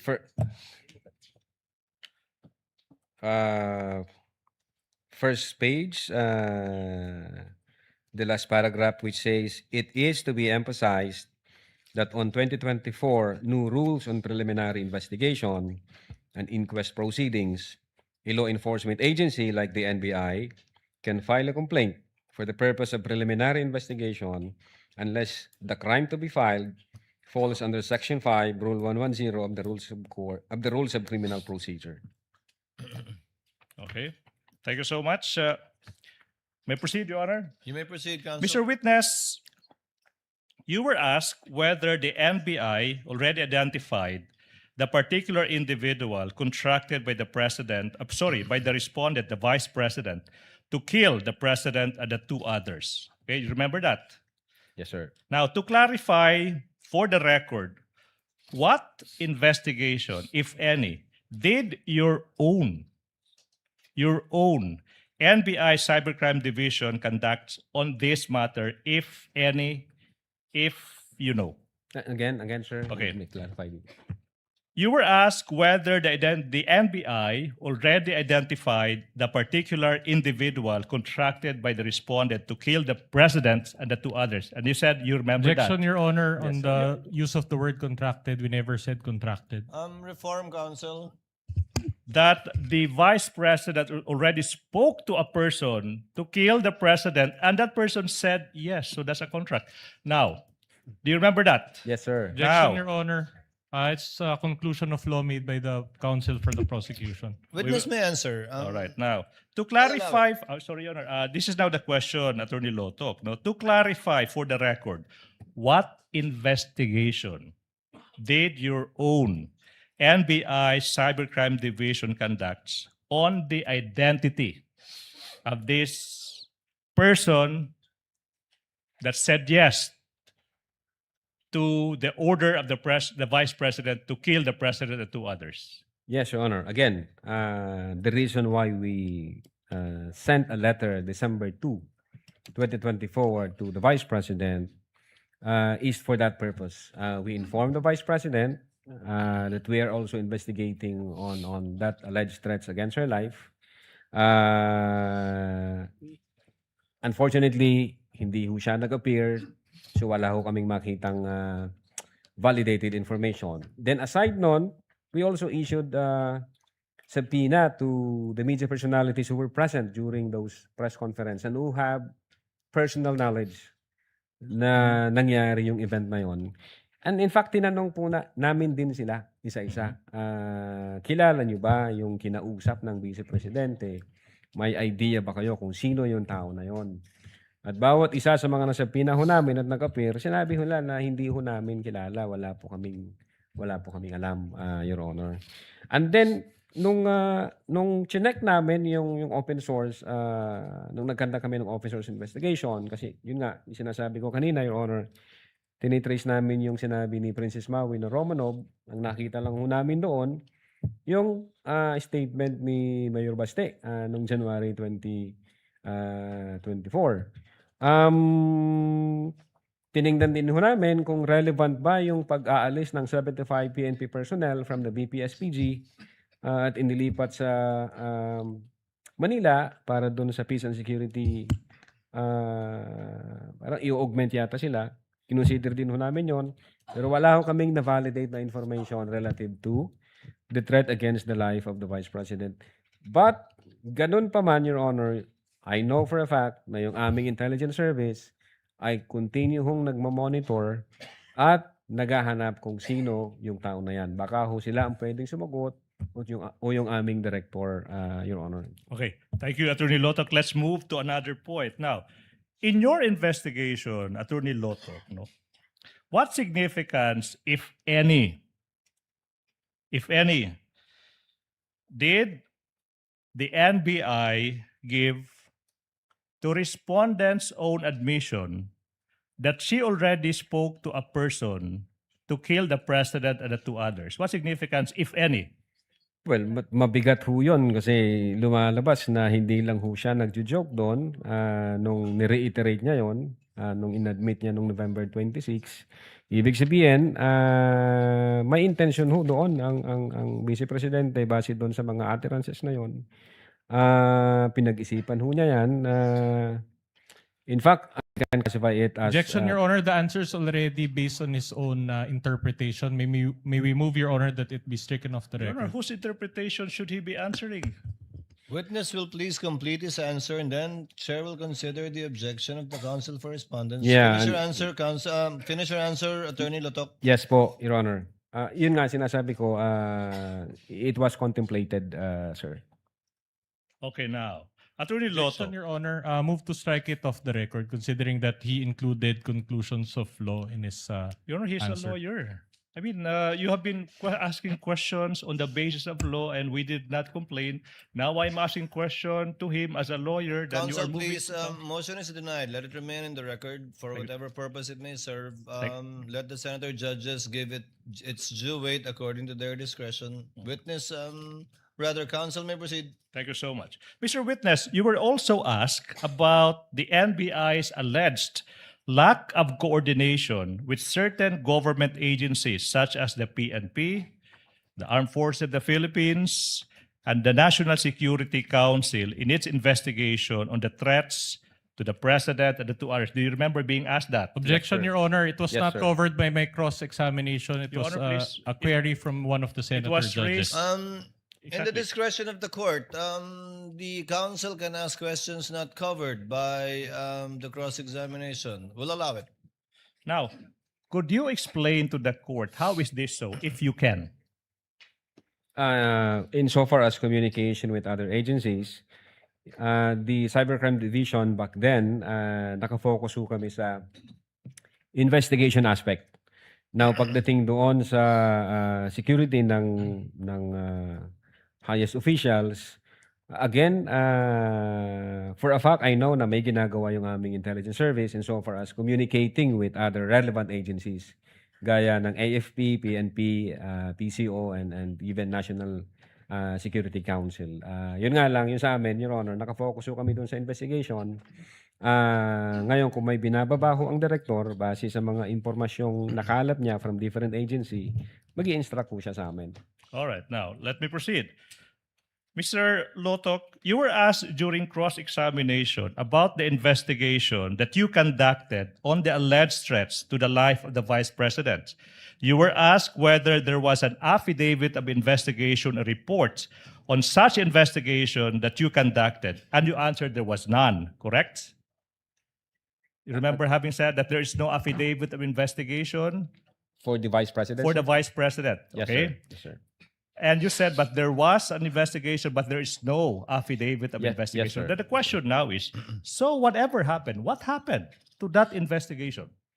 Again, Your Honor, since wala ho kaming ma-establish na validated information, hindi ho gaya dito nung sa presidente na may apparent commission of crime, dito ho kasi wala kami mapagsimulan,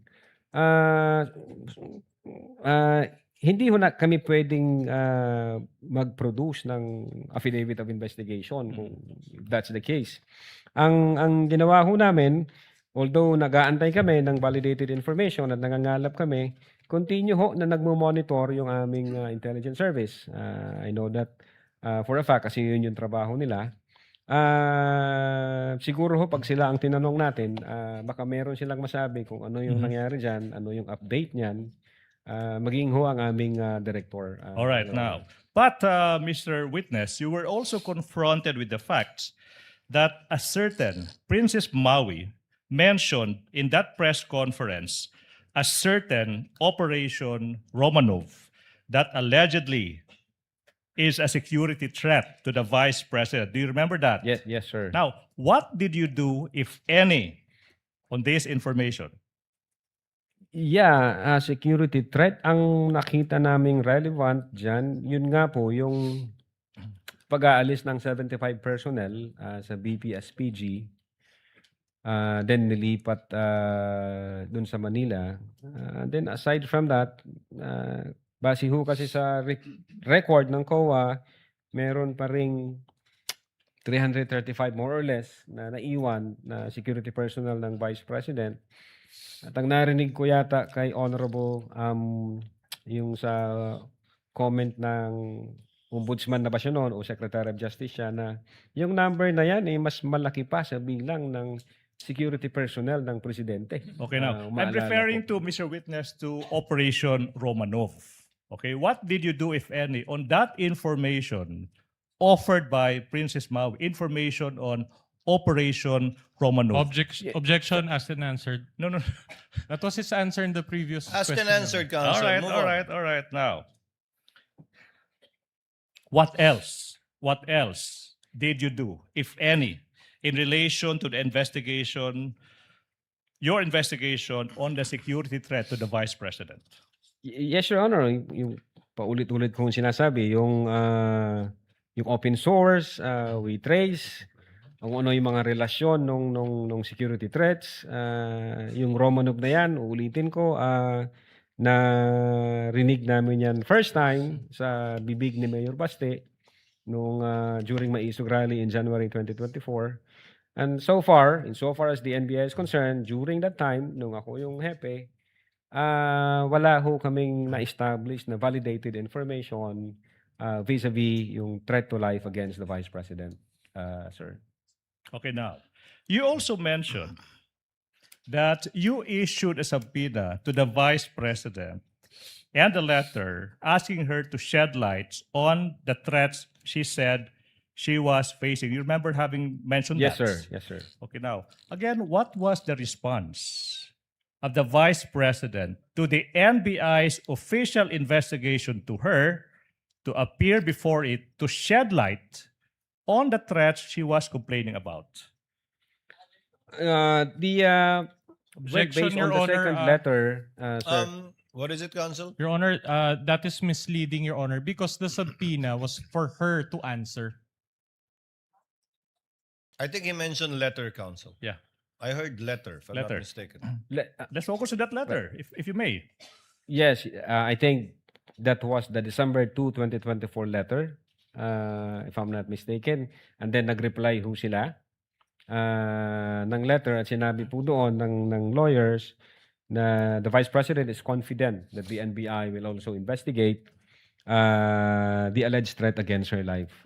Yun po yung tenor nung letter na yun, Now, sir. Mr. Witness, you also mentioned that since the Vice President did not heed the letter you issued, you were not able to elicit information from her. You remember having said that, correct? Yes, sir. However, on the part of the threats to the life of the President and the two others, you did not need to interview them personally to proceed with the investigation. You remember having said that? Yes, sir. Now, the question now is for clarification before our honorable senator judges, what's the difference? Why the difference between the two? Again, ulitin ko po, Your Honor, insofar as the threat against the life of the Vice President, we have not established a validated information. That remains to be allegation. Insofar as the threat based on the utterances against the President, the First Lady, and the former Speaker of the House, that was apparent. Nasa video, narinig ho namin. Therefore, based sa aming jurisdiction, which is primary jurisdiction, kaya ho kami nag-imbestiga kaagad doon. Okay, 3 more points, Your Honor, before the prosecution winds up its Thank you. redirect. Now, it was also raised during the discussion, during cross-examination, that the Vice President was merely exercising her freedom of speech and she was not committing a crime of inciting to sedition. Do you remember being confronted with that issue? Yes, sir. Now, you tell the Honorable Court, what is your response to that issue, if any? Objection, Your Honor, it will call for his opinion. Exactly, he's a Will call lawyer. for Opinion, Your Honor. He's not an expert on the matter. He's a lawyer. witness may answer if he knows. Well, again, I've already said, Your Honor, to reiterate, if the second highest official of the land uttered openly and in public that she had already contracted a person to kill the President, the First Lady, the former Speaker of the House, and she instructed that person to be relentless in killing them, and that person said yes, we failed to see any amount of freedom of speech in that utterances. Number two, should we allow that kind of argument? Should we allow that to become the norms of our society? Then nobody would prevent from anyone from doing the same. Imagine the chaos, the disorder, and the anarchy, Your Honor. And number three, as a lawyer and being in the law enforcement, freedom of speech protects lawful expression. But it does not protect utterances that satisfies the elements of a criminal offense like this one, Your Honor. A criminal offense like this one. Now, as a lawyer, Attorney Lotok, when the Vice President utter in public that she already spoke to a person to kill the President, the First Lady, and the two others, as a lawyer, did the Vice President betray public trust? Objection, Your Honor. That will call for a conclusion of law already. And Honor, as a lawyer, it will call also for his Your Honor, personal opinion. if I do recall, the counsel were propounding questions on also Your Honor, issues may we of get law, a ruling on felony the motion versus and the objection, crime, what is please? the penalty? I'm also asking the same line of questions, Your Honor. What is sauce for the goose should also be sauce for the gander, Your Honor. A similar question was asked by the counsel for the respondent, and the witness may answer if he knows. If he knows, Yes, Your Honor, as a lawyer. She betrayed public trust. Yes, Your Honor. Last question. Listen, Attorney Lotok.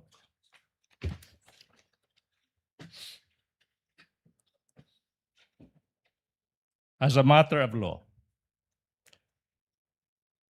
if the President Ferdinand Marcos Jr. is killed, God forbid, who assumes the presidency? Obviously contracted someone to commit a crime or to kill the president and the others.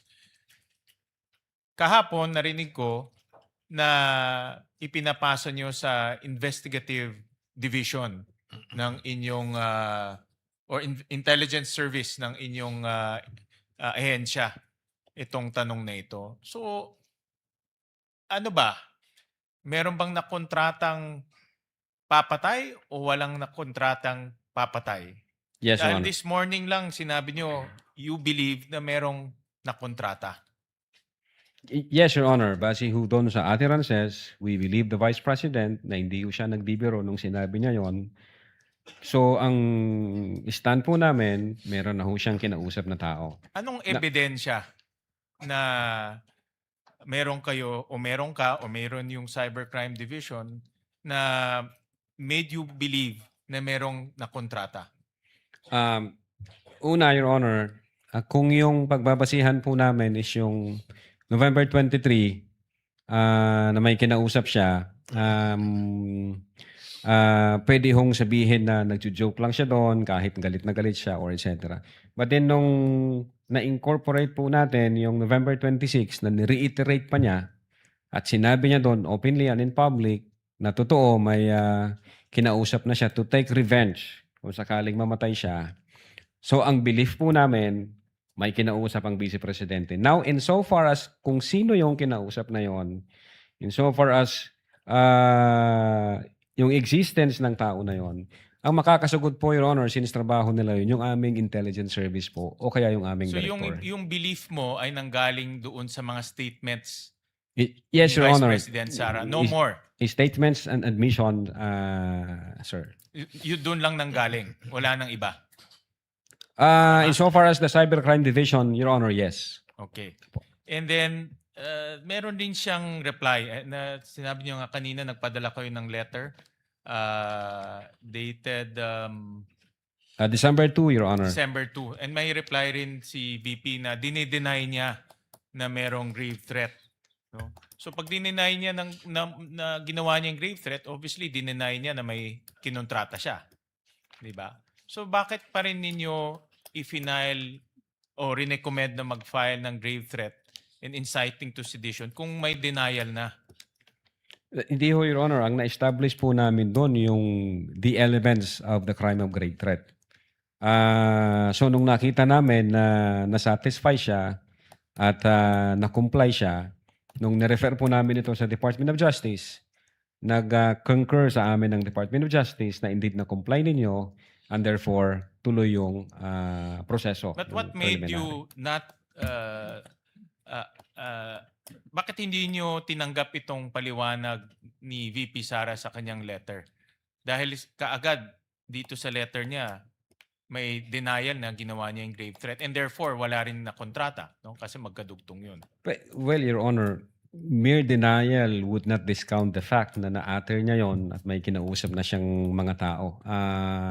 Yun nga ang problema doon. Kaya namin siya gustong makausap personally para makapag-tanong pa kami ng other questions para makita namin, totoo ba itong kinontrata ng Vice Presidente o kinausap o hindi. Kaya lang, Your Honor, wala ho dun, hindi ho siya nag-appear. Yung kanyang sagot is mere denial lang, walang mga basihan, even circumstantial na basihan. So hindi ho namin siya sinama sa factor in considering whether or not a crime of grave threat has been committed by the Vice President. With your permission, Mr. Presiding Officer, just one last question. Nakita nyo ba kung merong capability si Vice President Sara? Definitely po. Ano ang nakita nyong mga ebidensya kung meron siyang capability gawin yung kanyang sinabing pagbanta at yung kanyang gagawin? Well, for one, she is the Vice President of the Republic of the Philippines. And number two, hindi naman porket Vice President ka, may capability ka gumawa nun. Di ba? Yes, Your Honor, not necessarily. But alam naman po natin yung background, naging presidente ang... Hindi ka naman porket Senate President, may capability ka gumawa nun. Yes, Your Honor. So, anong ebidensya na meron kayong nakita na kaya niyang gawin yun? Alam naman po natin yung background na yung tatay niya na dating presidente ay hinaharap ngayon yung kaso sa ICC dahil sa mga extrajudicial killings, etc. So, tiningnan namin yon na indeed being in that situation, may capability ho, aside from the fact na Vice Presidente siya. Thank you, Mr. Presiding Officer. Senator Judge Ejercito, thereafter Senator Judge Ontiveros for their interjections. You may proceed, sir, when you're ready. Thank you, Mr. Presiding Officer. Attorney Lotok, given that the Vice President repeated her alleged threats as presented kanina, sabi niyo twice or thrice sa mga videos. Yes, sir. Did you consider her persistent in making the threat or in going through with the threat, because these two are different? Yes, Your Honor. I think yung in-explain ko po yan yung nature of instruction. Kasi yung nature of instruction niya, sabi niya doon, pag namatay ako, huwag kang tumigil hanggat hindi mo mapapatay sila. So there, that's indicative of persistence na determined din po ang Vice Presidente na gawin yon at porsigido siya na doon sa kanya mga utterances kasi maliwanag po na sa instruction na hanggat hindi mo sila mapapatay, huwag kang titigil. So hindi ba ito tinatawag na persistent lamang doon sa threat kung may mangyari sa kanya? If something happens to her, di ba? Parang yun yung nasa... Yes, Your Honor. Does the heat of the moment still matter here? Kasi maaring dahil sa bugso ng galit o sa takot ng gabing yun, nang nangyari dahil sa sitwasyon na nandun po sila sa batasan. Again, Your Honor, pwede pong mag-matter yan kung yan lang ho ang pinagbasihan namin, yung November 23, 2024. Kaya lang, gaya nga ng explanation ko, kinonsider namin yung mga previous statements na may patterns, may consistencies, yung October 18, 2024, as well as after ng November 23, which is November 26, 2024. So marami ho ang mga factor na kinonsider namin bago kami nag-conclude na indeed may violation ang Vice Presidente. Dahil dun po sa Attorney Lotok, sa Israel versus People, GR number 265736, dated November 19, 2025, sinabi ng Korte Suprema na sa pagtukoy kung may mens rea o kriminal na intensyon, kinakailangan ding umiral ang pagpupursige or persistence. Yes, sir. Nabanggit natin. Yes, sir. Kung walang ganitong pagpupursige, walang krimeng grave threats. Yes, sir. Gaya ng mga bantang binitiwan lamang sa tindi ng galit o bugso ng damdamin, yung nabanggit natin kanina, Opo. o bilang biro at hindi naman sinundan ng anumang kilos o karagdagang pagbabanta. Yes, sir. Insofar as persistence is concerned, nakita po natin yan noong November 23 utterances. At the same time, persistence in the sense na aside doon sa November 23, inadmit po niya at nireiterate niya yon in the November 26, 2024 statement. Dahil meron po sa sa Article 282, yung threats without persistence are not considered grave. Yes, sir. So, in conclusion, Mr. Presiding Officer, sa inyong palagay, ano-anong ginawa ng Vice Presidente ang may tuturing na pagpupursige o persistence sa kanyang mga banta? Well, Your Honor, October 18, sinabi na niya doon na I imagine myself cutting his head, na gusto kong tanggalin yung ulo niya ba. In fact, may instance doon na sinabi niya na pag di kayo tumigil, huhukayin ko yung tatay nyo, itatapon ko sa West Philippine Sea. Merong ganun nung October 18. And then pagdating dito sa November 23, she was hurling profanities and invectives habang galit na galit siya at sinasabi niya, this country will go to hell dahil yung tao na yan na nakaupo hindi marunong maging presidente. Wala akong kinukonsider na mas mataas sa akin. At the same time, he was lying through his teeth para lang makuha yung boto ng mga tao. And then nung kinausap niya na papatay sa 3.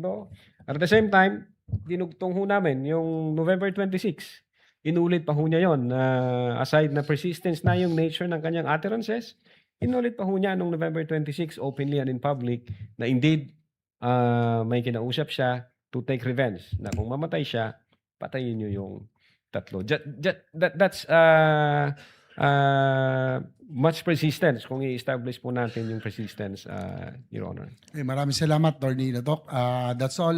No more further questions, Mr. Presiding Officer. Thank you, Senator Thank you Judge po. Senator Judge Ontiveros, you may proceed, ma'am, when you're ready. You have 2 minutes.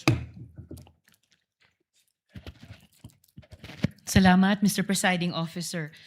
Mr. Witness, Yes po, Your Honor. nabanggit niyo kay Senator Judge Ejercito, hindi ngayon lang, kanina, yung admission against interest.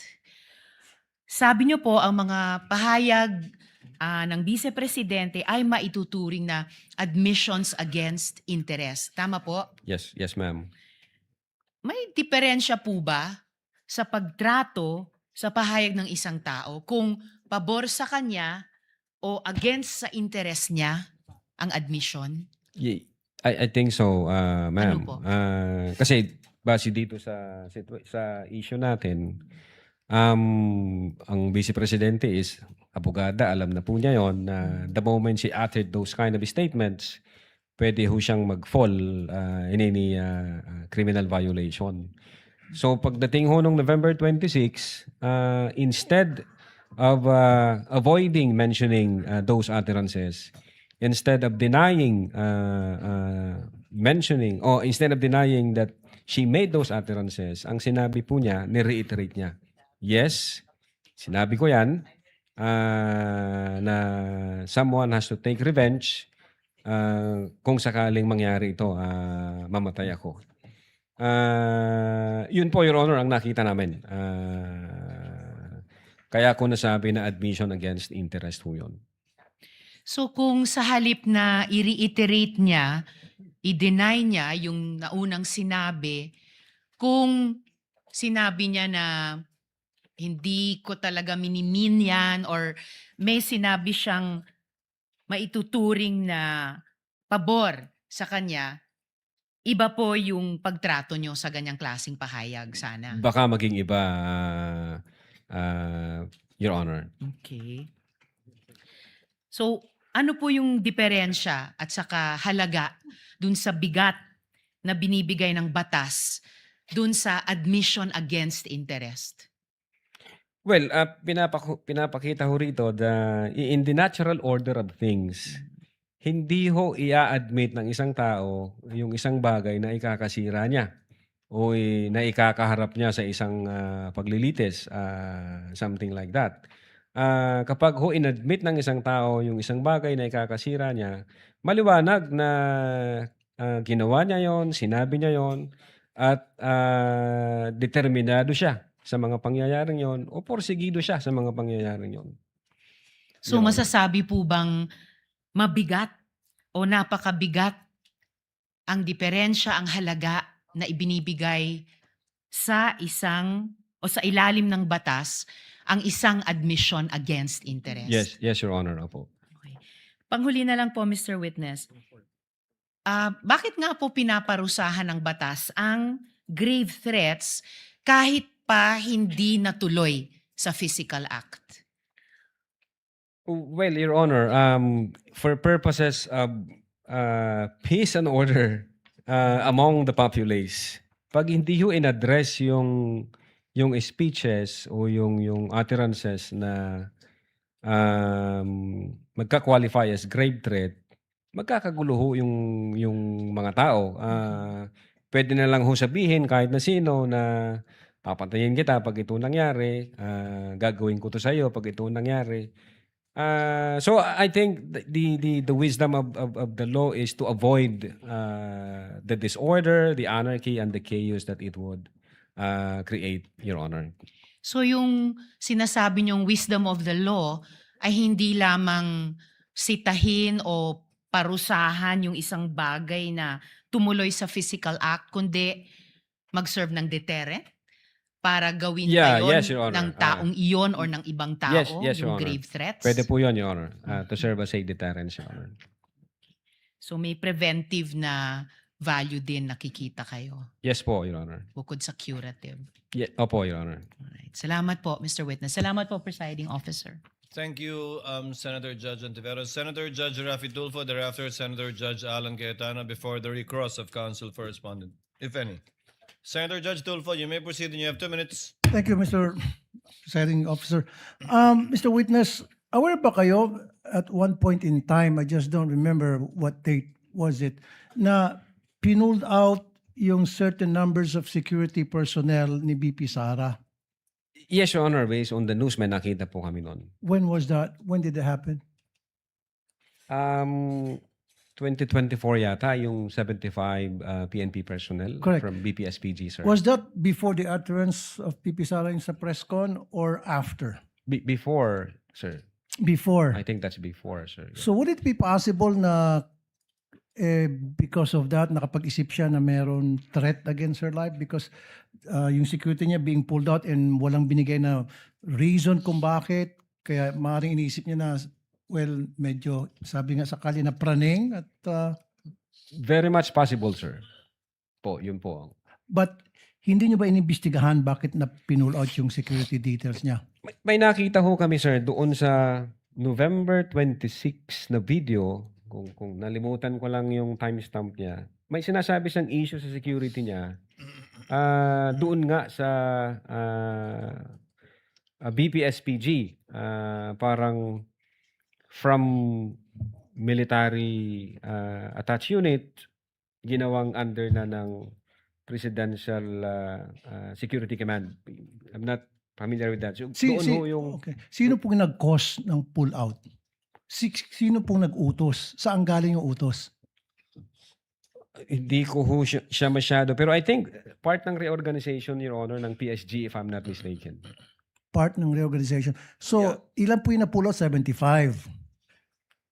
Na Hindi PNP ko po alam personnel. kung yan yun. Ang sinasabi ko po, Your Honor, yung dating BPSPG is under ng attached unit ng Armed Forces of the Philippines, kung di ako nagkakamali.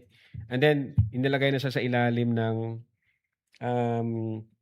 Presidential Security Command. Yun po yung sinabi ng Vice Presidente during November 26 na security threat dahil dun sa event na yun. Yun po yung tiningnan din namin yan.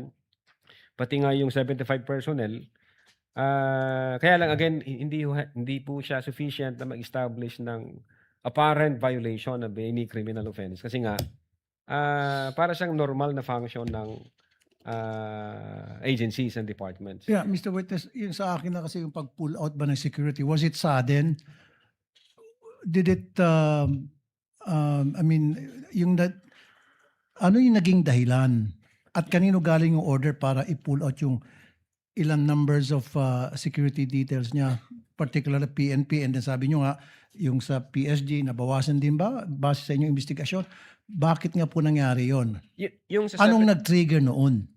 Opo, yung sa 75, ang naalala ko po sa news, parang inilipat ho sila, Your Honor, sa Manila kasi mayroong issue ng kailangan nilang i-augment dahil may peace and order issue sa Manila. So yun ang nakita kong na nasa news na ginawa ng PNP o reason ng PNP bakit mayroong ganong pull out. Then nung nakita ko namin, ilan na lang yung natira sa Vice Presidente. Nung chinek ko namin yung news, yung per record ng COA, if I'm not mistaken, meron pa siyang 335 na security personnel. So marami pang naiwan? Yes po, Your Honor. And Okay. in fact, kung di ako nagkakamali, narinig ko po yung sinabi ni Honorable Boying Rimulya na yung bilang na yan, mas marami pa doon sa bilang ng mga security personnel ng Presidente. So nakita ko namin na hindi siya sufficient para maging valid basis ng investigation.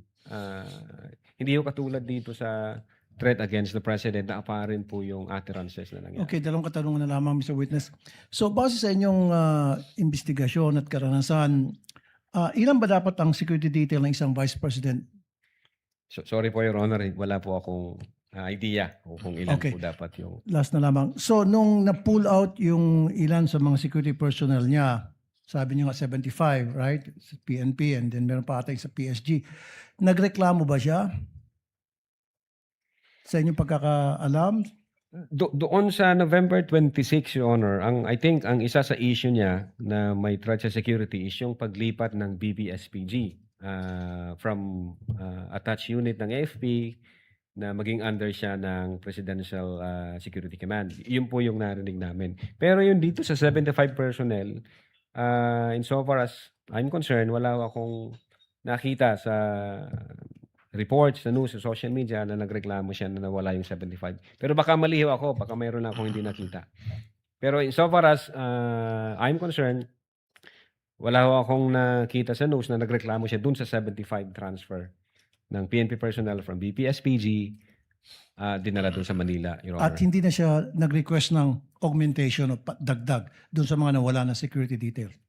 Mukhang hindi na po, Your Honor. Wala ko kaming nalaman kung may ni-request ba siyang dagdag. So is it possible na dahil doon sa pag-pull out ng security details, nasabi ko na kanina, tinatanong ko na again one more time, na yun probably ang tinitingnan na reasons ng mga sumusuporta sa kanya, siya or anybody sa circle niya na eto na siguro yon.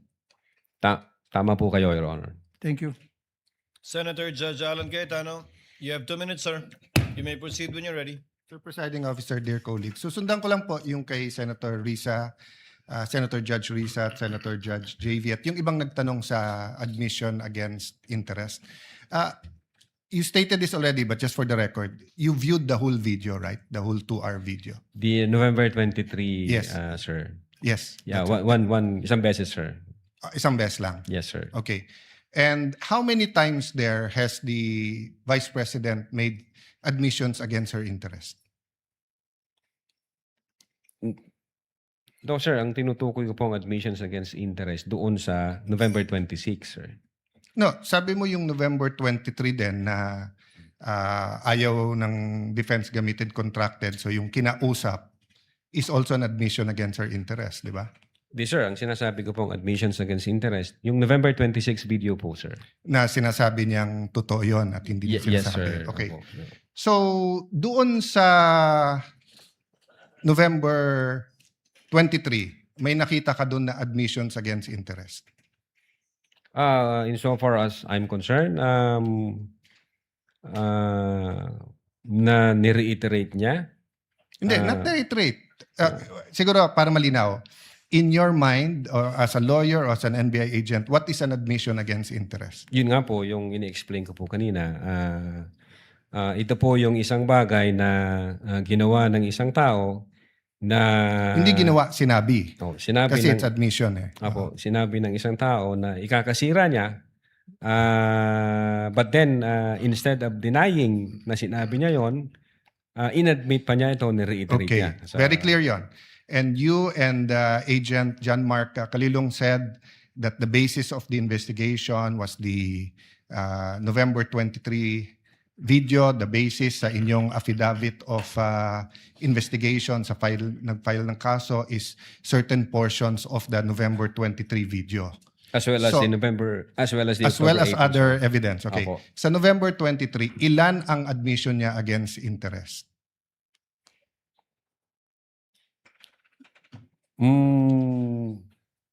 Ang sinasabi ko pong admission against interest This yung is a new November question. 26. This is a new question. If you evaluated well the November 23 video, is there any circumstance in that video that you believe that the Vice President made admissions against her interest? Plain ho yung utterance niya doon, Your Honor. Yung nakita lang ho namin, yung utterances niya. Insofar as I'm concerned, yung admission against interest nangyari nung November 26. Mr. Witness, sagutin niyo na lang ako. Lahat ng admissions are utterances. Yes, sir. Okay? Admissions is verbal. Diba? Hindi ito yung parang admission sa court. Pwede mo i-admit yung documentary evidence, pwede yung object evidence, pwede yung statements. When we talk about admissions against interest, especially in context of what we're talking about, may statement na laban sa interest niya. Yes, sir. So tinatanong ko dun sa buong video, meron ka bang nakita? Wala. Yes or no lang yun, meron or wala. O meron at wala, hindi yes or no. Kayo nag-evaluate nun eh. Meron o wala? Admissions against her interest. Yes, sir. The fact na inatter niya yun. Which one nga? So meron ilan at ano yun? A little leeway, Mr. Presiding Officer, kasi hindi natukoy masyado yung tanong. Senator Judge Sara, may proceed. Yeah. So which statement that? That one you're mentioning now. So yung sagot mo, meron. Ang understanding ko, sir, nung sinabi ko yan, I'm referring to the November 26, 2024. Mr. Witness, paulit-ulit tayo. Yes, sir. Burahin mo na yung pinag-uusapan natin you're referring to. I'm asking you a direct question. Yes, Sa sir. November 23, meron o wala bang statements na you will consider in your professional as a lawyer and as an NBI agent in charge of investigating this? Meron ba siyang admissions against interest? Ang tinutukoy ko lang po again, Your Honor, yung 26. No, I don't care. Wala po yung 23. I'm sorry. I don't care, Mr. Presiding Officer, kung anong tinutukoy mo. I'm asking you a direct question. November 23 video. Meron o wala siyang admissions against her interest doon? Attorney Lotok, yes, no, I do not know, I do not remember. We're referring to November 23, not 26. I do not know, sir. Ang you do not know. ang nire-refer ko na... Yeah, don't tell me na. So you do not know. Okay. When she said, kung papatayin ako, may kausap na ako, patayin niyo yung tatlo. Is that an admission against interest? Yes or no? Based on that utterance, sir, yes, I think so. Yes. O kakasabi mo lang kanina, I don't know. Ngayon, yes. O ano pa? Ano pa sa video na yon na admission against interest? Meron o wala? Or I don't know? Yung utterances na yun, sir. Sir, bukod nga doon. To me, sir, yung utterances na yun, that's admission against Sir, interest. klaro na yon. Tinanong ka na ng presiding officer, sagot mo, I don't know. Tinanong kita ng diretso na sa video, biglang you know, biglang sasabihin mo na yun utterance na yon. So ang tanong ko na ngayon, bukod doon, aside from that. Sir, ulitin ko po yung sagot ko. No, you don't need to answer. Yung sinabi ko po na no, I'm admission asking against you, interest. aside from the utterance, the statement, na kung papatayin nila ako, patayin sila, is there any other utterance in that video that you would consider admission against In interest? so far as I remember, wala na po yun. Wala na, okay. when the Vice President said, yung pinamigay sa DepEd, isn't that an admission against her interest kung may pinamigay? Siya po yung namigay, sir. O, ikaw ang nanood ng video, ikaw nag-evaluate. Ako pa magsasabi sa iyo kung ano laman ng video. Akala ko ba, tinignan nyo ng mabuti yung video? Bakit hindi mo alam yung laman ng video? DSW, sir, pwede ko pong tingnan yung sinasabi No, niyo. so you do not know what the alaman ng video? Again, tinignan ko po ang video one time and ang nag-review po ng video yung agent on case. Yes, but you're the agent in charge and you're the one who filed the affidavit. Okay, Yes, sir. next question. Nung sinabing mag-people power, tapos ang sinabi niya, hindi yun yung solusyon. O kung nag-people power, sino magiging presidente? Kung nag-people power at mawawala ang Pangulong Marcos, sino magiging presidente? Siya, sir. Opo. So hindi ba admission against her interest din? Siguro sa interest niya, maging presidente. Pero ang sinabi niya, what? I think so, sir. Okay. So I mentioned 3. So my next question. When you have an admission against interest, do you take the whole admission or you can cut it up into parts? Again, Your Honor, yung If my admission against interest is 1 sentence or 1 paragraph or 3 sentences, can you take 1 sentence and say yun lang yung admission and the 2 other sentences are not? Can you divide I it think up? it should be the whole, sir. The whole sentence. So the whole sentence niya, nung sinabi niyang kung papatayin ako, is pinagbibintangan niya yung 3 na papatayin siya. So if you say it's an admission against interest and you believe it, you also have to believe na papatayin siya nung 3. The same thing, if you're going to say na namudmud siya sa DepEd, ang sinabi niya galing sa First Lady yung pera. So you're also going to have to believe that. So if you're going to believe her, na yung ibang sinabi is seditious, ngayon sinabi nga niya, hindi solusyon ng people power. So as the evaluator, bakit hindi consistent yung evaluation niyo nung video? No, I think yung insofar as people power is concerned, I think sinabi niya yata na, yes ma'am, natutuwa ako dun sa ginagawa niyo. Hindi. You know, pwede ko pong ulitin. Let the record speak for itself. It's on Yes, Your page 26. Same paragraph nung sinabi niyang papatayin, no? But having said that, last question, no? Bakit sa cybercrime ni-refer? Ba't hindi sa anti-terrorism or sinabi mo meron intel group? Bakit sa cybercrime? Your Honor, my cyber aspect po kasi yung violation. Okay. What are the aspects of the alleged threat? One is the cybercrime grave threat. The other one is a possible assassination threat, right? No, Your Honor. Yung sinasabi kong my cyber aspect, the utterances was made through cyber. And the utterance, in accordance with you, constitute grave threat. Yes, sir. But if she meant it, and if it is true, and if it is accurate, it's also an assassination plot, isn't it? Kung totoo yung utterance niya, napapapatay kita, may kausap na ako, hindi ba assassination plot yun? Maybe, sir, yes. No, hindi maybe. NBI kayo nag-aano eh. May nagsabi sa presidente, papatayin kita. How much plain can that be as an assassination plot? That's why, sir, may validation process. That's why may validation. Kaya yung tanong ko, ano ba mas mabigat, yung assassination plot o yung cyber aspect? No, Your Honor. No, diretso yung tanong. Hindi no. Anong mas mabigat? It's a direct question. If you were NBI director now or whatever, you were PNP chief, dalawang iniimbestigahan mo, yung cyber aspect na pwedeng cyber libel, pwedeng grave threat, at yung assassination plot, ano mas mabigat sa dalawa? Ano yung prioritize mo? Your Honor, yung cyber aspect, based on the law, mag-a-add siya ng 1 degree higher doon sa... So, magdidebate tayo kung anong higher, papabayaan mong mapatay ang presidente. Kindly wind up, Senator Yes, Judge. I'm winding up. The point I want to make, Mr. President, is whether I was the PSC, the Executive Secretary, NBI, or an ordinary citizen, my first concern is wag mapatay ang presidente. Yes, sir. But instead of the NBI director taking it upon himself, giving it to the anti-terrorist or to the intelligence, sa cybercrime binigay. Your Honor, again, uulitin ko, yung utterances was made through information and communication technology. Kaya may I hope if any one of my colleagues here become president, magbago yung attitude ng NBI. Mas importante pala cyber kaso sa buhay ng presidente. Not necessarily, Your Thank you, Honor. Mr. President. Noted. Counsel for respondent is recognized for his recross, if any. Just a few points, Your Honor. You may proceed, sir, when you're ready. So during your testimony, you mentioned that an unsigned document is a mere scrap of paper. Yes, Your Honor. But you also said on redirect that the lack of signature is a typographical error. No, yung typographical error based sa tanong sa akin kanina ng abogado, yung misspelling, yung mali yung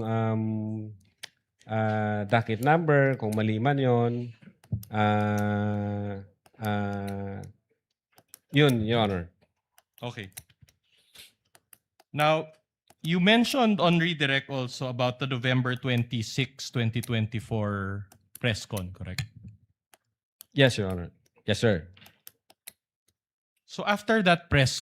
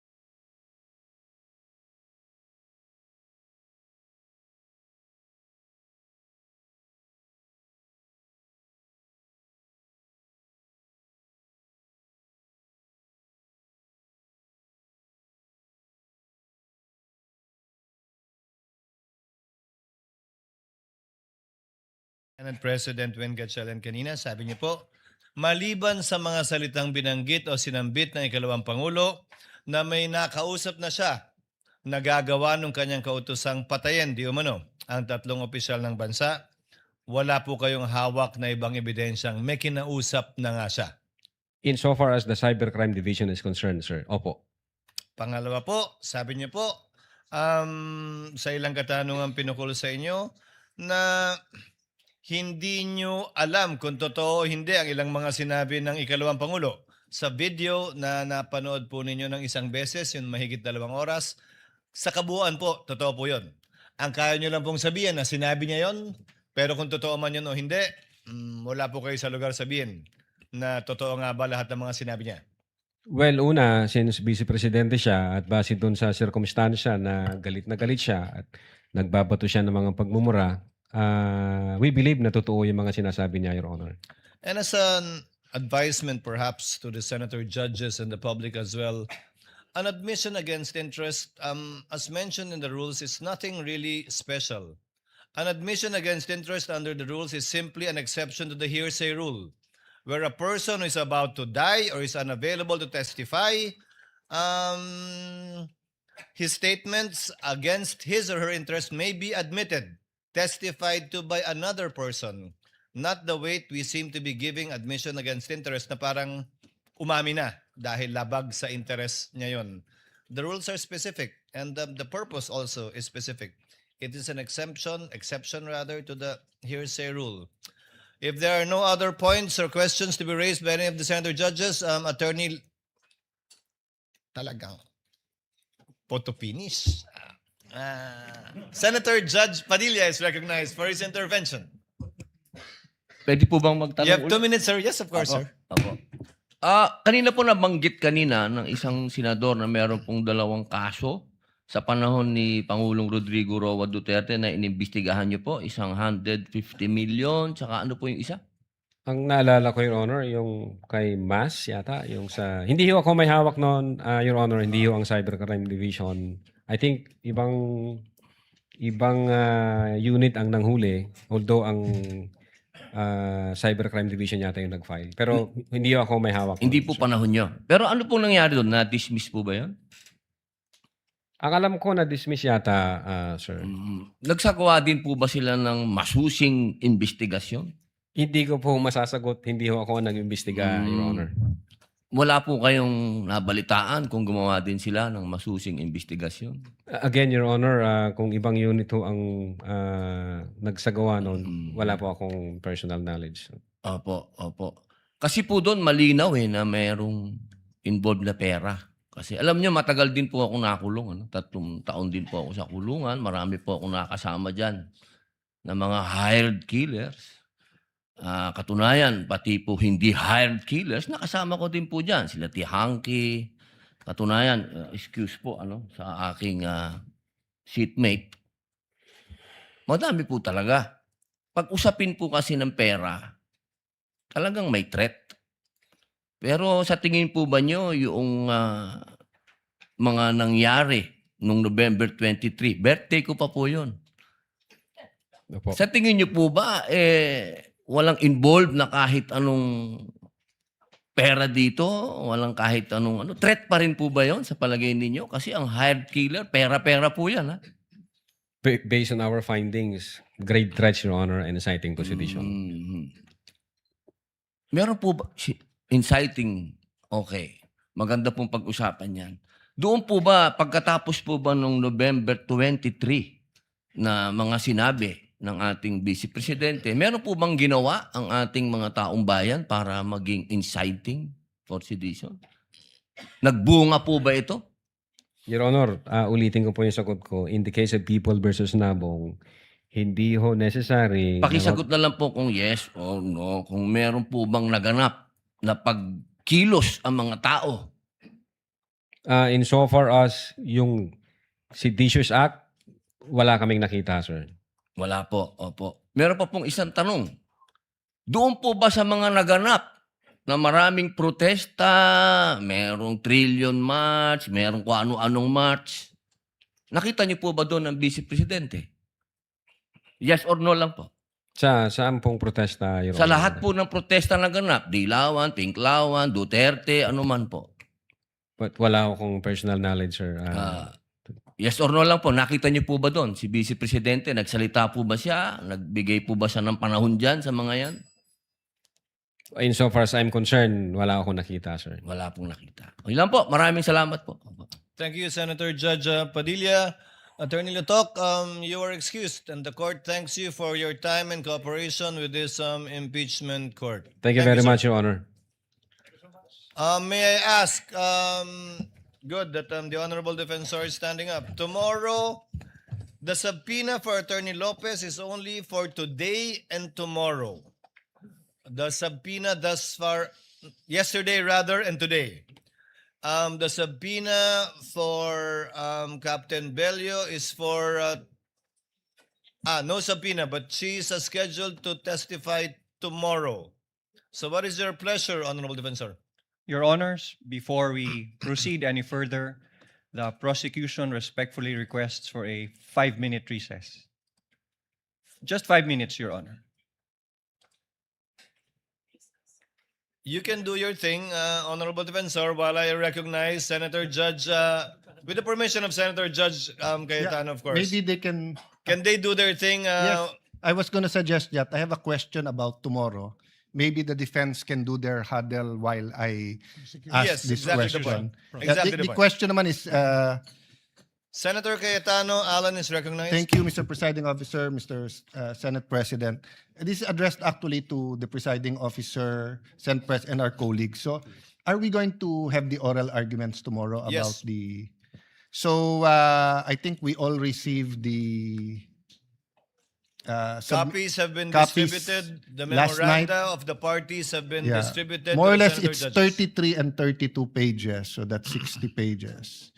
I'm beginning to study it today because I had to study about other matters tomorrow. So the second question is, while we will have the oral arguments tomorrow, will we decide as a body tomorrow, or we have a little bit more time to digest what was discussed tomorrow and then decide on We will Monday? decide as a body tomorrow, because my understanding is the parties will be needing time to analyze whatever data will be produced should the subpoenas be granted. But that is for article, the subpoenas, for That is correct, Your Honor. That is for Article 2. 2, which we will start hearing in August, right? As of now, it is the last one, but as we had talked Yeah. about earlier, the prosecutors can decide to bump it up depending on Yes. their strategy So- to present evidence. No, so I'm not moving that we postpone the oral arguments tomorrow because I think we're ready to listen. But I do want to make an intelligent decision, and there are many issues from the test nga of if it's definite, is it a fishing expedition, 20 years, or so there's so many issues. Would it be possible that we also have our own huddle tomorrow before we decide, just in case we're not? I mean, if everyone's ready to decide tomorrow, who am I to stop the decision? But I just don't want to make a mistake in deciding at medyo makapal tong assuming we read it once tonight, maybe once tomorrow. The presiding officer yields to the Senate President with respect to the calling of a caucus tomorrow and what time. Para siya magpakain, hindi ako. Yeah. Well, let me leave it to the presiding officer and Senate President. My proposal is after the oral arguments and after all the senator judges have asked their questions, just so that we have one more night or one weekend to go through it and to, if we're not going to vote on it and we have a consensus, then no problem. And there's a precedent because we did this during the time of the late Senate President Enrile when it came to issues that were of utmost importance that could decide the impeachment trial results one way or the other, but that do have implications in terms of precedents, especially ito pinag-uusapan natin AMLA at saka BIR. The Senate President is recognized to respond. I share the same feeling with Senator Judge Alan Cayetano. I started reading both memos, and indeed it's quite lengthy and complicated, and we need to also consult our legal teams. So may I propose, Mr. Presiding Officer, to have a caucus tomorrow at 10 a.m. So that we can thoroughly discuss this. After. Mr. Senate President, I mean, I really thank you that twice already during impeachment, without talking, we have the same wavelength. May I propose that if we have a caucus after, just so that we can, for all we know, maganda yung discussion and we're enlightened by the prosecution. And, So during the break. And to be honest, I'll probably still be reading this at 10 a.m. No? If that is the pleasure of the body, we can have a caucus maybe after, no? During the break. After the oral arguments, we'll pause for a break and have a caucus. We can call a longer break, Senator Judge. Thank you, All right. Senate President and Senator. Is the Honorable Defensor ready after his 5-minute huddle? Yes, Your Honor. Your Honor, may I request the court to recognize the counsel for the panel of prosecutors, Attorney Lorna Pataho Kapunan, Your Honor. Attorney Kapunan, counsel for the prosecutors, is recognized. What do you have for us, ma'am?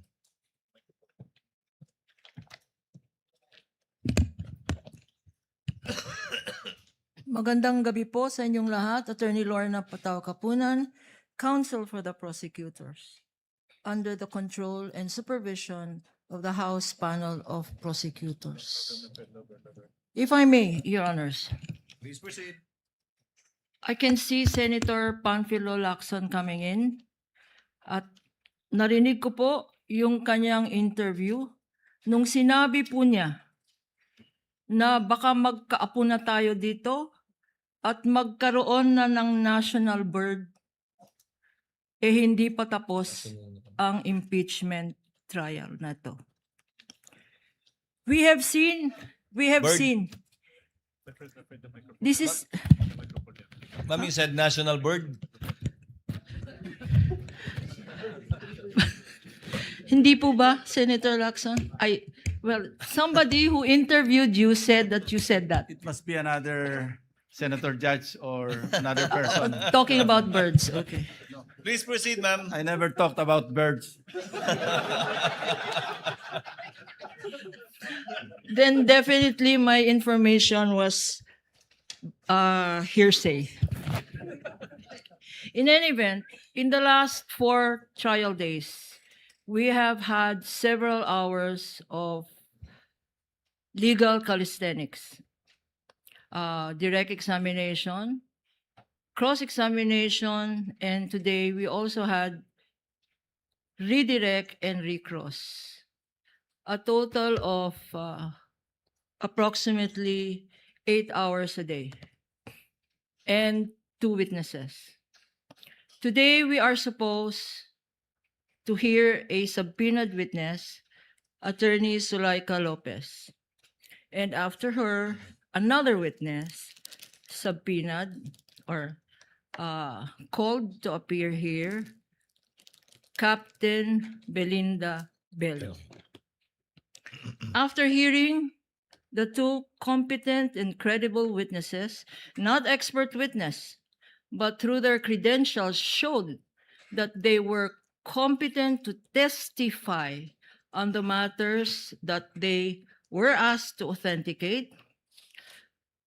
After evaluating through these 2 witnesses, 19 documentary evidence from Agent Kalilong and 45 documentary evidence from our recent witness, Attorney Lotok.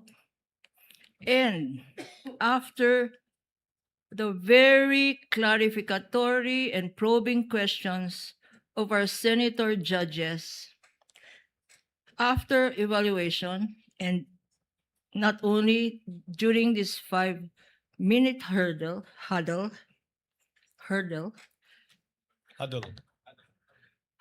pero hurdle na rin po yun.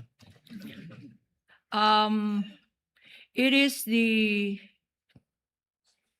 wisdom of the public prosecutors as expressed through this representation that we find it totally unnecessary, redundant, and a surplusage to still present Attorney Zulaika Lopez and as well Captain Belinda Bello. Let me just state for the record the reasons why. Had we been able to present Attorney Zulaika Lopez, she would have proven 3 things, or we would want to have proven 3 things. First, that she was personally present inside that detention center when the Vice President uttered the video, Exhibit P-4-10, when she uttered the statements that she had contracted, that she had already contracted a killer, and you have heard this already before, and so on, to kill the President, the First Lady, and the Speaker of the House. That would have been the first offer of testimony, that she was personally present inside that detention center when the Vice President uttered those statements. Admitted already, admitted by no less than Attorney Vinluan here, who in his closing remarks or opening remarks mentioned more than 10 times that that press conference occurred, Attorney Zulueta and the Vice President was there, and that in that press conference or a live broadcast, the Vice President did utter the statements we have heard time and again, Exhibit P-4-10. Although Attorney Vinluan says, yes, 10 times, I counted just now. I counted that the admission there as to the utterance was made 10 times. Although Attorney Vinluan did say that it is a matter of interpretation. He says that the Vice President, did not act as Vice President when she made those utterances. He attempted to give a humane picture to the Vice President that she had reacted as mother, sister, brother? No. And that she was not reacting in her capacity as Vice President. But in that statement that Attorney Binluan mentioned, there was admission as to the utterances being made more than 10 times. He said, our interpretation is wrong, but again, that is left to the discretion of this court. So that was the first offer. The fact that there were utterances made in a press conference and that Attorney Sulhueca was president. No need to present Attorney Lopez for this purpose. Secondly, our second purpose was that Attorney Sulhueca Lopez was not only present, but so were other media personnel present there who heard the utterances of the Vice President. And lastly, we would have offered Attorney Sulhueca Lopez Zulaika Lopez to confirm the authenticity and the provenance of that video. Exhibit P-4-10. Totally unnecessary because, why? Because the defense themselves used the very same video, said exhibit, in their defense when they showed Attorney Sulhueca crying and allegedly complaining about the violation of our human rights. So by their own admission, there is no question about this video.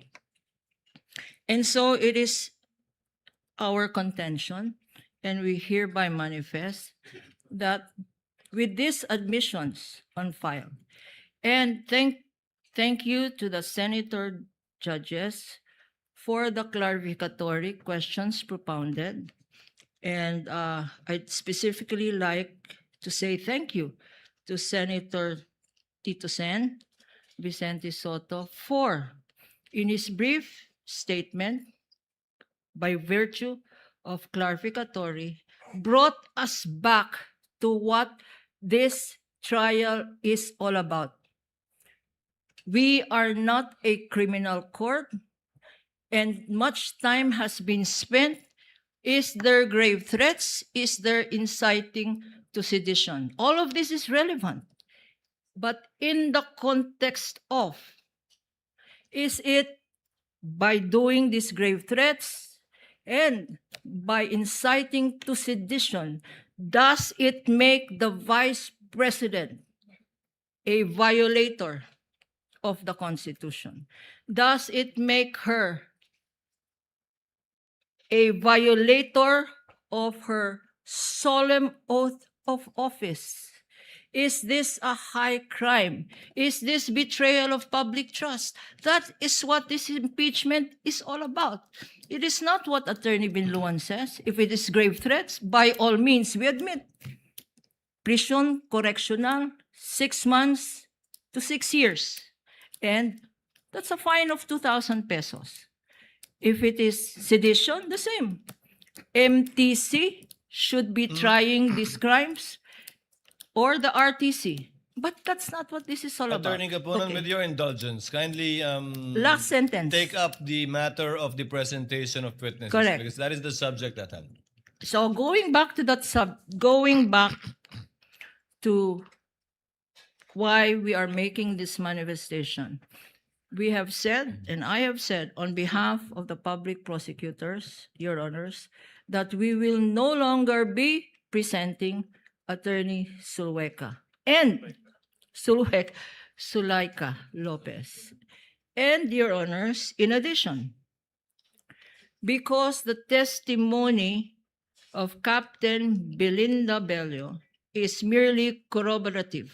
She would have been presented only to corroborate the fact that there was a transfer order made in the detention center and that that transfer order had been the subject of the video or press conference of November 23, 2024.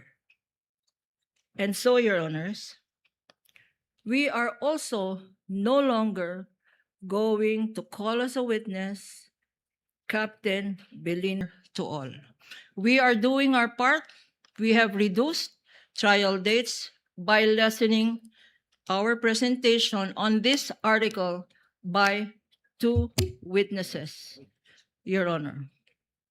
And therefore, we would also request that the same be also a reminder to the defense counsels or the counsels for the defense. Your Honor, please, in my 48 years of practice as a private lawyer, and I'm grateful for this chance, I have learned 2 things in litigation. The first thing I have learned is, first, learn when to present and not to present a witness. And second, learn when to stop. And I think that should be our takeaway from this manifestation. We have decided from the evidence presented and from everything in consideration that we will not present these 2 witnesses. And on that note, I will also say we know when to stop. And this is where I stop. Thank you. Thank you, Senator. Thank you, Counsel, for the. Mr. Presiding Officer. Officer. Madaling malito kasi sa sinabi ni Ma'am Lorna. Just a quick reply, Mr. Presiding Officer. Yes, Senate President Gatchalian is recognized. First of all, let me thank the prosecution for foregoing the 2 other witnesses that is supposed to be presented this week. I was actually talking to our presiding officer earlier on, and I was just computing the number of witnesses. Based on our pre-trial order, the prosecution will present 57 witnesses. The respondent will present 45 witnesses. That's a total of 102 witnesses. At the rate we are going of 2 days per witness, we will finish in 17 months. That's a year and a half, or a year and 5 months to be exact. So any chance of shortening the proceedings will be highly appreciated. Thank you. Presiding Officer also thanks the Counsel for Private Prosecutors. So therefore, tomorrow, what is calendared for our agenda is the disposition of the 2 requests for subpoena by the counsel, by the panel of prosecutors, namely motion for the issuance of a subpoena for bank records and AMLC records, and a motion for the issuance of subpoena ducis tecum, as well for the BIR records that we returned via a sealed box. Given that there are no other witnesses to be presented tomorrow, because Director Matibag was scheduled based on an earlier decision of the court on Monday, July 20. I hope we will have sufficient time to discuss these 2 subpoenas tomorrow in our trial. To remind, both parties shall be given 10 minutes to discuss the 2 motions, given that, and this will be discussed jointly already, given that you filed your respective memoranda jointly as well, discussing the 2 issues. You will be given 3 minutes by way of rebuttal and 3 minutes by way of sur-rebuttal, should it be necessary. Thereafter, the senator judges will proceed to discuss the matter in caucus and thereafter in plenary. Yes, Senator Judge Alan Cayetano. May I just ask, through the presiding officer, is 10 minutes enough? Your Honor, we will be Because- raising our request to make it at least 15 minutes per party. Because, sorry, I'll just use myself as an example. No? I want to draw the line between a fishing expedition and this is definite, di ba? And of course, if you can answer it in your presentation, better. I don't have to ask questions anymore. And I can tell you very honestly, I'm really interested in this issue. So may I ask my dear colleagues, can we, since we don't have any other witness tomorrow, I think it will go faster if we give them more time and ourselves less time. Maybe 15 or 20 minutes each, and then 15? maybe, Mr. President, Mr. Presiding Officer, you said 3 minutes rebut. I mean, can we give them more time to rebut each other? I'd rather they be rebutting each other than rebutting us. But I think this will really be an issue that will educate all of us, and it'll really be good for the impeachment court and the Filipino people. So may I ask The Honorable Defensor, 15 minutes. Yes, Your Honor. 15 minutes per argument and 10 minutes per party on rebuttal, Your Honor. So 15 and 10. Yes, Your Honor. If How the about defense will counsel for agree. respondent? We will just submit, Your Honor, to the discretion of this honorable court. Did I hear you right, Mr. Presiding Officer, that you're going to allow us each 10 minutes? But in no That's, case to I'm exceed sure a maximum of 1 hour. Senator Judge Soto. For everybody, but I'm sure not everybody will avail of 10 minutes. But if we do, that's 240 minutes. Again, to reiterate, Senator Judge Soto, a total of 1 hour for each side. But a maximum of 10 minutes per Senator Judge each time they stand to speak. So it will be a maximum of 2 hours for this interlocutory issue of the motion for subpoena. Yes, Senator Judge Allen. with the permission of former Senate President Soto, let me clarify. 2 minutes to ask clarificatory question. You're referring to the 10 AMLA and BIR. Anyway, that's why we'll have a caucus. Yes, so may I suggest, Mr. Presiding Officer, and of course, my esteemed colleague, may I suggest that we decide on how long each senator would be given after we caucus? Yes. Instead of setting it now, let's set the prosecution and the defense and and then we'll go into caucus, and then we decide in caucus how long will we be giving each member if we so decide to still debate here instead of getting into a consensus in the caucus. Senator Judge Soto, I completely agree. However, the presiding officer was merely citing what's written in our rules right now. We can, of course, change it by agreeing amongst ourselves to lower it or increase it. Hopefully not in the direction of increasing it. Hopefully after the caucus, we will have a win cheese solution. Thank you, Senator Judge Allen. Any other points? Senator Judge Pangilinan is recognized. Very quickly, Mr. President, this is pertains to an earlier manifestation. I beg the indulgence of our colleagues because it took me some time to retrieve the file. This is reference to my earlier interpellation with the witness on the matter of the case of People versus Mas. Earlier, it was manifested that this was an inciting to sedition case, which was dismissed by the regional trial court. Just for the record, it was dismissed by the regional trial court, not on the merits. It was dismissed by the Olongapo court because on June 24, by Judge Richard Paradesa of the Olongapo Regional Trial Court, because it was an unlawful arrest. In other words, Mr. Mas was arrested unlawfully, and therefore the regional trial court had no jurisdiction, and so the motion to quash was dismissed, was granted rather, and the case was dismissed. In other words, it was not dismissed on the merits. For the record, Mr. President.